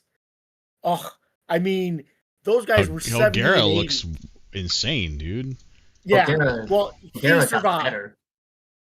Got better, but yeah. Whitson got murdered. And Holy Boris fuck, this guy gained 20 stuff on the swap? Excuse me? Jesus. Hell, Garrett went from So- 55 to 75 stuff on the swap. Motherfucker. I mean, like, Well, he might Yeah, have just devved in, though. Whitson got nuked though in the process, so that's where it all went. Holy shit, yeah. And Boris. Now the pitching staff is still good, but it Yeah. was fucking. It was Studley. It was He was disgusting, rolling yeah. out. Yeah. So, and the bullpen does not look intimidating. Would be the word. He's got a good closer in Woody Jones. Morales is a good. Yeah, that's a great and back end, what's- dude. Morales, the lefty into the righty Jones. That's pretty sick in my opinion. But Right, you're right. okay, the rest then of it's garbage. My point was after those two, Yeah. you start getting Yeah. into 45s. Yeah, it's So- better. Yeah, no, I agree. I'm still really worried about this lineup. But I mean, I guess this is what the Falcons do. Like, you know what this looks like? This looks like a team that if they get into the playoffs, and they're likely to at minimum be a playoff team, it Yeah. might not be fun getting them out of the playoffs because they're going to pitch pretty well. I agree with some of the nerfing here. I don't think JB Whitson looks bad. He's just not Studley, right? I don't think Boris looks bad. He's just not the stud that he looked like at 25. And Helguera looks more like a stud than he did in 25. And so, they're really deep in the rotation. I think the bullpen 1-2 is one of the best in the league. I don't love this lineup, but that's probably not how they're even designing to win games. We'll see what happens with the rest of this division. Maybe I'm selling short the Rivera, but I'll be real surprised if I don't like the look of a team more throughout this division than I like the look of the Falcons. The Miners are barren, so there is no help down there. So it's going with what they got. He basically gave it all away for like the Yankees players. Yeah. Mel Exactly. Mel Jean is gone. Oh right, yeah. I was crazy to trade that guy, I thought, but hey, he won 104 games. So okay, let's move on. I think we've all kind of said the same what we need to say here. Yep. On the Falcons, a little bit worse. So the Jays finished second place last year, behind the Falcons. And I think they're running it back, to be honest. I don't think they made any crazy moves. It's the same team from last year. Yeah, I believe it's pretty much carbon copy, almost the same team from last year, which was, to be fair, a 98 win team? Right? 94, excuse me. Wait, what? Oh, okay, I thought this was Pythag. I was like, there's no way they're plus 11. Yeah, the Jays are just always filled with good players. They obviously lack that like superstar since the Alex Rivera days, but yeah, there's no blue. Yep, there's no blue. But it's just there are no holes. Right, exactly. There's no blue. Yeah, just a bunch of really good players with no holes, and that's gonna usually get you 90 wins pretty easy. But maybe not. This is we memed on this before, but is this a team built for the regular season, or is this the kind of team that's built for the playoffs? Do you like consistent players in the playoffs, or do you like to have a big names going into the show? A hell of a good question. I can see what you're saying. I could see this being a regular season team, not a postseason team. Ryan, I expected to see a lot more blue. Mm-hmm. When was the last time the Jays won the SCS? Now I'm looking at it on my screen, so I know the answer. 20. It's got to be the late 20s, early 30s. No, maybe? I think he got one in like 45 or something. It was 43. It's been 21 years now since the Jays have won. I don't think the Jays have been to an SCS since he last won it. So I did this because of what Ryan said. Are they built for a regular season, or are they built for the playoffs? I think they're built for the regular season. I guess that answers that, yeah. Like these Jays teams are just good. They're just not great. Yeah, it's a bunch of like B plus, A minus players. By those good young teams like the Pirates. We spanked them last year. This is what happens. Like these just solid teams get destroyed by the up and coming young studly teams. So the Jays are good. They're not great. There's depth here. I think he's a very deep team, and if he always has a good minors, but I don't see minors are still good. So minors are really good. He's got this Jackson Brill in the minors, whose OSA has a 70. They have to be fucking drunk, right? Yeah, okay. I don't know how that's 70. They have Carreras, the pitcher. My fucking scout hates everybody, man. Do you know who that catcher looks like? The Portland guy, Moya. Oh fuck. Yeah, we never even talked about Moya. I'm glad he got his shot in though.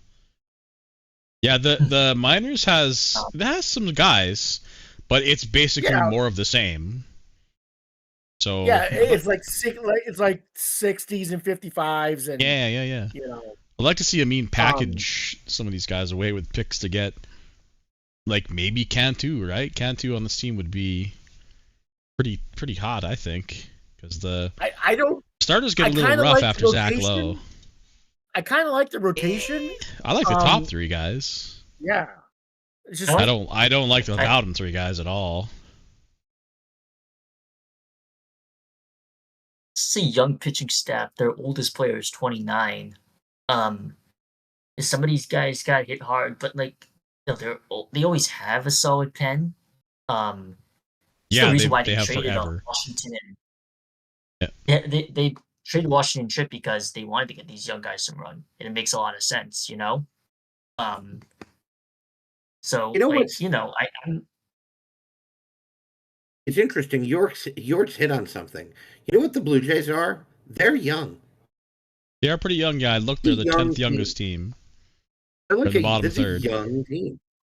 This one guy who I just clicked on, Juan Alfonso, this kid could be something special. In his first, I mean, he got a cup of coffee last year. This is his first full season. He's off to a good start. That could really help this team. He has that sort of year. Greg Dawson is still a good player. He's the only veteran on the team. Yeah, Greg But- Dawson has been so good for them, man. Like, totally underrated player for them. He's been their best player for a while. York's onto something. Kudos to York. That's what the Blue Jays are. They're a young team. And normally, I don't know that you see that from mean teams. I mean, maybe I'm making this up, but I remember him having, Okay, he these had guys all the forever. vets, right? That have been with the team Exactly, 10 right, like years. Yeah. Toronto and all of those MFers and Rivera and Alford and all those motherfuckers. They were on the team for 20 years. I mean, and now they're all young. It's an interesting problem to have. I'm not sure it's a problem. And there is some depth. I like Randy Carreras. I like this guy. He looks all right. I think there's some depth here. If we call Jeff and the Cubs a high delta team, this has to be the definition of a low delta team. Wouldn't you think? Right? Yeah. I can't see their window of wins being less than 5 from the top to bottom. Like, I could see them like 96 to 91. Not even, like 96 to 92 is where I'd put their win window. It's so tough. I just don't know what to think. But good job by Yort. I think what's most interesting about this team, and again, credit to Yort, he's the one that pointed it out, is that this team's young. That's what they are. I'm used to Amin having veteran, wily teams with lots of blue. This team doesn't have a lot of blue and is young. It's really weird. It sort of bothers me. I'd like to talk about a different team now. Yeah, I was about to say, let's move on to... Oh, go ahead, Jason. Final thoughts? I was just saying, what roster do you think is better, this or Fresno? I mean, personally, I would take this roster just because I like consistency, but I'll say Toronto. This roster at the moment. Yeah, I would rather have this roster than. So I'd rather has the high end talent, Hallie Smart and Riley. Well, that's Ryan, what I'm saying. Yeah, it's hard to Barrett pass on a and- team and with Hadley Regal. Smart on him, man. Yeah. Well, no, I'd he's got the I'd rather high end have- talent and not a lot of depth. overrated. Sorry, I'd rather have Fresno. I had to say it. Regal is so overrated. I'm Just just kidding, I saying, love like, that guy. you got the high end talent that you need in the playoffs. Well, Michael left general. did he really? After I said Regal's overrated. That's great. That's a great response, man. All right, let's move on to the league perv apparently, and the Pirates. Yeah. God, I fucking love this lineup. I just love it. Woodruff and Hankey and Tope. Even though Toby Wheeler, I hate the bars, but he's good. Former I think the former lineup's rap very sheet good. darling. I got Yeah, shit Gunnar on. He led the McCarthy. league in strikeouts last year, but still had 4 WAR. He's gonna strike out even more, I bet you, this year. 25 Ks. This is one of those lineups that you do not want to face in the playoffs. Yeah, Because if they're exactly. I was hot, just about to say that. You're out. Oh God, Gunnar McCarthy's an 80. What the fuck? Wild. Yeah. It's all defense. And guess what? They can pitch a little bit now. They got some pitchers that look pretty good. Norman and Giles and Robichaud, pretty good 3. I think I said this last year on the pod that the pitching was coming around. Well, it's still coming around. Like, and this bullpen is quietly really good. Like, they got some high stuff guys that 80 and they're going to strike some guys out. So I gotta say buy the this. Pirates. What the ever living fuck is Elijah Hayes doing in the rotation? He is a 40 as a relieving pitcher. He looks like trash to round out your 6-man rotation. I get Sean Olmstead. He looks like he's not the greatest number 5, but whatever, it's your number 5. But it's like one of these things is not like the others. Why the fuck is Elijah Hayes in your rotation, man? I'm so confused. They do It have has two to be starters injury out. related, right? Yeah, yeah. Okay. Ben- Thank you. Well, Ben's Okay, been that behind makes him. sense. He's Sorry, Edna, but got hurt. I was like, what is this guy? Shocker. Benjamin Hunt got hurt. Yeah, Total no shock. shit, right? This guy is a little bit total toasty, shocker. I think. Um, That's sad too, because he The looks more- okay. the more that I look at this, the Pirates might be. There is a. I'll be Doctor Strange again. There is a universe where they win this division. Like, I kind of like this pitching staff, and we know about the lineup. Like, this pitching staff comes around. Like, look out! Like, I would be worried if I was the other teams, because this is a little scary here. I think your Meds just got a second wind. Because I think this is the third best team for me. I think but I look at their minor league system. They got some dudes in the wings. oh my god, should, yeah. That should probably be on the roster right now. Yes. Look at Ben Salazar. Like, this guy's a Yes. fucking stud. Oh my in center god! field. Yes. BJ Ho, like, Why Like, isn't he's this guy never- playing center field right now? and then Look Lloyd at Silva. Yeah, these are guys are all prospect PPI eligible too. Like, they're all top 100 specs, right? So Like, they're all taken by Etten too. And Etten's a guy that waits a bit for his prospects for some reason. he's the OG overcooker. Well, actually, that's not true. Jason's the OG overcooker, but it's a Pittsburgh fucking trend to leave your guys in the minors about 4 years too long. Yeah. But like I get, like, if he couldn't find room, but like, Hanke is still good, but he's not a center fielder anymore. No. Salazar could easily be playing right now. Silva could be playing. Ho could be as well. I get you have McCarthy, but, like, some. Yeah, the catcher I understand. Even the pitcher, honestly. I can understand Like, Silva just you know, because your and- pitching is okay, but I totally know, agree. That yeah. center fielder, like, you put this guy in center, you move Hanke to what, left field or right field? Let's see. You move him to left. You put Dopey Wheeler as your DH. You send this Mitchell David guy packing. I don't think this guy's anything special. Well, Yeah, my and- scout actually likes him a fair bit more, so maybe. Yeah, I don't know. You know what? You know Maybe what the I'm wrong. Pirates need to do? This is a team with an awful lot of talent. Mhm. And Yort, once again, credit to him. There are a lot of these guys that could help the main club here. Like, Lloyd Silva needs to be in this rotation. Romaro, like, this just needs to happen. He's 24. He needs to be there. Put him in. I understand BJ Ho, best name in baseball. Holy shit, there's a BJ Ho. And Ben Salazar should be the everyday center fielder. You know what I think this team needs? This team is really talented and has the positions don't match up right because they've got these two top catchers. Because you're right, there's no place for BJ Ho because this team has Gunnar McCarthy on it. What do you do? Do you trade one of them? Which one? How do you make that decision? So they have sort of a center fielder in waiting in AAA. Then you've got one too many outfielders and only one 2-8 DH spot. Like all the talent it's not in the right positions. They need some shrewd trades to happen, and sometimes it's hard to do that. I have to tell you though, I think I'm on Jason's side. I might like this team more than the Blue Jays. Yeah, you know what? I've come around. I think this team is actually built insanely well for a high injury league. Like, he could lose a couple guys and bam, he's got guys in the minors ready to go.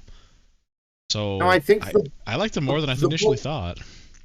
Guys, I stepped away for like a minute. Did I take a stray and then I come back and you guys are on my side? Like, seriously. Maybe. I was never off your side. I took a break to console my wife who just had her phone die. So, but yeah, I was never not on your side. I was just looking at this team and listening to you guys debate and decided that I'm on your side. And then Yort made the excellent point about this team being stacked in the minors. We've been talking about that for a while, but that's all you've missed. I am actually shocked at the talent he's got in the minor leagues. You have elite, like, he could run the NL right now. If these guys come up, like, he has a starter, a center. Oh my dude. Like, I don't know about run, but it would definitely improve his team. But again, he's got guys with injuries that are coming back the last shortly. 3 years, he made the SCS, right? And he's been a playoff team, and they've been like 90-win teams. And you have some elite talent just sitting there, and they're not 45s; they're 65. You keep saying elite, but you don't know until you play that. Like, you can't call a guy in AAA elite until you see if he can make it in the sky. Like, that's the thing. They're not guaranteed to be good. True, but they're like statistics. Like, we're talking bars wise. Like, yeah. I mean, like, why wouldn't you assume? So again, I'll agree with Trent there. Like, he needs to make a trade or two. Like, he's got to make room. You can't play everybody. I mean, Woodrow Collins is a good fucking player. He's batting 9th, and he's going to get phased out. But they need a third baseman. Duncan Fry is. I don't even know if this guy's like backup worthy, honestly. He barely played third. That's Colby Wheeler at third base. Yeah, I don't like this guy at all. I think this is definitely upgradable. But I think he has Jake McConnell coming back from injury, so this guy goes to short. Who's his current shortstop? Oh no, he's on the thing. So yeah, Estevez. I think that there's a hell of a good shortstop in AAA that can come up. AJ Jamie, this guy looks awesome. I'd play this guy. Fresh off 5 WAR in AAA. I mean, I think I'd let this guy can play the outfield too. I'd play that guy at shortstop. Let McConnell if play you need third. Baseman, call me. Yeah, man. Well, we can't. Okay, we got to move on. We can't spend too much time on this team, but I think we've all hit the nail on the head. The team is right there, man. A couple deals and a couple big-ish deals. I could see them taking the division. I will say that. I mean, this roster is going to get another influx of talent. It goes beyond AAA too. There are guys in AA I like. I mean, so an already pretty stacked roster is with another big influx is terrifying. If I was the Jays and Arizona and Detroit, well, I am Detroit. Just saying, all these quote unquote top teams in the NL, I would be terrified right now of what the Pirates are going to look like in another year. All right, well, we spent 30 minutes on 3 teams. I really want to get moving. I don't want to be here all night. No offense to guys, but we're going to take advantage of some of the poorer looking teams. And we're going to start with the Royals. I'm not even going to let you guys talk about them until I talk first. They're bad. The franchise is bad. They're going to get worse because they can't have financials bailing them out. Although somehow they already went from above average to big market size, which is fucking bullshit. And And they did get, if somebody really needs a closer, Gio Slowinski got a big buff on the rollover, so he'll be available. I don't even have to guess that Matt would trade that guy. So there's your closer. And the rest of the team is fucking garbage, man. Garbage. Marsden's hurt. I'm done. Go ahead, guys. I'm Go ahead, York. I don't want to say much. Jonathan Foster better not be cooked. He already looks cooked to me. There's Slowinski's really the only guy of big value here. Maybe Stacy, but he's got 45 stamina and is quite honestly not doesn't look like 60-65 to me. A lot of overpaid guys, there's not much to say. I have a story to tell you guys. I think it was this last offseason or trade deadline. I offered Matt a first round pick to get Stacy and take Romano off his hands to give him cash, and he laughed at me. So I said, "Well, what's your ask on just Stacy?" And he asked me for like, I think it was like a first, second, and third or something. All right. So that's the only real asset he has is that guy. I mean, someone would pay for Romano at half price, I think. It only gets worse from here because looking at the salary page, most of the salaries are doubling. They all backloaded him. Oh my god. He's already in the red this year. How is he going to afford these guys? It only gets worse from here. And if you dump the $35 million guys, for Derek Gwynnup? this is what Holy shit! this model has never worked. And we say it every fucking pod. It's never going to work. So, and then he made the dumbest move by moving for the 1-1 and took the catcher. Oh, that's this guy, right? Foster? He kind of doesn't look good anymore. Oh, no. He might just be just a regular one war guy, right? Not a star. I mean, my scout likes this guy, but it seems like my scout loves catchers. I mean, this isn't anything to write home about, right? This isn't 1-1 worthy. No, that isn't a guy that you take at the one. It's not. That's a big rip. And he traded a future first for that. And it's top 5. This team could lose 110 games and not even blink an eye. And this is if he doesn't move anybody. I need to hear Trent's take, and then we can move on. I don't want to spend too much time on this. I don't think any of these guys are movable. I need Matt to do something different, please. What you're doing has not worked for 30+ years. Please. I want to see you draft a full draft year 1 year and just see what happens. Yeah, maybe 60 years. Fuck. Go ahead. I missed Matt during the offseason, and it stresses me out that I actually missed him, but I did. And so I truly do hope that everything's okay with his computer and that he's back in business, because the league's better when he's involved. But this shit has got to stop, Matt. You got to stop. It's got to get better. This franchise is so poorly run. It does not work. It's never worked. It's never going to work. It's just a disaster. Everything about it is a disaster. It's a disaster stuffed into a dumpster fire on top of a heaping pile of garbage. It is the turducken of shit, and I hate everything about it. And that's the London Royals. And you know what? Of course, when you go to meet the team, you see that they fucking got the bump that Ryan just talked about. Yeah. Even though to get made London, he got it. It's the most frustrating thing in the world. All of a sudden, he's been there for 2 years. Big market size, above average fan loyalty. It's so frustrating. We thought that just Sky fans in Kansas City were insane and loved having this sort of team. Yeah. As it turns out, it's passed to London. Oh my God. It's like the zombie apocalypse happened and it went from Kansas City to London. Oh my All right. I can't even talk about it. With that, we'll move on to the Yankees.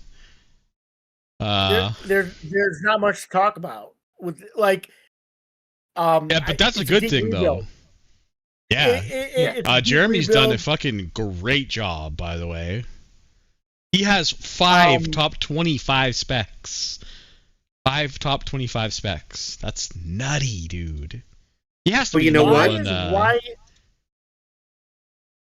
He has a catcher who is a 70 overall in the minors. What the fuck? This is another guy who could probably bring up some of these guys. Oh yeah, he has all the catching specs, by the way, or he did anyway. I think he traded some away now, but. And I think we're waiting on Mel Jean to dev in a little bit. So those bars came down a little bit, obviously with the switch over. Yeah. They're not all blues. He still looks like he's going to be very good. Yeah, maybe he not. Relatively looks very good. Yeah.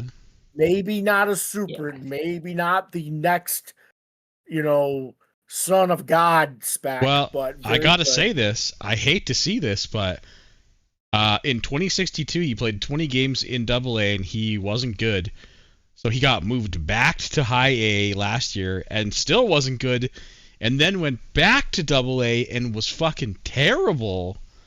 His minor league career is not looking great. I know a lot of people don't put a lot of into that, but I don't like seeing that at all. Ball. Should be in single A ball, and that's where he belongs. Yeah, I would probably have him in single A. You got to put him where he's going to smoke it right now. Yeah, you got to let him grow there and put stat pad or whatever. You just got to be a bit patient with this guy, because. Played at 4 different levels last season. The best level he performed at was rookie ball plus. And, oh yeah, fucking 2062. Yeah, R plus A minus A. Yeah, that's I don't feel. I like to give a guy at least a month, right? At least 25 games. Yeah. Or at a level just to. You got to be patient with his growth here. But yeah, he still looks. Even if he's not a guy, he's still really solid. But there is a lot to like on the farm. I'll say this: farm looks really good. Okay, you guys glaze the farm. I gotta go take a leak real quick. Yeah, this farm looks pretty good. I don't think he's trying to win, and it's good. I don't know if he have any assets. Maybe a couple. But yeah, keep on losing. And getting high picks and building the farm up, and we'll see you in 4 years. You know what? Yeah. I'm going to say a couple of things about Mel Jean. I agree with what you guys are saying. He played in too many levels last year. I'm not sure if that was Jeremy or what exactly happened there, but that had to stop. It's just too much moving around in 2062, 2063. This guy's a 65 overall in full season A ball and a 60 overall in Triple A or in High A. I would put him in a full season league, but I'll tell you what, there ain't nothing about this kid I don't like. This kid devs into these bars. You imagine having a guy 70 power, 75 eye. Say it out loud. That's insane. Who plays Gold Glove, corner outfield defense? I mean, that is an uber stud. There aren't 5 specs I like more than Mel Jean. They just don't exist. I think this guy is awesome. Awesome. And if you need another reason, click on the injury bar and Wet Dream. It's just bananas. Yeah, that's very nice. He is sexy as shit. No amount of me glazing Mel Jean is enough. This kid rocks. The other statement I want to make is about Jeremy. You know what? I think Jeremy got sort of a bad rap because he was a part of that trade that got 86 involving Ryan to the Diamondbacks. You know what? Jeremy's sort of smart. He knows what he's doing. Yep. He had a hell of a good draft this year. I was sending my draft grades to D-Rich. I think the Yankees had 3 draft picks in the first, and they hit on every single one of them in my mind. I mean, this is a great, great, great farm. It's only going to get better. This is the way to rebuild. Draft good players, make good trades, get insane next level generational prospects like Mel Jean, and draft well. That's all I want to talk about on this team. Nope, I talk more about Mel Jean. You want me to talk more? Yeah. No, I think that's the perfect place to leave this team. They're doing things right. Trent approved. Let's move on to the Texas Rangers. Sam's in the chat, so I'm sure he's going to be excited to hear our takes. I have not clicked on this team all off season, I will be completely honest, so I will leave it to you guys, except for I do want to say Samuel Quixote is up in the bigs off the hop, and I love it. I do too. I love it. Who I love even more is the other guy, Gabriel Retana. I love this guy. This guy is he's gonna steal insane. 80 bags, hit 300, way above 300. Holy shit! Yeah. Yes. This is a wet dream right there. This lineup is young. Looks pretty good. Yeah, I don't think they're a contender, but not this year. But the talent is starting to come through, and it looks pretty elite right now. Is it weird? They rebuild really fast. The pitching staff, on the other hand, is hot garbage. Yeah, this team. You know what this team is? They're sort of fun. Don Quixote. His nickname should be Don, not Soda. I don't know where the fuck Soda came from. That's Soda all about, dude. Yeah. Now I am the GM of the Phillies, and so I am morally opposed to guys with 30 power and 45 eye. So I can't wet dream on Retanya as much as I can Mel Jean, because the 30 power, 45 eye, it's really tough to be good in versions that aren't like, 20, 22, whatever it was, when you have that low power and eye. Now, I agree with Tarlo about the stealing. He's got just wet dream inducing speed numbers. Just 80, 80, 80, 80, 80 all the way down. I mean, it's so ridiculous. This team is, also speaking of the Phillies, this team is the inverse Phillies. It's a nice upcoming team, but they're really missing blue in the pitching half. This team and the Phillies put together would be one nice looking team, because you'd have the Phillies pitching staff and the Rangers up and coming lineup. That'd be a nice looking up and coming team. The Rangers need Phillies pitching staff, and the Phillies need the Rangers lineup. So I smell a trade. Wow, I think they're going to need to make quite a few trades, because the rotation is sussy. The Max back signing was legitimately great. Maybe the signing of the offseason, and I'm not even memeing. 26 million a year for the rest of the bullpen is oof. Go ahead. Yeah, and I'm looking again at the minors. They have some really good guys there too. A couple of bats, and one really good reliever. This Montoya looks nuts. I'm pissed about Jeff Graff because I wanted him so bad in the draft, and I think Sam took him like a few spots ahead of me. I think. I was so pissed, and I'm even more pissed now to see that he's actually fucking good. Yeah, like they have a couple bats. I don't see a lot of pitching here. I don't see a lot of pitching at all. They have pitching that's a couple years away. Jefferson, Sam needs to put a plan together to fix the pitching. The I bats are there. totally I disagree. see the plan. I don't see a plan for the pitching. Like Max Baxter, like you spent $28 million on him, but you have nothing else there in the pitching staff. There's no starters that are any good. They're a couple. They're like a year away from the. Like if you look at their minors, at least OSA wise, like Doughty, maybe he comes up a call-up year. They say. Jefferson and Copel are like a year and a half away, maybe. So, I kind of wish he would have signed Max Bax to a 3-year deal, because I think next season they're going to be pretty good in terms of starting pitching. But yeah, this year, like if they want to make a run, I don't know that they do. This seems like the year that you let the guys play and see what happens. But yeah, they would need to do something.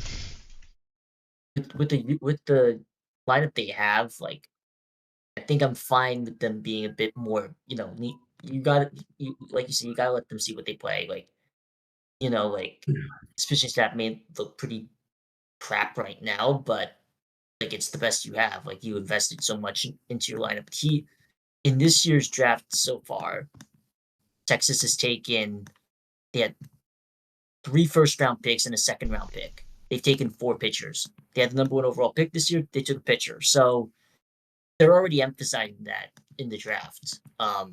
So like Fletcher already makes their pitching core look really good in the minors. I'm like, it's these Brian Wise or whatever, and William looks solid. But he's invested in pitching so far in this draft, and he's got a lot. He's got a lot more picks to go in this draft. 3 4th-round picks.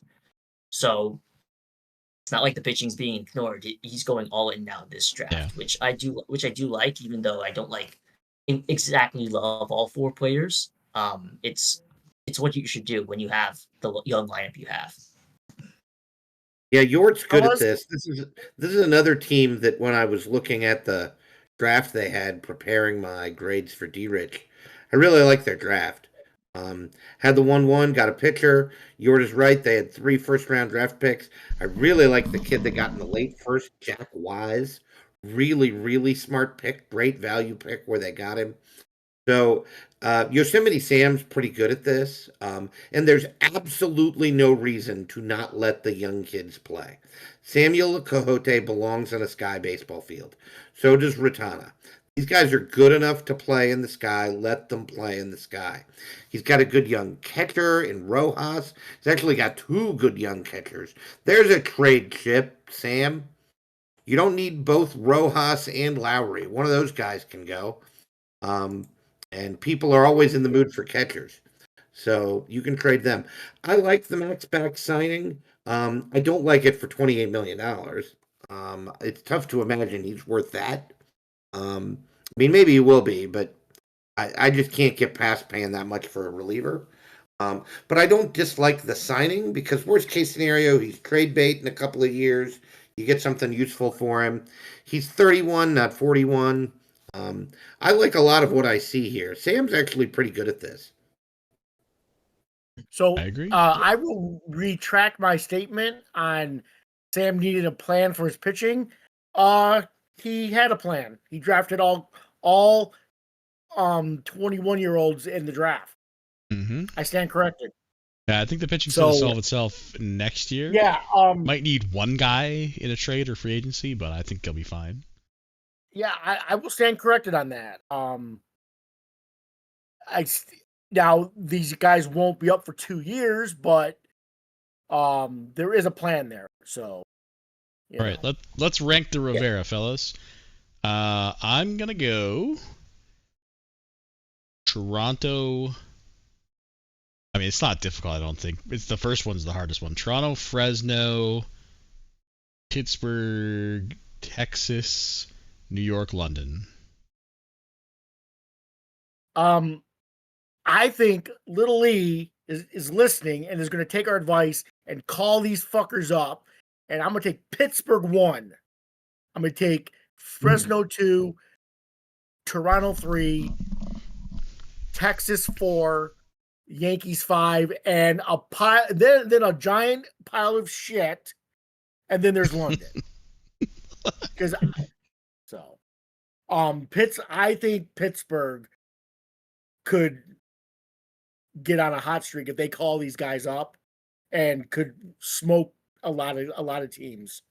So I will take Fresno, Pittsburgh, Toronto. Then I think I'm going to go Texas, New York, London, get a new GM, get a new outlook, get a new continent, get another new city. No matter where you go, your fan base fucking loves you for no purpose. Yeah. I need to be completely frank, if Matt ever leaves, the London's going back to Kansas City. I need a 5-minute break now that I've ranked the Riviera. I'll be back, guys. Sounds good. And Yort, finish her up, and then we'll get to the. I'll go. Torres. Yeah, I'll go Toronto, Pittsburgh, Fresno, and then London, not London, Texas, New York, and London. Feels right to me. I think all four of us rank the top three differently, right? I believe. That's pretty crazy. Pretty crazy. I love it. All right, let's finish up here, fellas. We're on the home stretch with a division that everybody's very excited. It's the new Great Lakes, guys. Yeah. Yeah. All right, we're going to start. We'll go Cincy, San Fran, Houston, Atlanta, Oakland, Milwaukee. All right, starting with the Cincinnati Reds, who we got to start off with Ezra Peters getting giga nuked by the game. He is a 45. He is down from 70. Dead as you can get. I don't even know if he's a backup. I really hope that he comes back around. Sometimes he's off game to a good overcompensates. start. Yeah, he is. But Yeah. Cincinnati won 98 games last year. And they have Mr. Wow on their team and Isaac Lee. Boy, the OSA rankings do not like a lot of their players. We'll have to take a look and see. I think their pitching was always pretty decent, right? Martin, Chavez. Yeah, Martin, Chavez, Ortiz. He has Mike Watford now. So one thing I'm looking at the Reds, he has 4 guys hurt on his roster. Jesus. I mean, Peters just got hurt. Yeah, he has a couple pitchers. Well, he got fucked this sim. I was about to say, I think this sim kind of got him. I feel the pain, brother. Luckily, it's just 1 week here. Yeah. So it's nothing bad. They won their division last year. I think kind of a surprise. We all kind of picked the Giants, and the Reds just came out of fucking nowhere. Yeah, they ass blasted everybody else in the Torres, if I recall. I mean, I don't think this lineup is strong. I think they're top heavy with Greeley and Lee. If Peters is really garbage, as what the ratings say, he's in some trouble. Harden's a pretty good bat, but it's not a lineup I would be excited about. I'm excited about Isaac Lee, but that's about it. The bullpen is blah. This team is built to win the Torres, and that's it. I mean, I would not be shocked if they win it again and then just get trounced in the first round by a real team. Okay, he needs to the call up. The not bad, I will say. So the pitching's not the starting pitching's not bad. That's freaking ready. It mocked the bullpen scares me. Why isn't this guy up? Mockney? Yeah. Why isn't this guy up?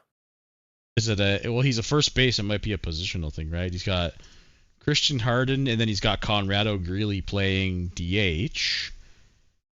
And left field is Peters, right field is Honshorst. So he doesn't, unless you put Honshorst in center. Me this guy is not better than Honshorst? Come on. But he's a first baseman though. Where are you going to put this guy in the lineup? Where are you going to put Mockney? Tell me. Greeley can go to the outfield. I see. Okay. I'm just saying, I'd find a spot for this guy in my lineup. Yeah, you're probably right. Yeah, you know what? You're probably right. Yep. That would probably work. You could Peters can play right field. Especially with I see a lineup that has 2 or 3 guys, and that's it. Like I see a solid bat. I see a really good bat there. Especially Yeah, because I think you're right. This guy should be he's fit in built somewhere. on pitching, and his rotation is strong. The bullpen is not. Yeah, you know what? Maybe I was a bit too harsh on this team. It's actually better than I think, but I think the bullpen is just crying to be like. This is first round exit bullpen, man. We need a couple arms there for sure. Get on the phone to Casey and get that Slowinski guy from him. That would shore it up for sure. Or call up the Indians and see if you can get one of those arms. Yeah, he's admitted he's got to trade guys, so who you can get. Yeah, I mean, dude, certainly that's why I took advantage of it. But yeah, I think obviously we'll have to look at the other teams, but I don't love this roster.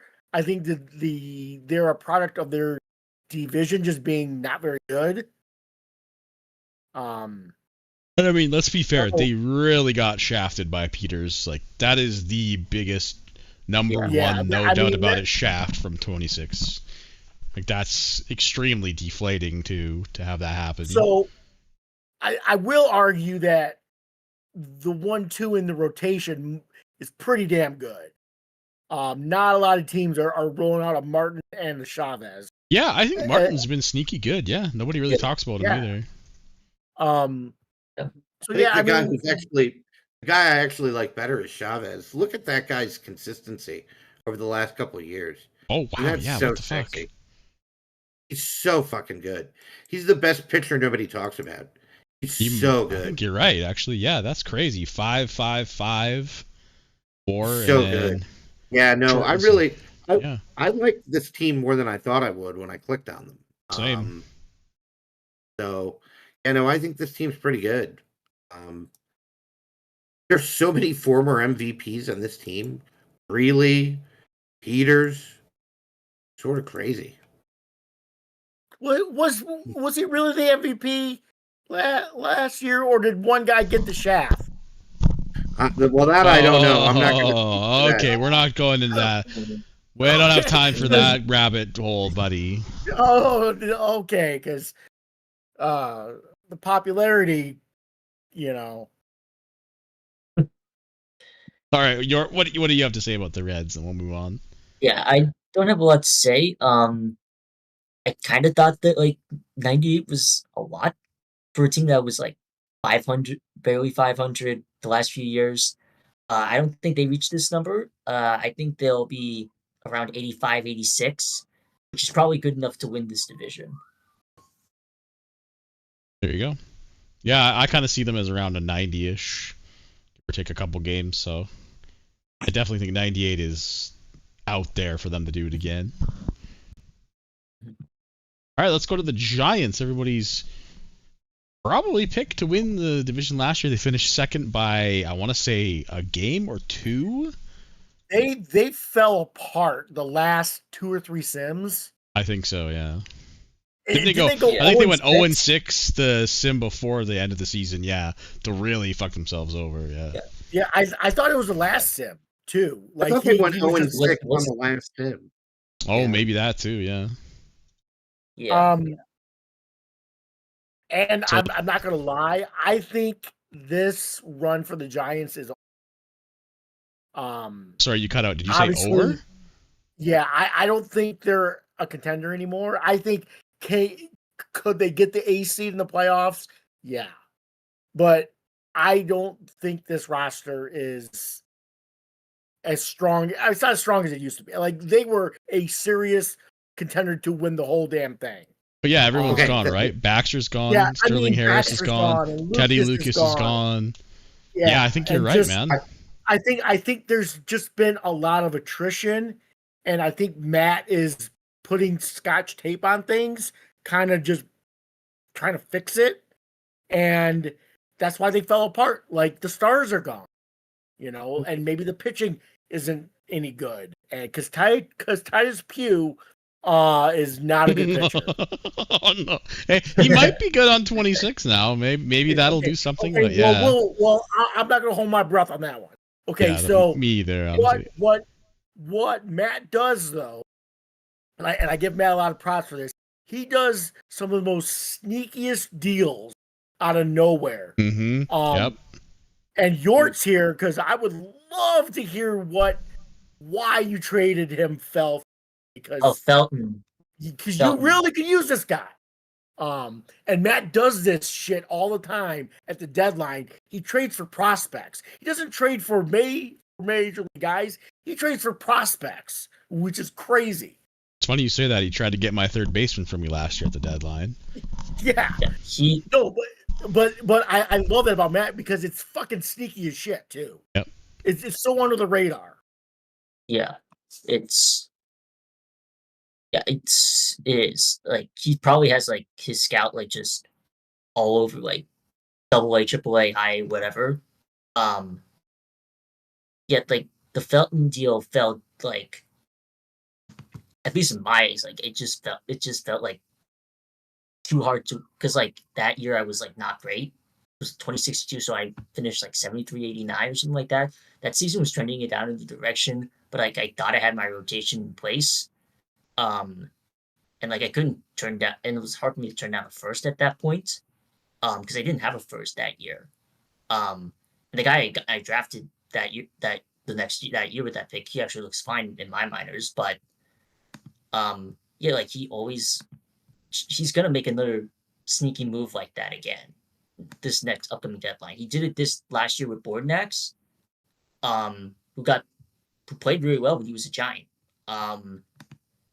And yeah, like most of these guys, like just not, he doesn't even like, I wouldn't say he drafts like great, but the guys he does draft are like gonna develop really nicely, and they'll be up. They'll be up like as an underrated prospect. At Call-Up Day or something like that. Rocky Adams, second baseman, he was on the Marlins and Yankees. Yeah, he was a trade deadline acquisition. Wyman was also was traded from Pittsburgh. He never played for Pittsburgh. Looks really good. What? Okay, hold on. Like, I like this. So he has two players in the middle of his infield with 80 range. Yeah, I was gonna say I kind of like to see him try to swap them, because Myers only has 65 shortstop, and Adams has 75 shortstop, but he's the one playing second. So I really don't want to retract my statement on the Giants, but like the more that I'm clicking around, I'm like, fuck, I kind of like this fucking roster now. Like, yeah, really? There you go. I'm the opposite. The more I click, the less I like them. Well, let's see. I agree with I agree with what Tarlo said at the beginning of the Giants discussion. On the one hand, this is no longer a team that you look at and you're like, holy shit, this is one of the best teams in baseball. Because it isn't that anymore. And there was a period of time where they were, right? Where they had Max Backs and Lucas in his prime. I mean, they were just bananas good. I don't think they're that anymore. But I think top to bottom, this team looks better than the Reds. I think they look really good. Really? I think the lineup is better. The starting pitching is not. Okay, yeah, that I can get behind that. Yeah. I think the bullpen is really suspect. I agree with everything else everybody's saying. Matt is sneaky good at this. This team always just sticks around. When they rebuild, he just is quiet for a little while, and it always seems to work. The Giants are always really, really good for a couple of years. But I think this Scotch tape job could actually work out. I think this looks like a sure thing playoff team. This team wins the division, I'm not going to be surprised at all. No, if they win the division, I wouldn't be surprised.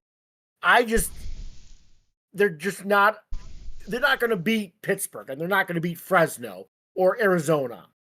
Like, I think they're like 2 injuries away from winning 82 games. Oh, they're 2 injuries. They don't have a lot of health and depth. Yeah, like if Gavin Braun goes down and Braun does get hurt, right? Like, and by the way, Broadnax is the only This is the only guy you can get away with playing first base in San Francisco. Like, who wants a first baseman with speed and no power? Of course, the Giants, right? So I think Broadnax is a great player. I would love to have. Do you know who is you'd love a currently 45 rated- power, 45 eye first baseman on your team? The number one rated first baseman in the sky is Luther Broadnax. I mean, that's great, but I If guess you depends click on your Meet lineup, the Team, Mangum. He is the number one rated first baseman. Yeah, I see the OSA rankings here. Somebody I don't has know. to lead off, right? I'm not saying that's he's a bad player. I'm just saying because of San Francisco's field, he fits. I'm saying it's a good thing, He does. not a bad No, thing. you're right. No, I agree. Yeah. I agree. Like Trent, you wouldn't want this guy as your first baseman. You want your first baseman to blast ass and hit home runs, right? Correct. 50 power, 45 eye. That's not good enough for a second baseman in Philly. Yep. Yeah. But, All right. I think. Yeah. You know what? Maybe you guys are right. I just feel like if there a couple of key injuries and it'll just fall off, like the tape will melt off and everything will just fall to the ground. No. I hope that doesn't happen because I like Matt. No, and that is true. I don't think but he can't survive a rash of injuries. right. Yeah. We'll see. It's the Torres though, so fucking anything can happen, man. Anything can happen. Yeah. Speaking of the Torres, I think we're gonna go to is it the Braves next? No, I believe Houston won more games than the Braves, right? No way. Let's look. No way. I thought the Braves No, got they won hot one at the game. end of the year. Yeah, Houston won Houston one game won more. one more game. Atlanta finished They won fourth game in their more. own drafted division. LOL.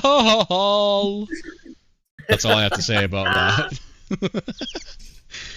All right. So yeah, to Houston. Trent. So since we're on Houston, if you were still doing your Amont pod, the Astros have the number one guy on your pod, and his name is Troy Tashenko. Okay, look at what he did last year, and that should infuriate you. Well, I do like the power eye combo. Like, that's sort of sexy. I mean, he ran into 43 home runs. Guy with 60 power is going to do that every now and then. I don't think he had a career 5 WAR, and he put up 5 WAR in one. His name is Troy Tashenko. It's such a cuck name. Does anybody want He's to talk off to a about good Justin start. Eakins' downfall from grace? The perennial MVP Oh, yeah, in the this late guy- 50s to batting ninth. Just completely fell off. He's Yeah, he's dead. It He's was like- happening he's like- before 26 too, so it can't really blame it all on Yeah. that. yeah. No, he's just simply not. He's not that guy anymore. And that is really rough to see. That's sad, yeah. This I Rembert don't- guy is good. But I remember he's injury prone. Yes. It's not a great injury history. When I look at this roster, it's just a bunch of it's nothing special. There's a few players I see here who I recognize because they used to be top specs and they're not really that great anymore. The rotation looked good. Like I remember before the tail end of 25, but Simmons and Love got stepped down pretty hard. Yo, what is in the water in Houston, dude? Brandon Love, 5 years ago, fucking elite. 3 years ago, he was an 80. Dead, pretty much dead. Eakins in the last 3 years, dead. Like, we cannot blame these guys on 26. What the hell is going on, man? That's incredible. Like, we were fucking... I remember 2 pods ago, we were saying how Houston should be trading Love and how he would get a shit ton for him. And here he sits. It's just the middiest mid that ever midded. Like, it's just, I don't know, man. It's wild. I mean, The Astros, if he's pitching the Astros good, would like, look a little better in the rotation if Dennett Harris were still there. This was Yeah, the guy they yeah. they traded for Miami, and he's hurt now. So that's Yeah, the that's a deadline. kick deal, in the yeah. pants a little bit. He's Yeah, a pretty good definitely. player. But you know what? Houston teams all look the same to me. Yep. All these guys I want to like because they play such good defense. Mhm. And I mean, and that's what the Astros do. They always throw defense at you. And you can click on these guys. There's one thing they all have in common. They're all pretty good defenders, but they never hit enough. They never pitch enough. This bullpen looks legit awful. Just Yeah, this is shit on ice. Jesus this Christ. is- Yeah, This is rough. this is bottom 5 that we've looked at. I think for sure. Yeah, I think the Phillies bullpen is better than this, and that's saying something. Yeah, but I don't know. I this team might be 500. I think Sterling teams tend to play better than you think they're going to. I would argue that's probably because of defense. That Yeah. gains them more wins. Yes. I But gotta call out the lineup yeah, construction a little bit. Norman Rembert batting 8th is kind of criminal. I hate to do it, but like this guy is Yeah, one of, if this not is your best awkward. hitter, and he should be batting 2nd or 3rd, in my opinion. I don't know what he's doing down there. Yeah, But yeah, I don't sorry. Go think ahead. this team's. I don't think this team's any good.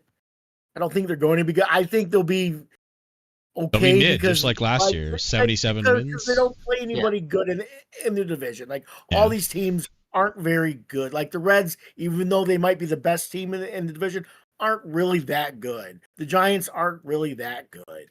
So you could like they're going to get some cheap wins out of the Brewers. Yeah, yeah. And I'm just saying, like all these teams will get wins against each other. This is a 70 and win so his team record- in an his average record might look division. better than they quote, unquote, so. should. Like if he played in any other division, you might say he might lose 100 games. I think we say this So- every year for the last 5 years, Jason. Like I want them to just nuke it, dude. Like they have tradable guys. DiMatteo, tradable. Norman Rembert. Dude, a lot of guys would love this guy at third base right now. How many teams do we see with fucking gaping assholes in third base? Like this guy could So- get a lot Pirates. right now. yep. So Yeah. I'm not gonna lie to you. Like I think Brandon Love could be traded. Like his contract isn't even that bad. Like it's $9 million this year and 15 next. If you retain half, that's nothing. Like Yeah, if I mean, he's pitching good, like you could get Yeah, a he's third rounder Good back then. out of somebody who needs a pitcher. Maybe. I don't know, but yeah. There's lots of tradable I mean, guys. you're not getting anything good, but you could get something, right? Yeah, So- I good just want to see 4-5. Sterling go, just nuke it, dude. Just Jenner this shit. Just like castrate your organization and start over, man. Right? I know Yeah, his job it's has a lot of time like issues, but that makes it even more reason why you should just spend the time one season, fucking nuke it, and then all you have to focus on is the draft, right? He hasn't There made the totally playoffs needs to since- be an embrace the suck here. Yes. Yep. Houston has not made the playoffs since 2052. Dude, they and have a it's couple of crazy 88 because- win seasons in the late 2050s. And Yeah, they were a since powerhouse like 2059, 30 they- seasons ago.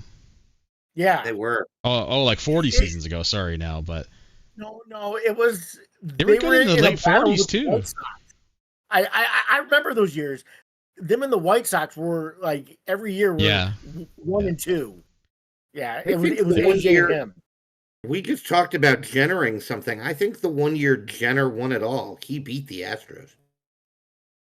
Yeah, that's possible. Yeah, they were good in the mid 40s. the Really good, SCS. actually. Yeah. I think Yeah. the Astros beat Fresno under David to make the SCS back in the old Western Regionals. Oh, yeah. I don't exactly yeah. know what year, but I'm gonna be right. All right, let's move on to. I think we've said all we need to say. Let's move on. We have 2 teams left. We're doing pretty good. We shit on. Well, okay. Let's finish before I say that. The Oakland Athletics. I mean, the story. It's a tale as old as time. They're gonna have one great player, a couple okay players, the rest like bandages, no-name knockoff bandages, and they're gonna hold on to this good player for too long and then trade him away. And that player now is Yared Ariza, the OSA best second baseman in the game. who does look very incredible and would look even more incredible in a non-Oakland uniform. I think you're going to sell this lineup a little short. There's quite a few bats I like. Now, and it's top heavy. Like the first 3 are really good. Then after that, it starts getting a little sketch. You know what? You said the same thing last year, and they finished second worst in runs last year, I think, in their division. Something like that. Oh, maybe I read that wrong. Either way, I think you said the same shit last year, and sure, in a vacuum, these are good players, but a guy like they're an Oakland dude. They're in Oakland, and nobody's gonna hit there. I'm just saying, like, he's got a couple bats that are pretty good. I wasn't saying this is a contending team. No, I'm just saying, like there's I'm being positive. Sorry. You are always too nice to Andy. Does Andy let you have a go at his wife, or what's going on here, man? I'm just saying, like, I like a couple of the bats. Like, I don't like the lineup, but I like a couple of the bats. By the way, the 1-1 is up now. JR of Oakland. Yeah, guess what? He was up last year. He burned a service year to bring him up last year and pitch 111 innings. Really? Oh, he did? Good. Yes, he did. Yeah. He was okay.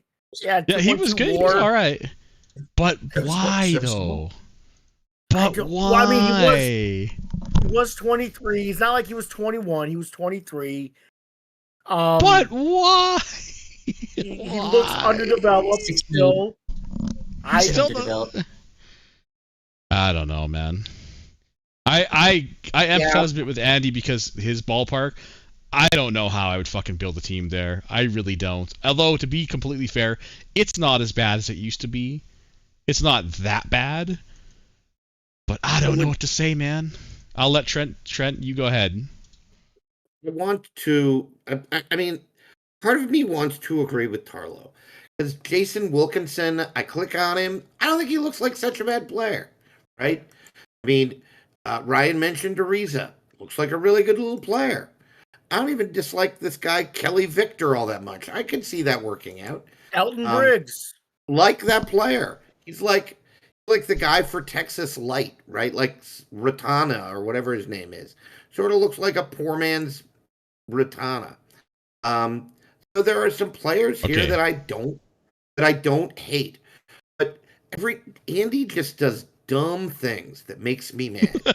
And bringing up J.R. Vogelbach as a second-year player in the sky and burning a service year when he won 65 games is just stupid.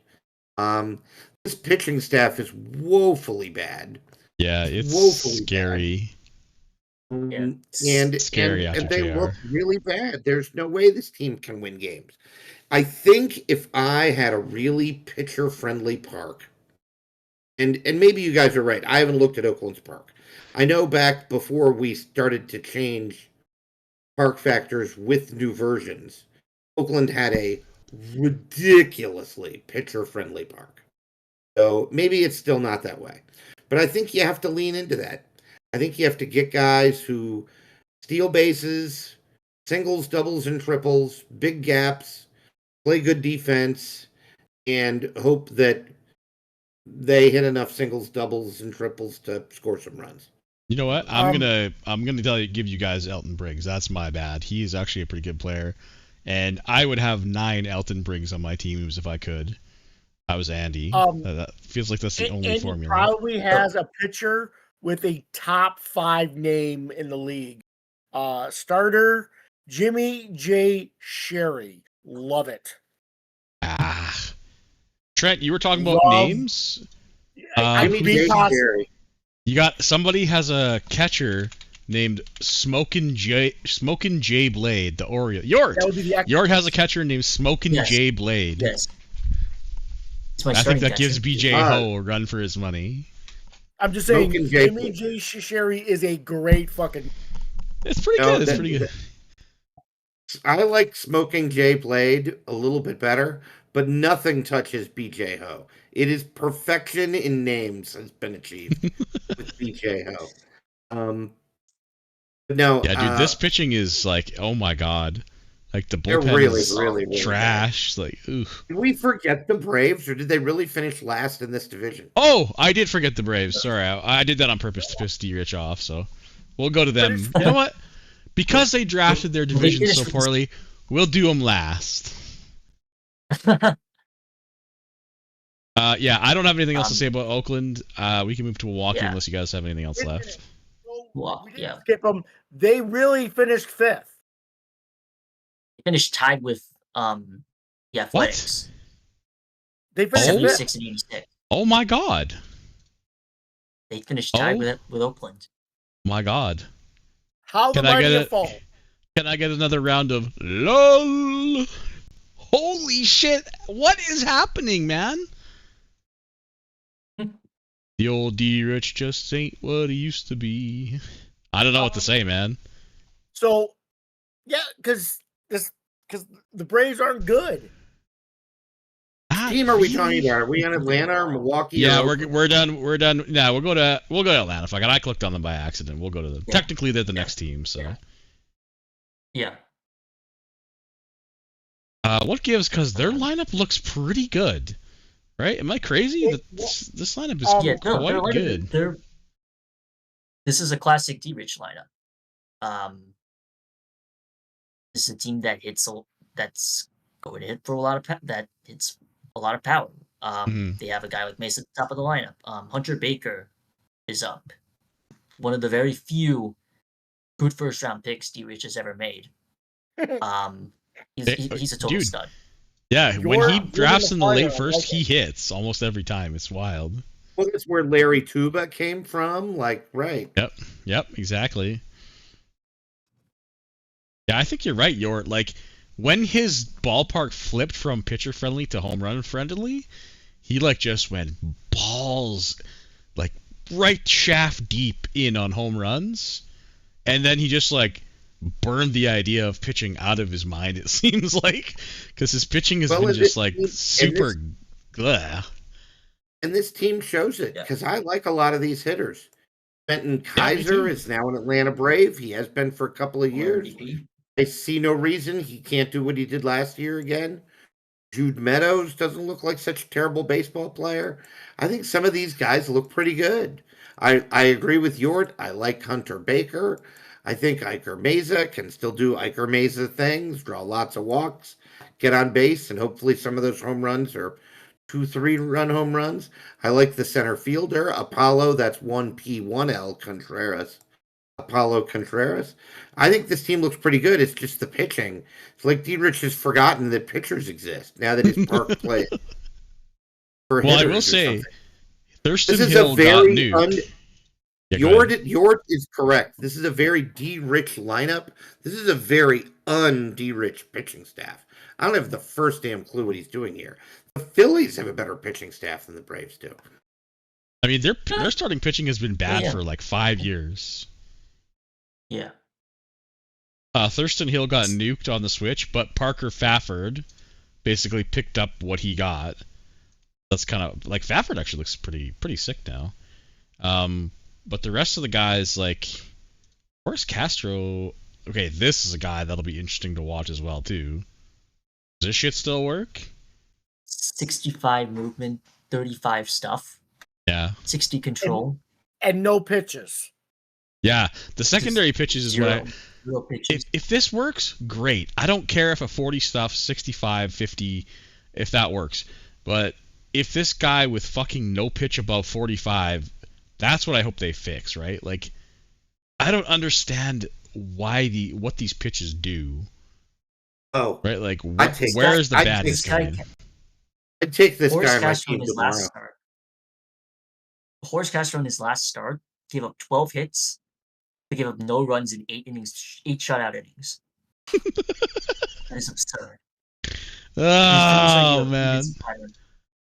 I hate it, but I hope it doesn't work as well as it did in 25. That's all I'm going to say. Yeah, I sort of like this guy. I like this player. I think this guy. I love this guy. I think the Braves look a little better than they did last year. I'm not gonna lie. Maybe. Like, how is this like, team gonna if hang? they're- Though? They can't like pitch. this team in this division with Ugh. this lineup has to be able to hit themselves into 500. Like Probably. they have to. It's- Come on. You're right. It looks like a 500 They have team. to be able to hit themselves. That's They have to my be able to guess is hit like around themselves 500. into, like 2 years ago they were 85 and 77. Like this looks like an 80-something odd win team if their lineup comes together. I think Um, 85 and 77 is a reasonable chance. Yeah. I want to think put a that might stat nice. out for you guys that might blow your mind a little bit. Since the division draft, Dierich has only made one out of the 4 seasons in the division draft era. He's missed 3 seasons in a row making the playoffs now, which he hasn't done since 2038 and ever before that. This is the worst version of the Atlanta Braves we are getting, and it's crazy to me that he still talks so much shit in the chat. And that's my rant. I appreciate that rant. I love a good rant. So I am here for your rant. I think I probably would have known that they missed the playoffs 3 years in a row. What's amazing is how little that has happened in D. Rich's career. Right? Mhm. And I don't know what's going on.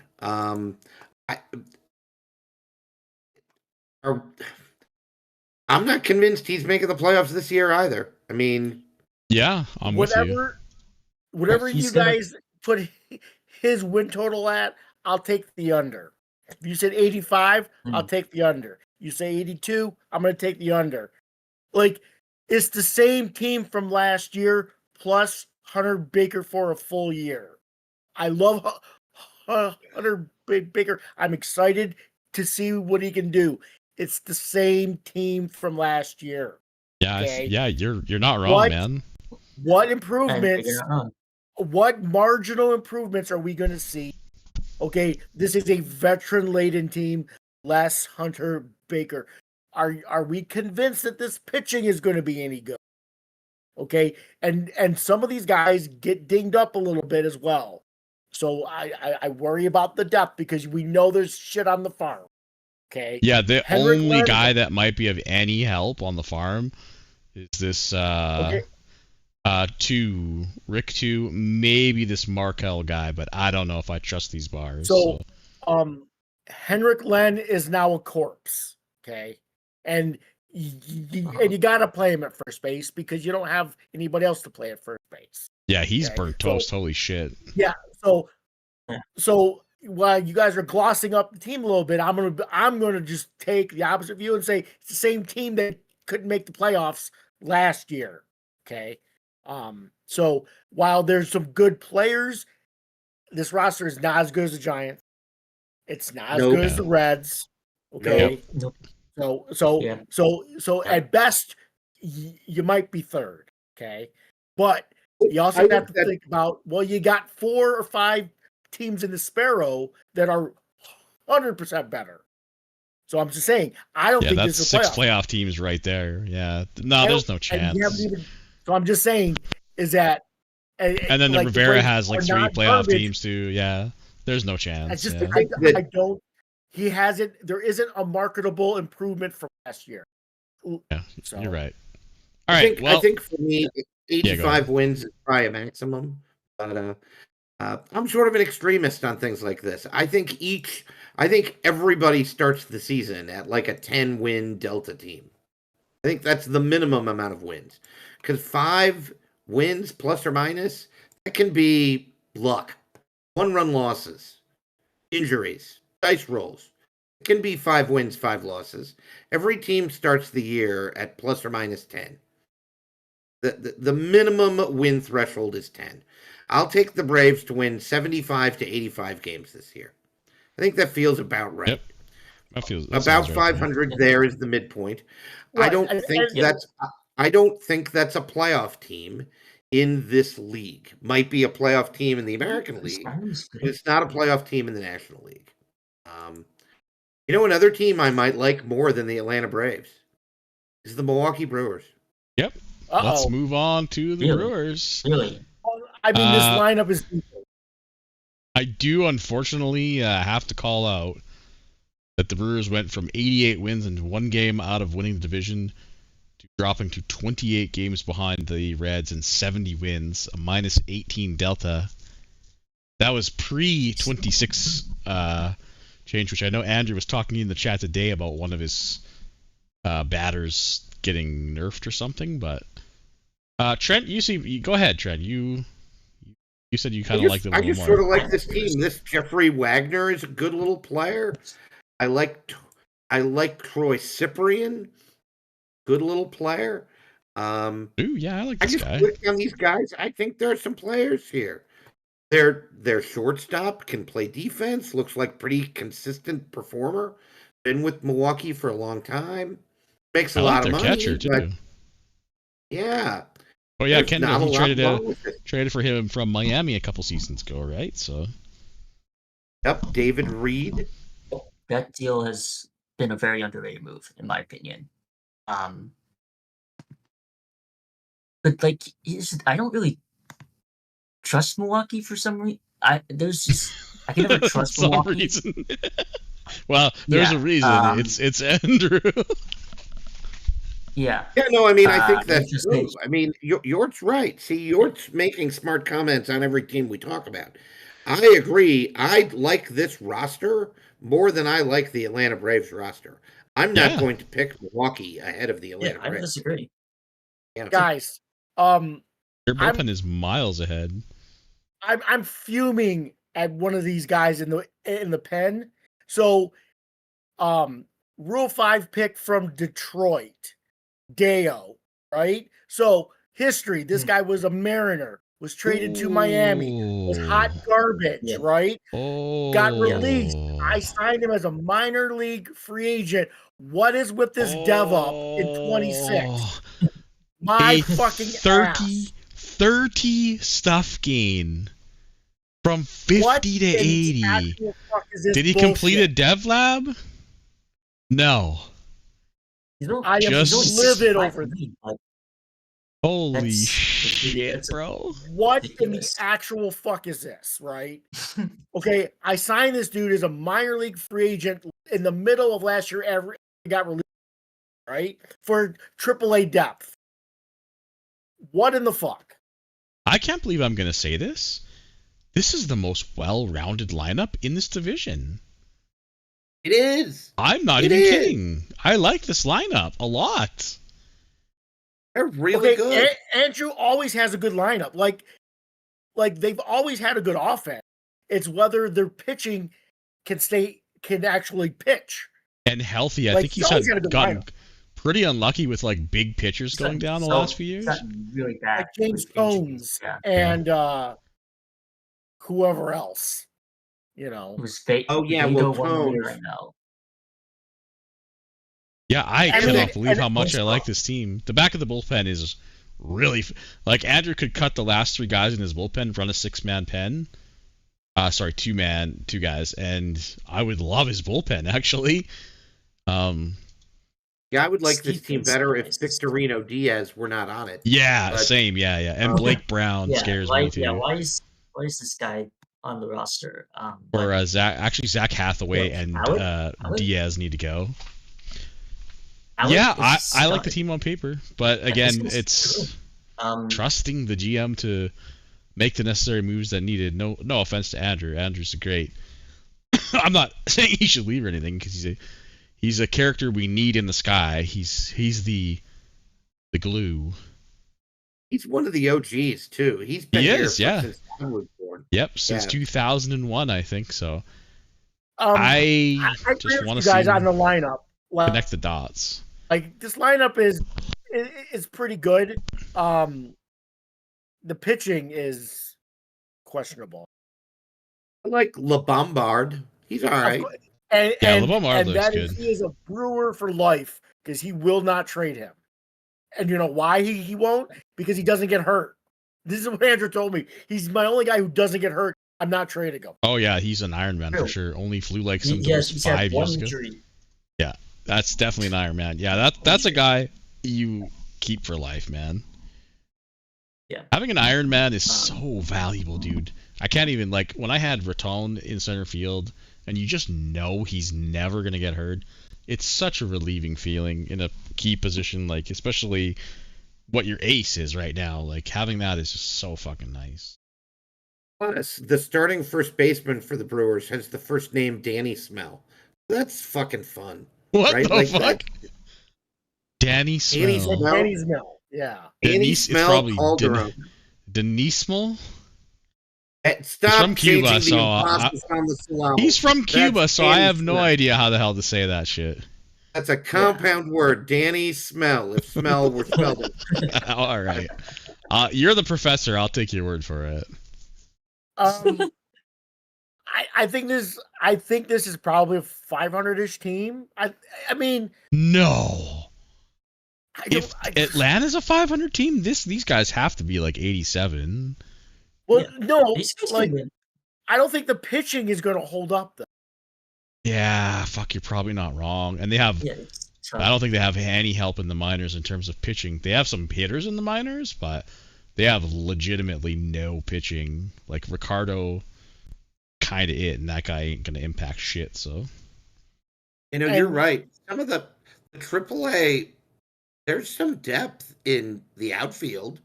Yep. Like, I like Clifford Carr. Looks like he's going to be a pretty darn good player. I'd take this guy, right?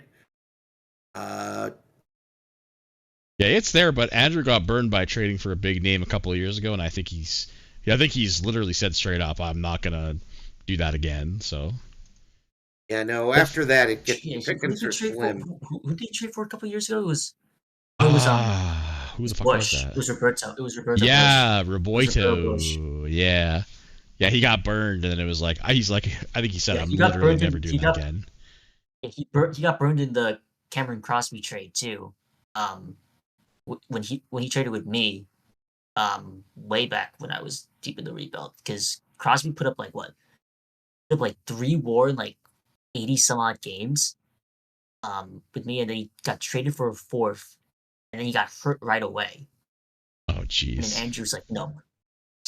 Well, I'm not maybe doing that. if his team is going good, maybe he'll make the move. But yeah, I like this team better than the Braves. Let's go ahead and rank them, Yeah.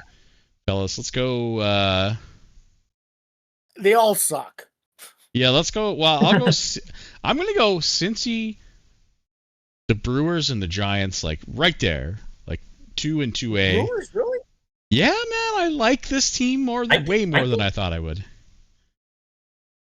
And then I'll take the Barbs in 4th, and Atlanta and Houston duking it out for the bottom at 65 wins or something, probably.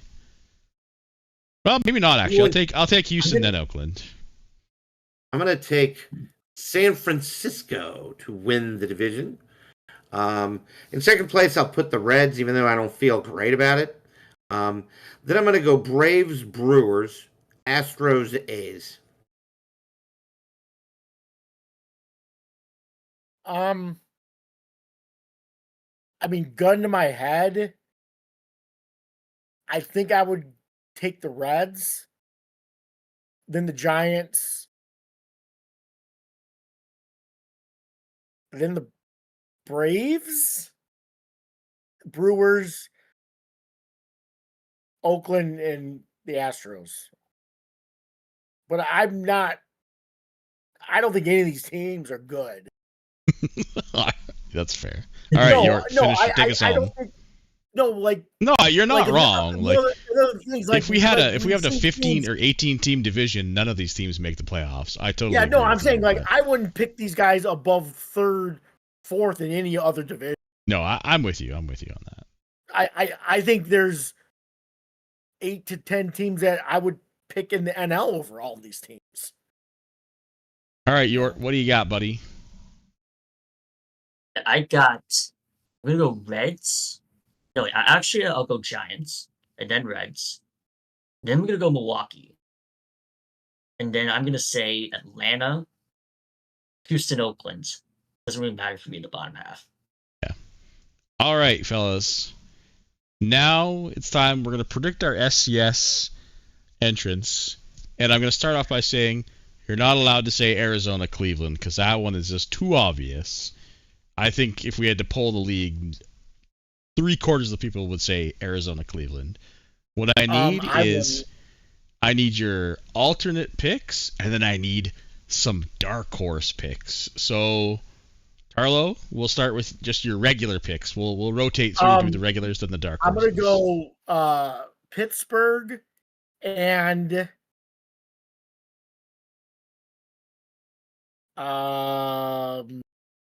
fuck. I wasn't here for most of the AL.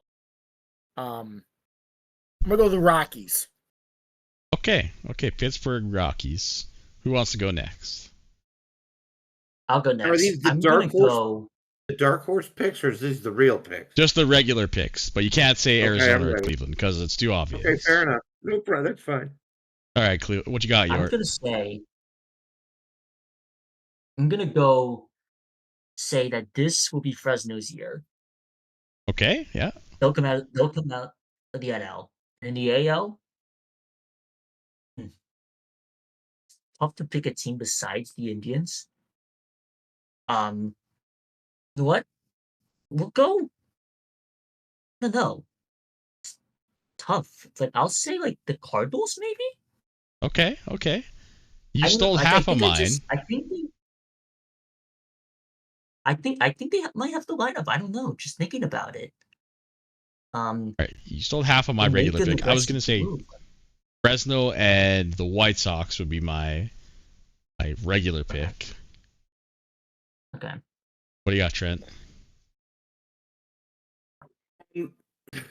I was going to say the White Sox too. You So can, yeah. I'm looking around.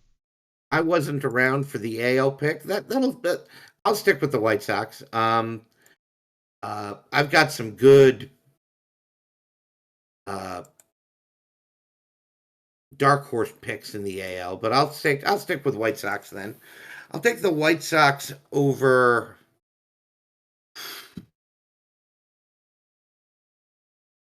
Yeah, Pittsburgh's a really good pick. I'll just say Detroit puts it together. I love you, man. Ooh. Love you, Trent.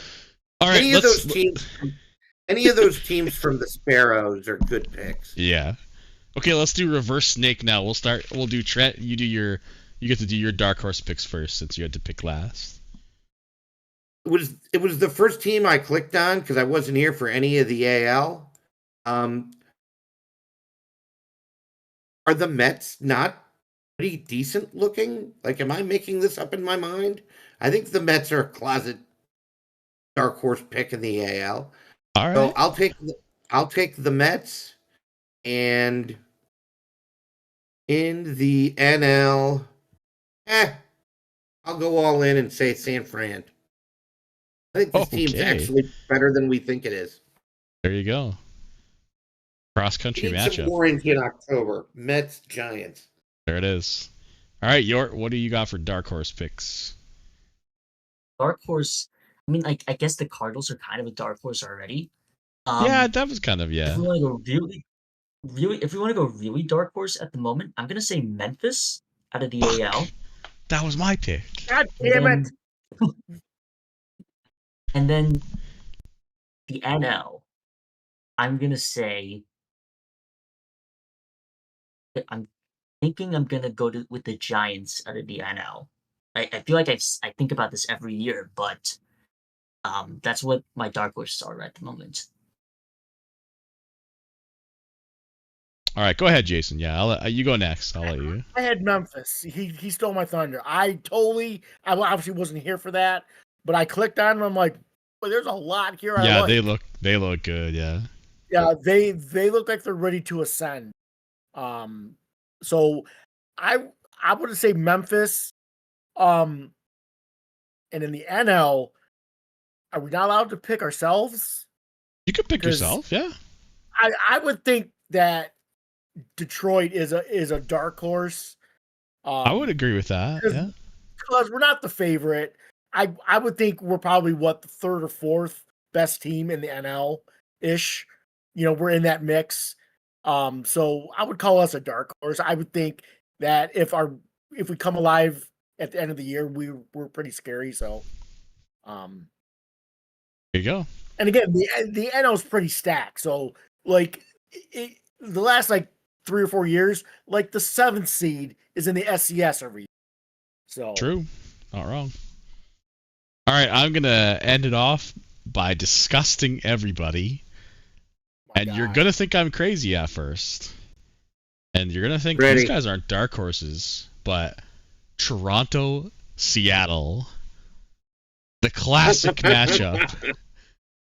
They haven't we're all won throwing shit up in our in mouth. 20 or 30 years.